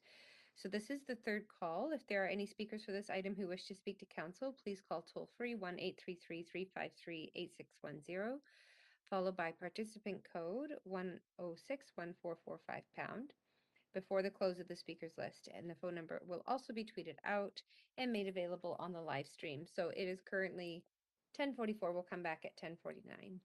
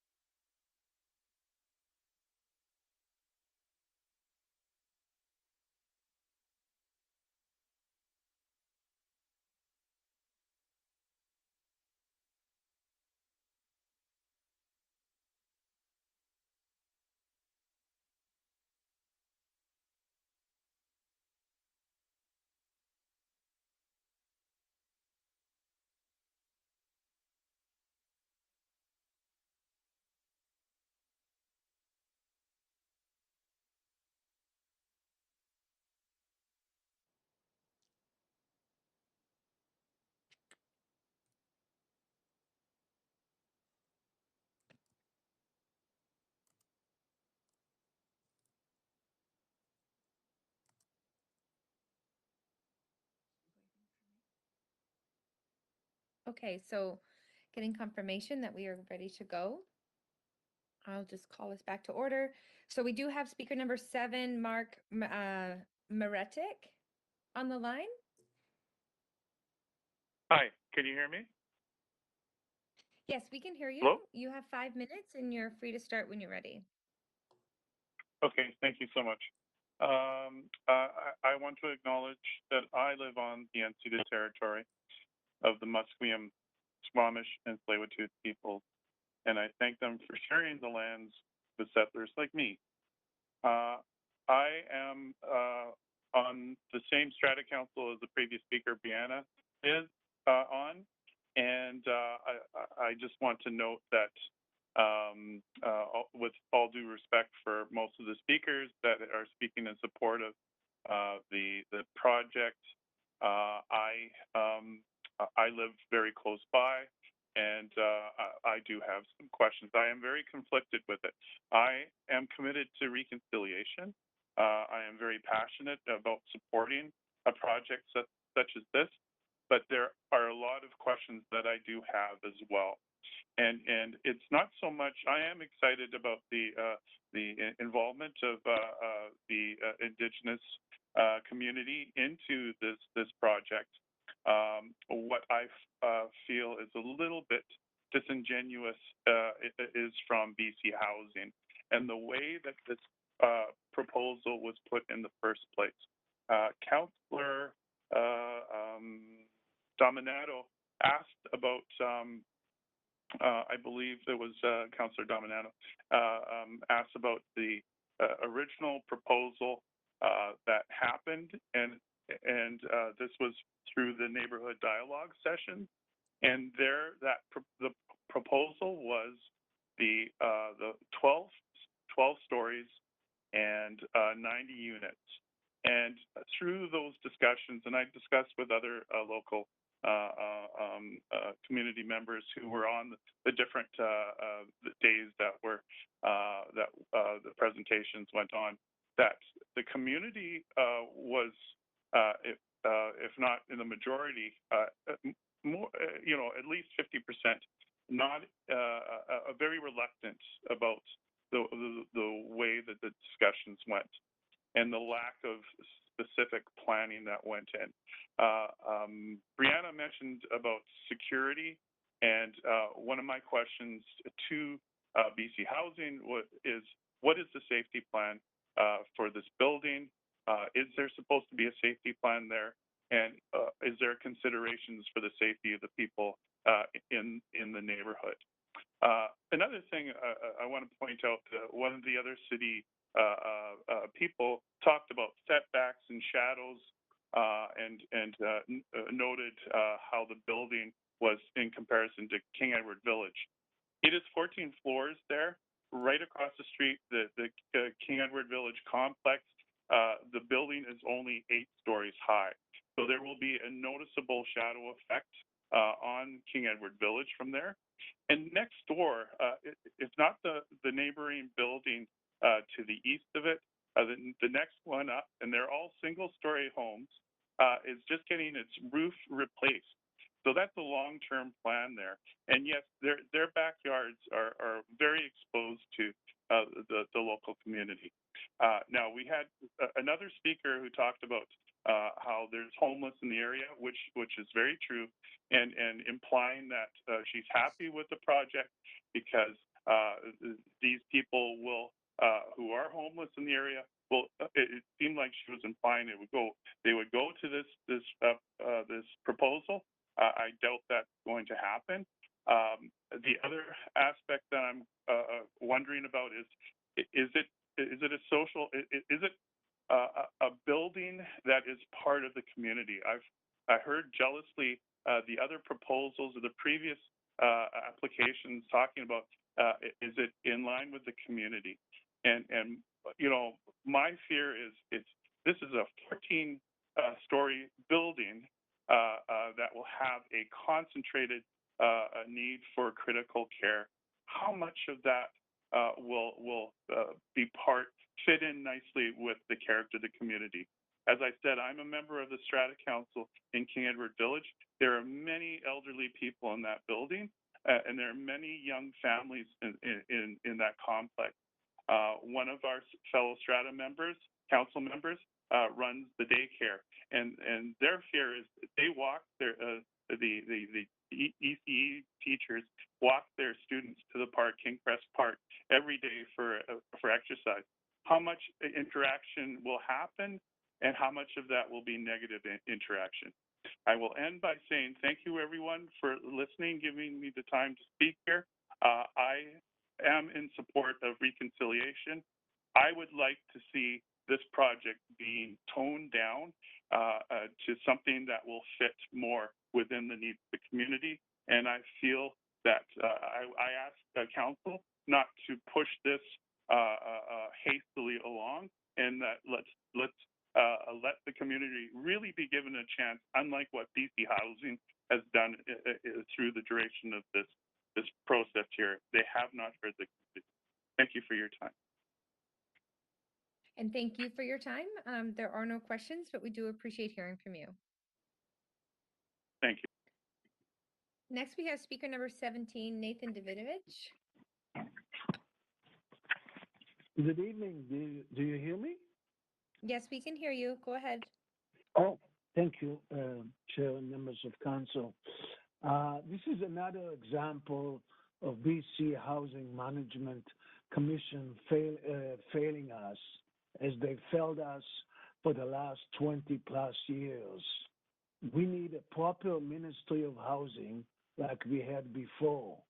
BC was the first province in Canada to have a full-time Minister of Housing, which we don't have now. Why not buy the whole block east of Knight Street, about 13 isolated single-family homes? We then can build a model community, affordable rentals for over 1,000 people.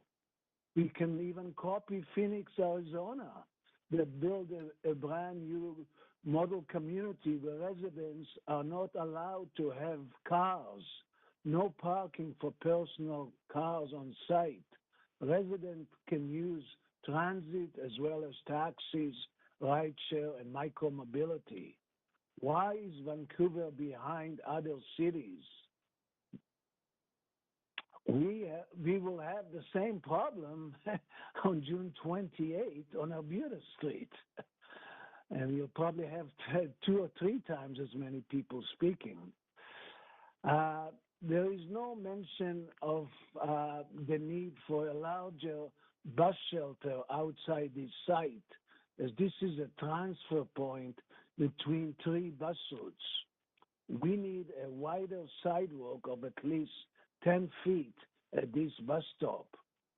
A canopy is proposed according to the engineering conditions. I assume it's probably similar to the canopy at the new women's only UGM building on Cordova and Princess, where the canopy is very minimal and there is no bus shelter for bus routes 4 and 7, and weather protection is not good enough. So I don't know why the staff is not proposing that to do something better. Also, we still don't have the promised 24/7 bus service along Kingsway toward downtown. That has been requested many, many times, and TransLink, of course, doesn't want to do anything for the city of Vancouver except cutting our services and increasing our fares. Thank you very much. Thank you very much. Nathan, there are no questions, but we do appreciate hearing from you tonight. Okay. Next on the list, we have speaker number 18, Aaron Coe.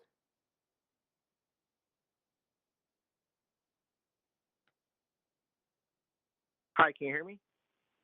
Yeah, we can hear you. You're welcome to start whenever you're ready. You have 5 minutes to speak to council. Oh, Thank you. My name is Aaron Cole. I live in the neighborhood of this proposed development with a young family and young children. I am opposed to this project because of the inherent safety concerns with introducing social housing to an area in close proximity to where children and young families reside. I resonate the similar concerns the first opposed speaker indicated. Is there a plan to keep the nearby park where kids and pets play safe, free of discarded drug-laden debris, vagrancy, harborage as a potential result of this new adjacency? It may not be something that the planners feel will happen, but I wonder if this is even being considered for the sake of the safety of the residents in the neighborhood. I understand the need for affordable housing, but there must be a better alternative that does not introduce this kind of risk to an otherwise safe area and that does not identify with the culture of the neighborhood, though may change it. I'm also horrified by the fact that the previous caller noted the daycare plays in the playground every day, as there will be a potential for increased risk. Do we need to hire or consider park attendants to sift through the playground or for dangerous paraphernalia? I think it's also noteworthy that the majority of those in favor do not reside in the neighborhood and would not be directly impacted the same way as residents like my neighbors and I. Okay, thank you very much. Is that the end of your comments there? It is. Thank you. Okay, we do appreciate you calling in at this late hour and hearing your perspective. There are no questions, but thanks again for calling in.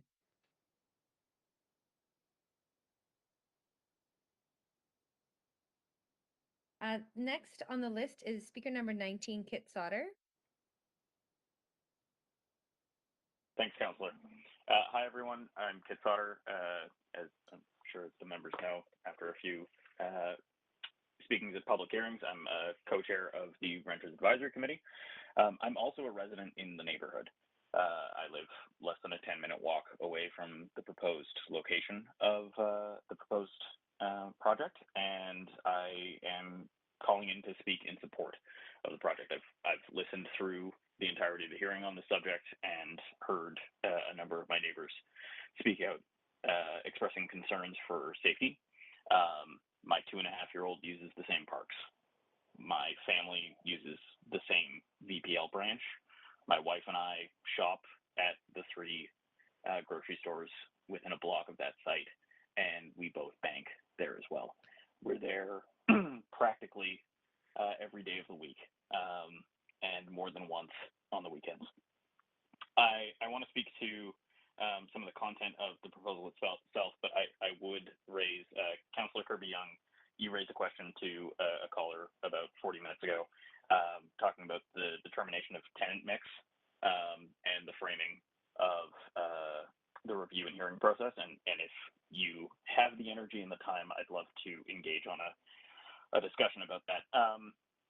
Some of you might know, but for those listening in, I served the province for half a decade and finished my tenure there as the Chief of Staff to the Minister of Aboriginal Relations and Reconciliation. I served during the missing and murdered women's inquiry, at the beginning of that process, and much of the first year and a half of it. And I was present for both public and private conversations, grievings, and discussions of the missing and murdered. For anyone who has participated in the depth and breadth of the national shame that are our missing and murdered Indigenous women and girls, I don't think that there can be a question about the impacts that need to be addressed and the moral obligation to answer the call for justice in the Commission's report. So that frames the context in which I'm speaking tonight. I have been in the room with elders and family members who have had their children robbed from them, with the family members of people who were homeless on the streets and murdered by Picton. And we have an obligation as a city to right the historic wrongs of our governments. We have an obligation to make space in our neighborhoods, my neighborhood, for these neighbors. We absolutely have to give houses to the largest mixed urban indigenous population in the country, because it cannot fall to the Musqueam, Squamish, and Tsleil-Waututh to make space for many, many more indigenous people who are also living on their territories. It's our job as Canadians to meet that need. I spoke with my wife about 20 minutes ago when there was the break, letting her know that I'd be late to bed speaking to this issue. And she asked me about the context in that 5-7 minutes of the project, and whether or not there were justified concerns. I outlined the concerns of our neighbors. She looked at me. She said, corner of Knight and King Ed? And I said, yep. And she said, right across from the Save-On? And I said, yep. And she said, where would there be a better site? My family will feel safe with these neighbors. We have a moral duty to meet the need of the unhoused. And I strongly encourage all of the members of council to support this project. Thank you. Thank you very much. There are no questions, but we do appreciate you calling in at this late hour and sharing your perspective.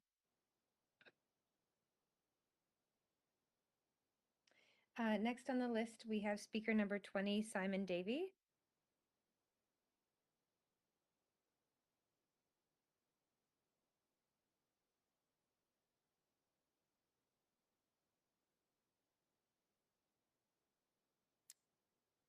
Chair Bly, I've just been told that the speaker has been disconnected. I don't know if it was deliberately or not deliberately, but the speaker is not on the line. Okay, no problem. If they reconnect, then we can come back to that speaker. Speaker number 21, Manny.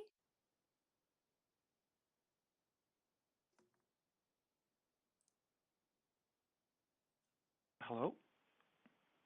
Hi there, we can hear you. Hi, You have 5 minutes to speak to council. Very good. And is it a single one name, or do you have a first name, last name you'd like to register on the record? Single name's fine. Single name's fine. Okay, no problem. Sure. You're welcome to start when you are ready. Yeah, I just wanted to address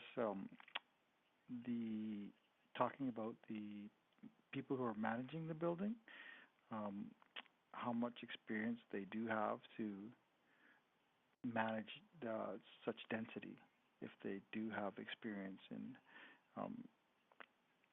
executing that amount of people in critical care. That's a big concern. And also the other sites that the city has designated for supportive housing that are close by. Just wondering how concentrated it is in our neighborhood. I know that there's one on Nanaimo and Kingsway, and I also know that up a ways where the old 1600 motel site is, that's also been designated for supportive housing. So I'm just wondering about if they could explain the entire context of what's actually going to be in this neighborhood, because it seems like it's kind of concentrated in this in Kensington here. And yeah, also about the drug use in this facility. I'm wondering about how that's going to be managed.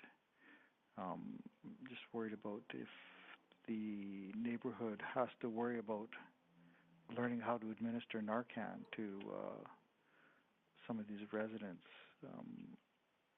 That's a concern, and them leaving actually drug paraphernalia in their local parks where the daycare children go to on a daily basis to get out and play.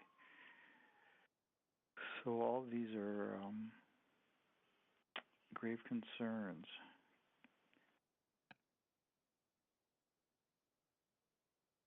And yeah, that's, I guess that would wrap it up.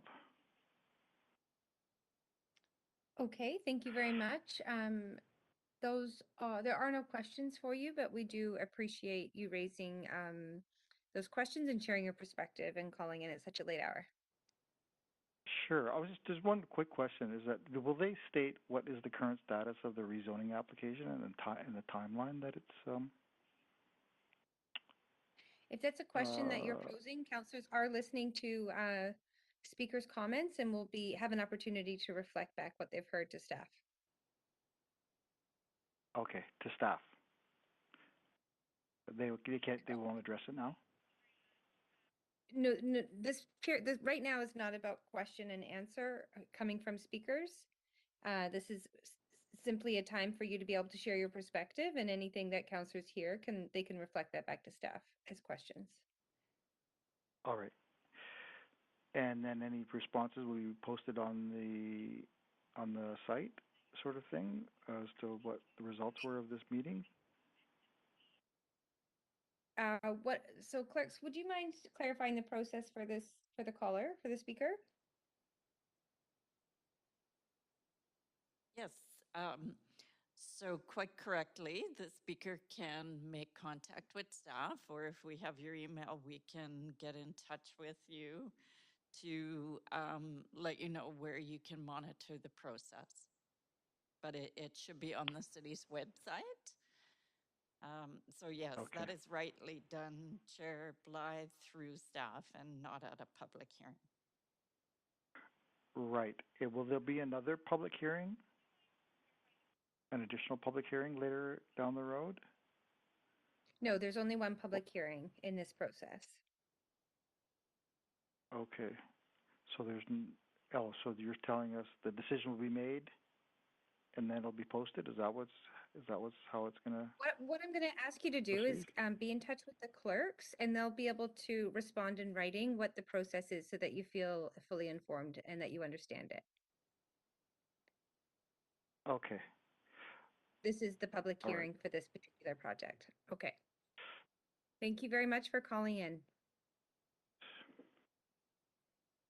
Okay, so next we're going to be moving to ask if there are any further speakers on the line.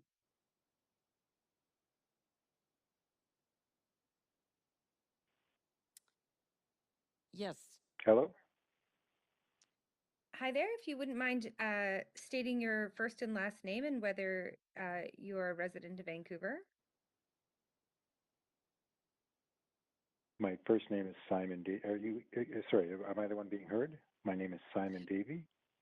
Oh, great. You're caller number 20. Okay, excellent. Yep. Simon, yes, please. You have 5 minutes to speak to council. Please go ahead. Great. It's very late. I'm not going to take 5 minutes. I live on East 14th Avenue near Commercial SkyTrain Station. Good evening, Chair and Council. I am very happy to support this application this evening. We've talked about the fact that there is a very significant housing crisis in our city, and this proposal is going to provide for Vancouver residents who are most in need. I think it's important to share these resources around the city, which, I think is being done well.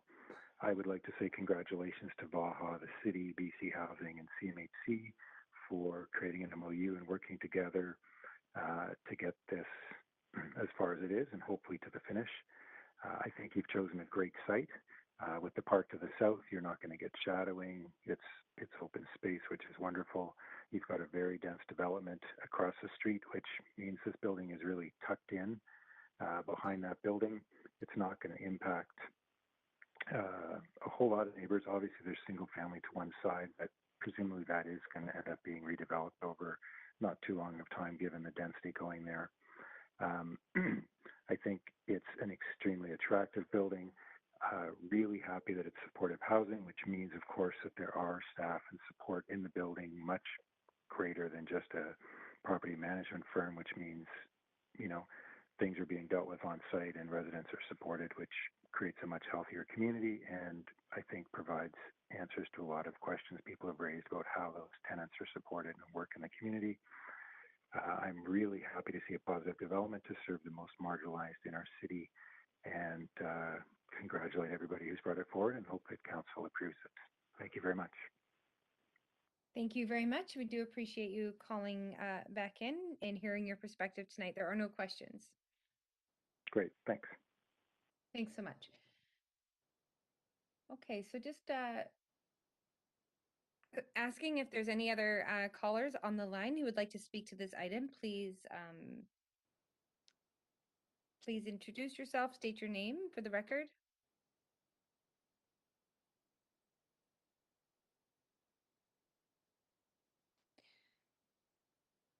We are showing one last caller that's unknown, unidentified on the line. So if that is you, please feel free to come off of mute and state your name for the record.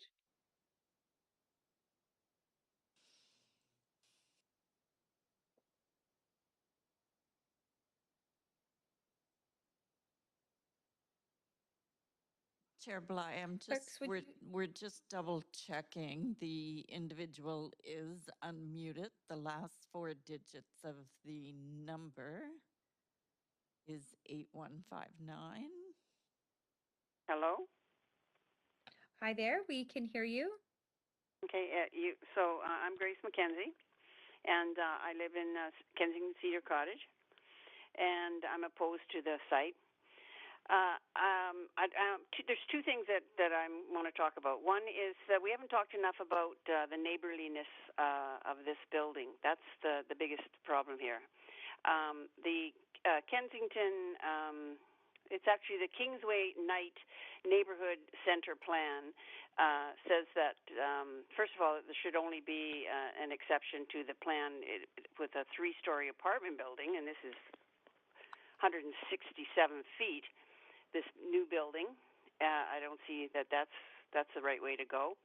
And it also says that it should be neighborly to the adjacent buildings. Well, it's not going to be neighborly. The shadows are going to be terrible on the houses to the east of this building and also to the south.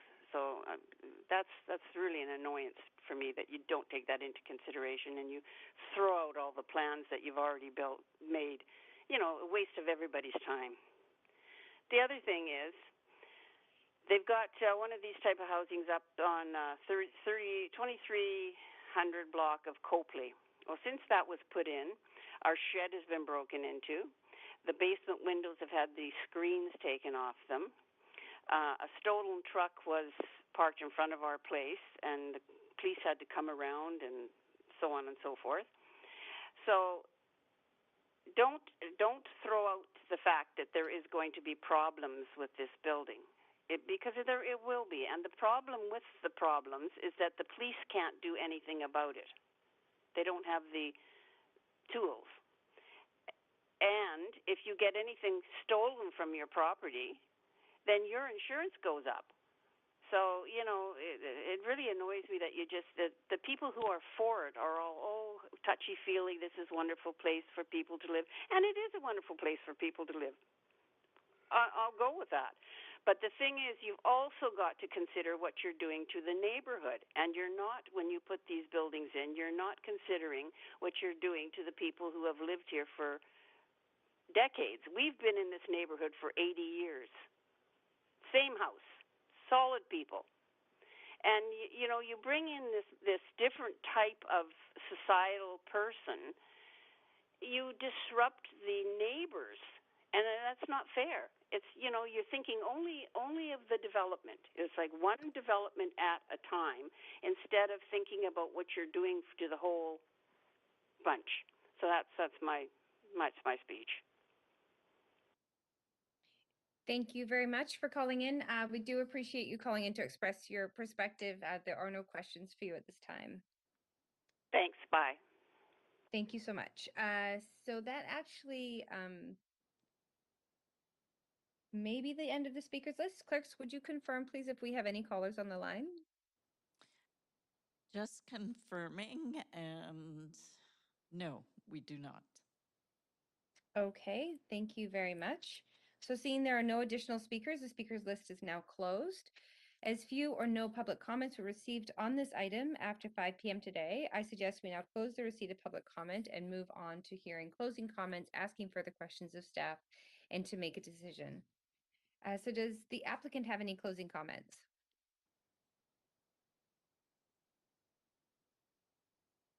Thank you, Chair Bly. We have no closing comments. Thank you very much. Staff, any closing comments? Thank you, Chair. No closing comments from staff. Thank you. And council, are there any questions for staff? Councillor Swanson. I'll move the report. Councillor Boyle, I'd be happy to second it. Thank you. Moved by Councillor Swanson, second by Councillor Boyle. So we'll move to a main queue, and I'll just ask if there's any debate. Yeah. Go ahead, Councillor Swanson. So we need about, I figure about 40 more of these. I live in a neighborhood that has 2 supportive housing places where people went who were moved out of Oppenheimer Park when it was a tent encampment. And one of them, Taylor Manor, is sandwiched right in between a low-income children's playground and a long-term care center. And I've never seen a needle in the neighborhood, never. I talked to the guys at the Taylor Manor. They're like, how's city council, Jean? And I'm like, oh, fine. How are you doing? And it's fine. And the other place is up on Hastings and Skeena. It's the old Ramada Motel. And the guys there wait at the bus stop that I wait at all the time. And when we're coming home, a lot of times they give me their seat. I just think there's so much stereotyping happening here that after the project gets built, I think people will figure it out, and that's what's happened before. And one person said that she really worried that this wasn't going to be part of the community. Well, if you want it to be part of the community, bake them some cookies, do something to help make it part of the community. I wouldn't be afraid of it. It'll probably be fine. And I hope we can just push forward with this and get a lot more. This houses 50 homeless people, and we have 2,000. We do need 40 more. So yeah, let's just get on with it. Thanks. That's it. Thanks, Councillor Swanson. Councillor Carr. Yeah, I just want to echo Councillor Swanson's comments. I won't repeat them. I just say that I agree with them. There's some people expressing fear that I really believe in my heart is unfounded, and we just have to wait for the project to come and the people to come and people to become neighbors. In addition to Councillor Swanson's comments, I just wanted to also note that this is unbelievably affordable compared to most of the developments that we do see at public hearing, and very happy to see the depth of affordability, and really like the fact that it's passive house certified, modular prefab at a height I've not seen before, which I think bodes well in terms of the kind of construction we need in an era of climate crisis. So happy to support. Thank you, Councillor Carr. Councillor Boyle. Thanks. I'll be brief in just adding that I also strongly support this. If we want people to not be living in tents outside, we want people to be able to address their health needs and mental health needs. If we want people to not be needing to use substances unsafely outside, buildings like this, housing and supports are the answer in every part of town. And this council has certainly advocated in many motions and amendments to ask for the province to be providing housing and supports to address many of the challenges that we face across the city. And this is part of that solution. And so I'm glad to see it come before us and very strongly in support of it. Thank you, Councillor Boyle. Councillor Reid. Yeah, I'll be speaking in support, and I really appreciate the comments about the neighborhood that has green grocers and green space and libraries and the amenities needed to support a building like this. Because when we support our neighbors, we create community, and I think this will help build a community here. And I think we always need to make sure that we do it as a cohesive unit, recognize the complexities of our neighborhoods. And when we do our planning work, that we need to make sure that all the pieces are there. And I think this is a great fit and a great location. I love the Indigenous Gardens and other work that's part of this building, so I am supportive. Thank you, Councillor Weed. Councillor Dominato. Thanks, Chair. And like my colleagues, I'm going to speak in support of this rezoning proposal. Recognizing we heard diverse perspectives and different voices with respect to this proposal this evening, and I think there is, I would say, at times a lot of information that's lacking as these proposals come forward for the public to understand. And I know that many of us have had the benefit of visiting and touring different housing developments across the city of all different types of tenures, from co-ops to rental to supportive housing. And so I think that there are times where we have the benefit of seeing those in action and how they're operating, and appreciate that this is Indigenous led and focused. And reflecting on the comments of one of the last callers, Kit Sauter, around his commentary of recognizing the need to support the urban Indigenous population here in Vancouver, but also recognizing that stable housing is very much a gateway to the ability to build upwards in our lives. And what I heard, well, I know that staff and BC Housing wasn't able to provide the additional details this evening, was that there will be additional wraparound supports and services embedded as part of these homes. And I think that's really important. Again, it's that stable housing is that gateway to furthering lives. And also acknowledging, I think it might have been Jill Atke that reflected the positive benefits of the library, the VPL being nearby. And I'm just acknowledging that because one of the things we do know is that literacy plays a really key role in success as well, and that many individuals may need added supports, and we see that at a young age, particularly with young children, where if they struggle with literacy, it can actually propel them into further challenges down the road and actually can contribute to potentially ending up homeless. And so just recognizing that, and then, as I think Councillor Weed mentioned, there is the adjacent green space, but again, sorry, I've gone a lot longer than I had anticipated. It is a bit late now. So I'll just wrap up my comments there, Chair, and just to say that I am supportive of this proposal, and I anticipate that the operator is going to work very closely with community as well as this advances, if it's supported this evening. Thanks very much, Councillor Dominato. Councillor Fry. Yeah, I also keep it quick and just articulate my support for this project as well.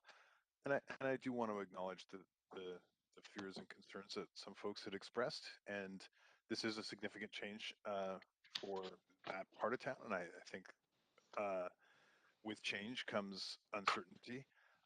But as I look at the proponents here and the fact that this is a Aboriginal Friendship Society, and that the developers, Macola, who have done some fantastic work in the nonprofit Indigenous-led development field, and I'm very familiar with some of their projects on the island, which really integrate this sort of cultural component that we see articulated in the design and some of the amenities that this project is going to provide, the proximity to a lot of great services like the grocery stores and stuff that folks were talking about, and of course the park.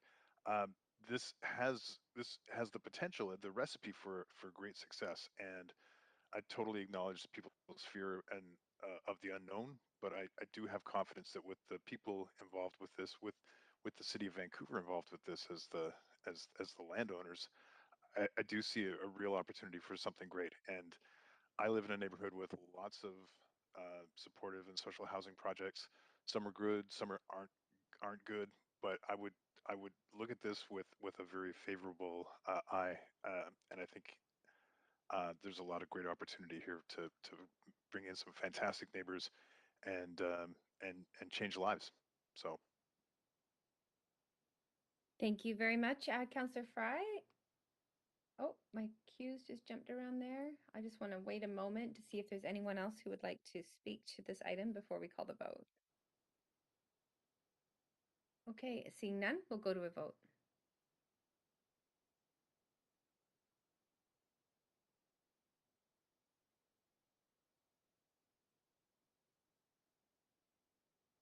And that motion passes with none in opposition. So that brings us to the end of our agenda. Let me just check my notes. And just to say thank you very much to all of councillors who are still here on the call at this late hour, and the importance of getting these applications and agenda items completed today with the forthcoming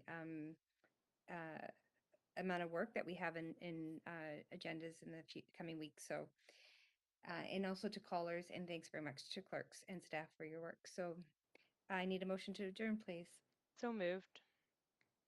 Thank you, Councillor Domingo. Second, Councillor Carr. All those in favor? Aye. Any opposed? This meeting is adjourned. Thanks very much, Thank you to Council. the chair for bedtime. Can you guys see the dog there, passed out? It's definitely bedtime.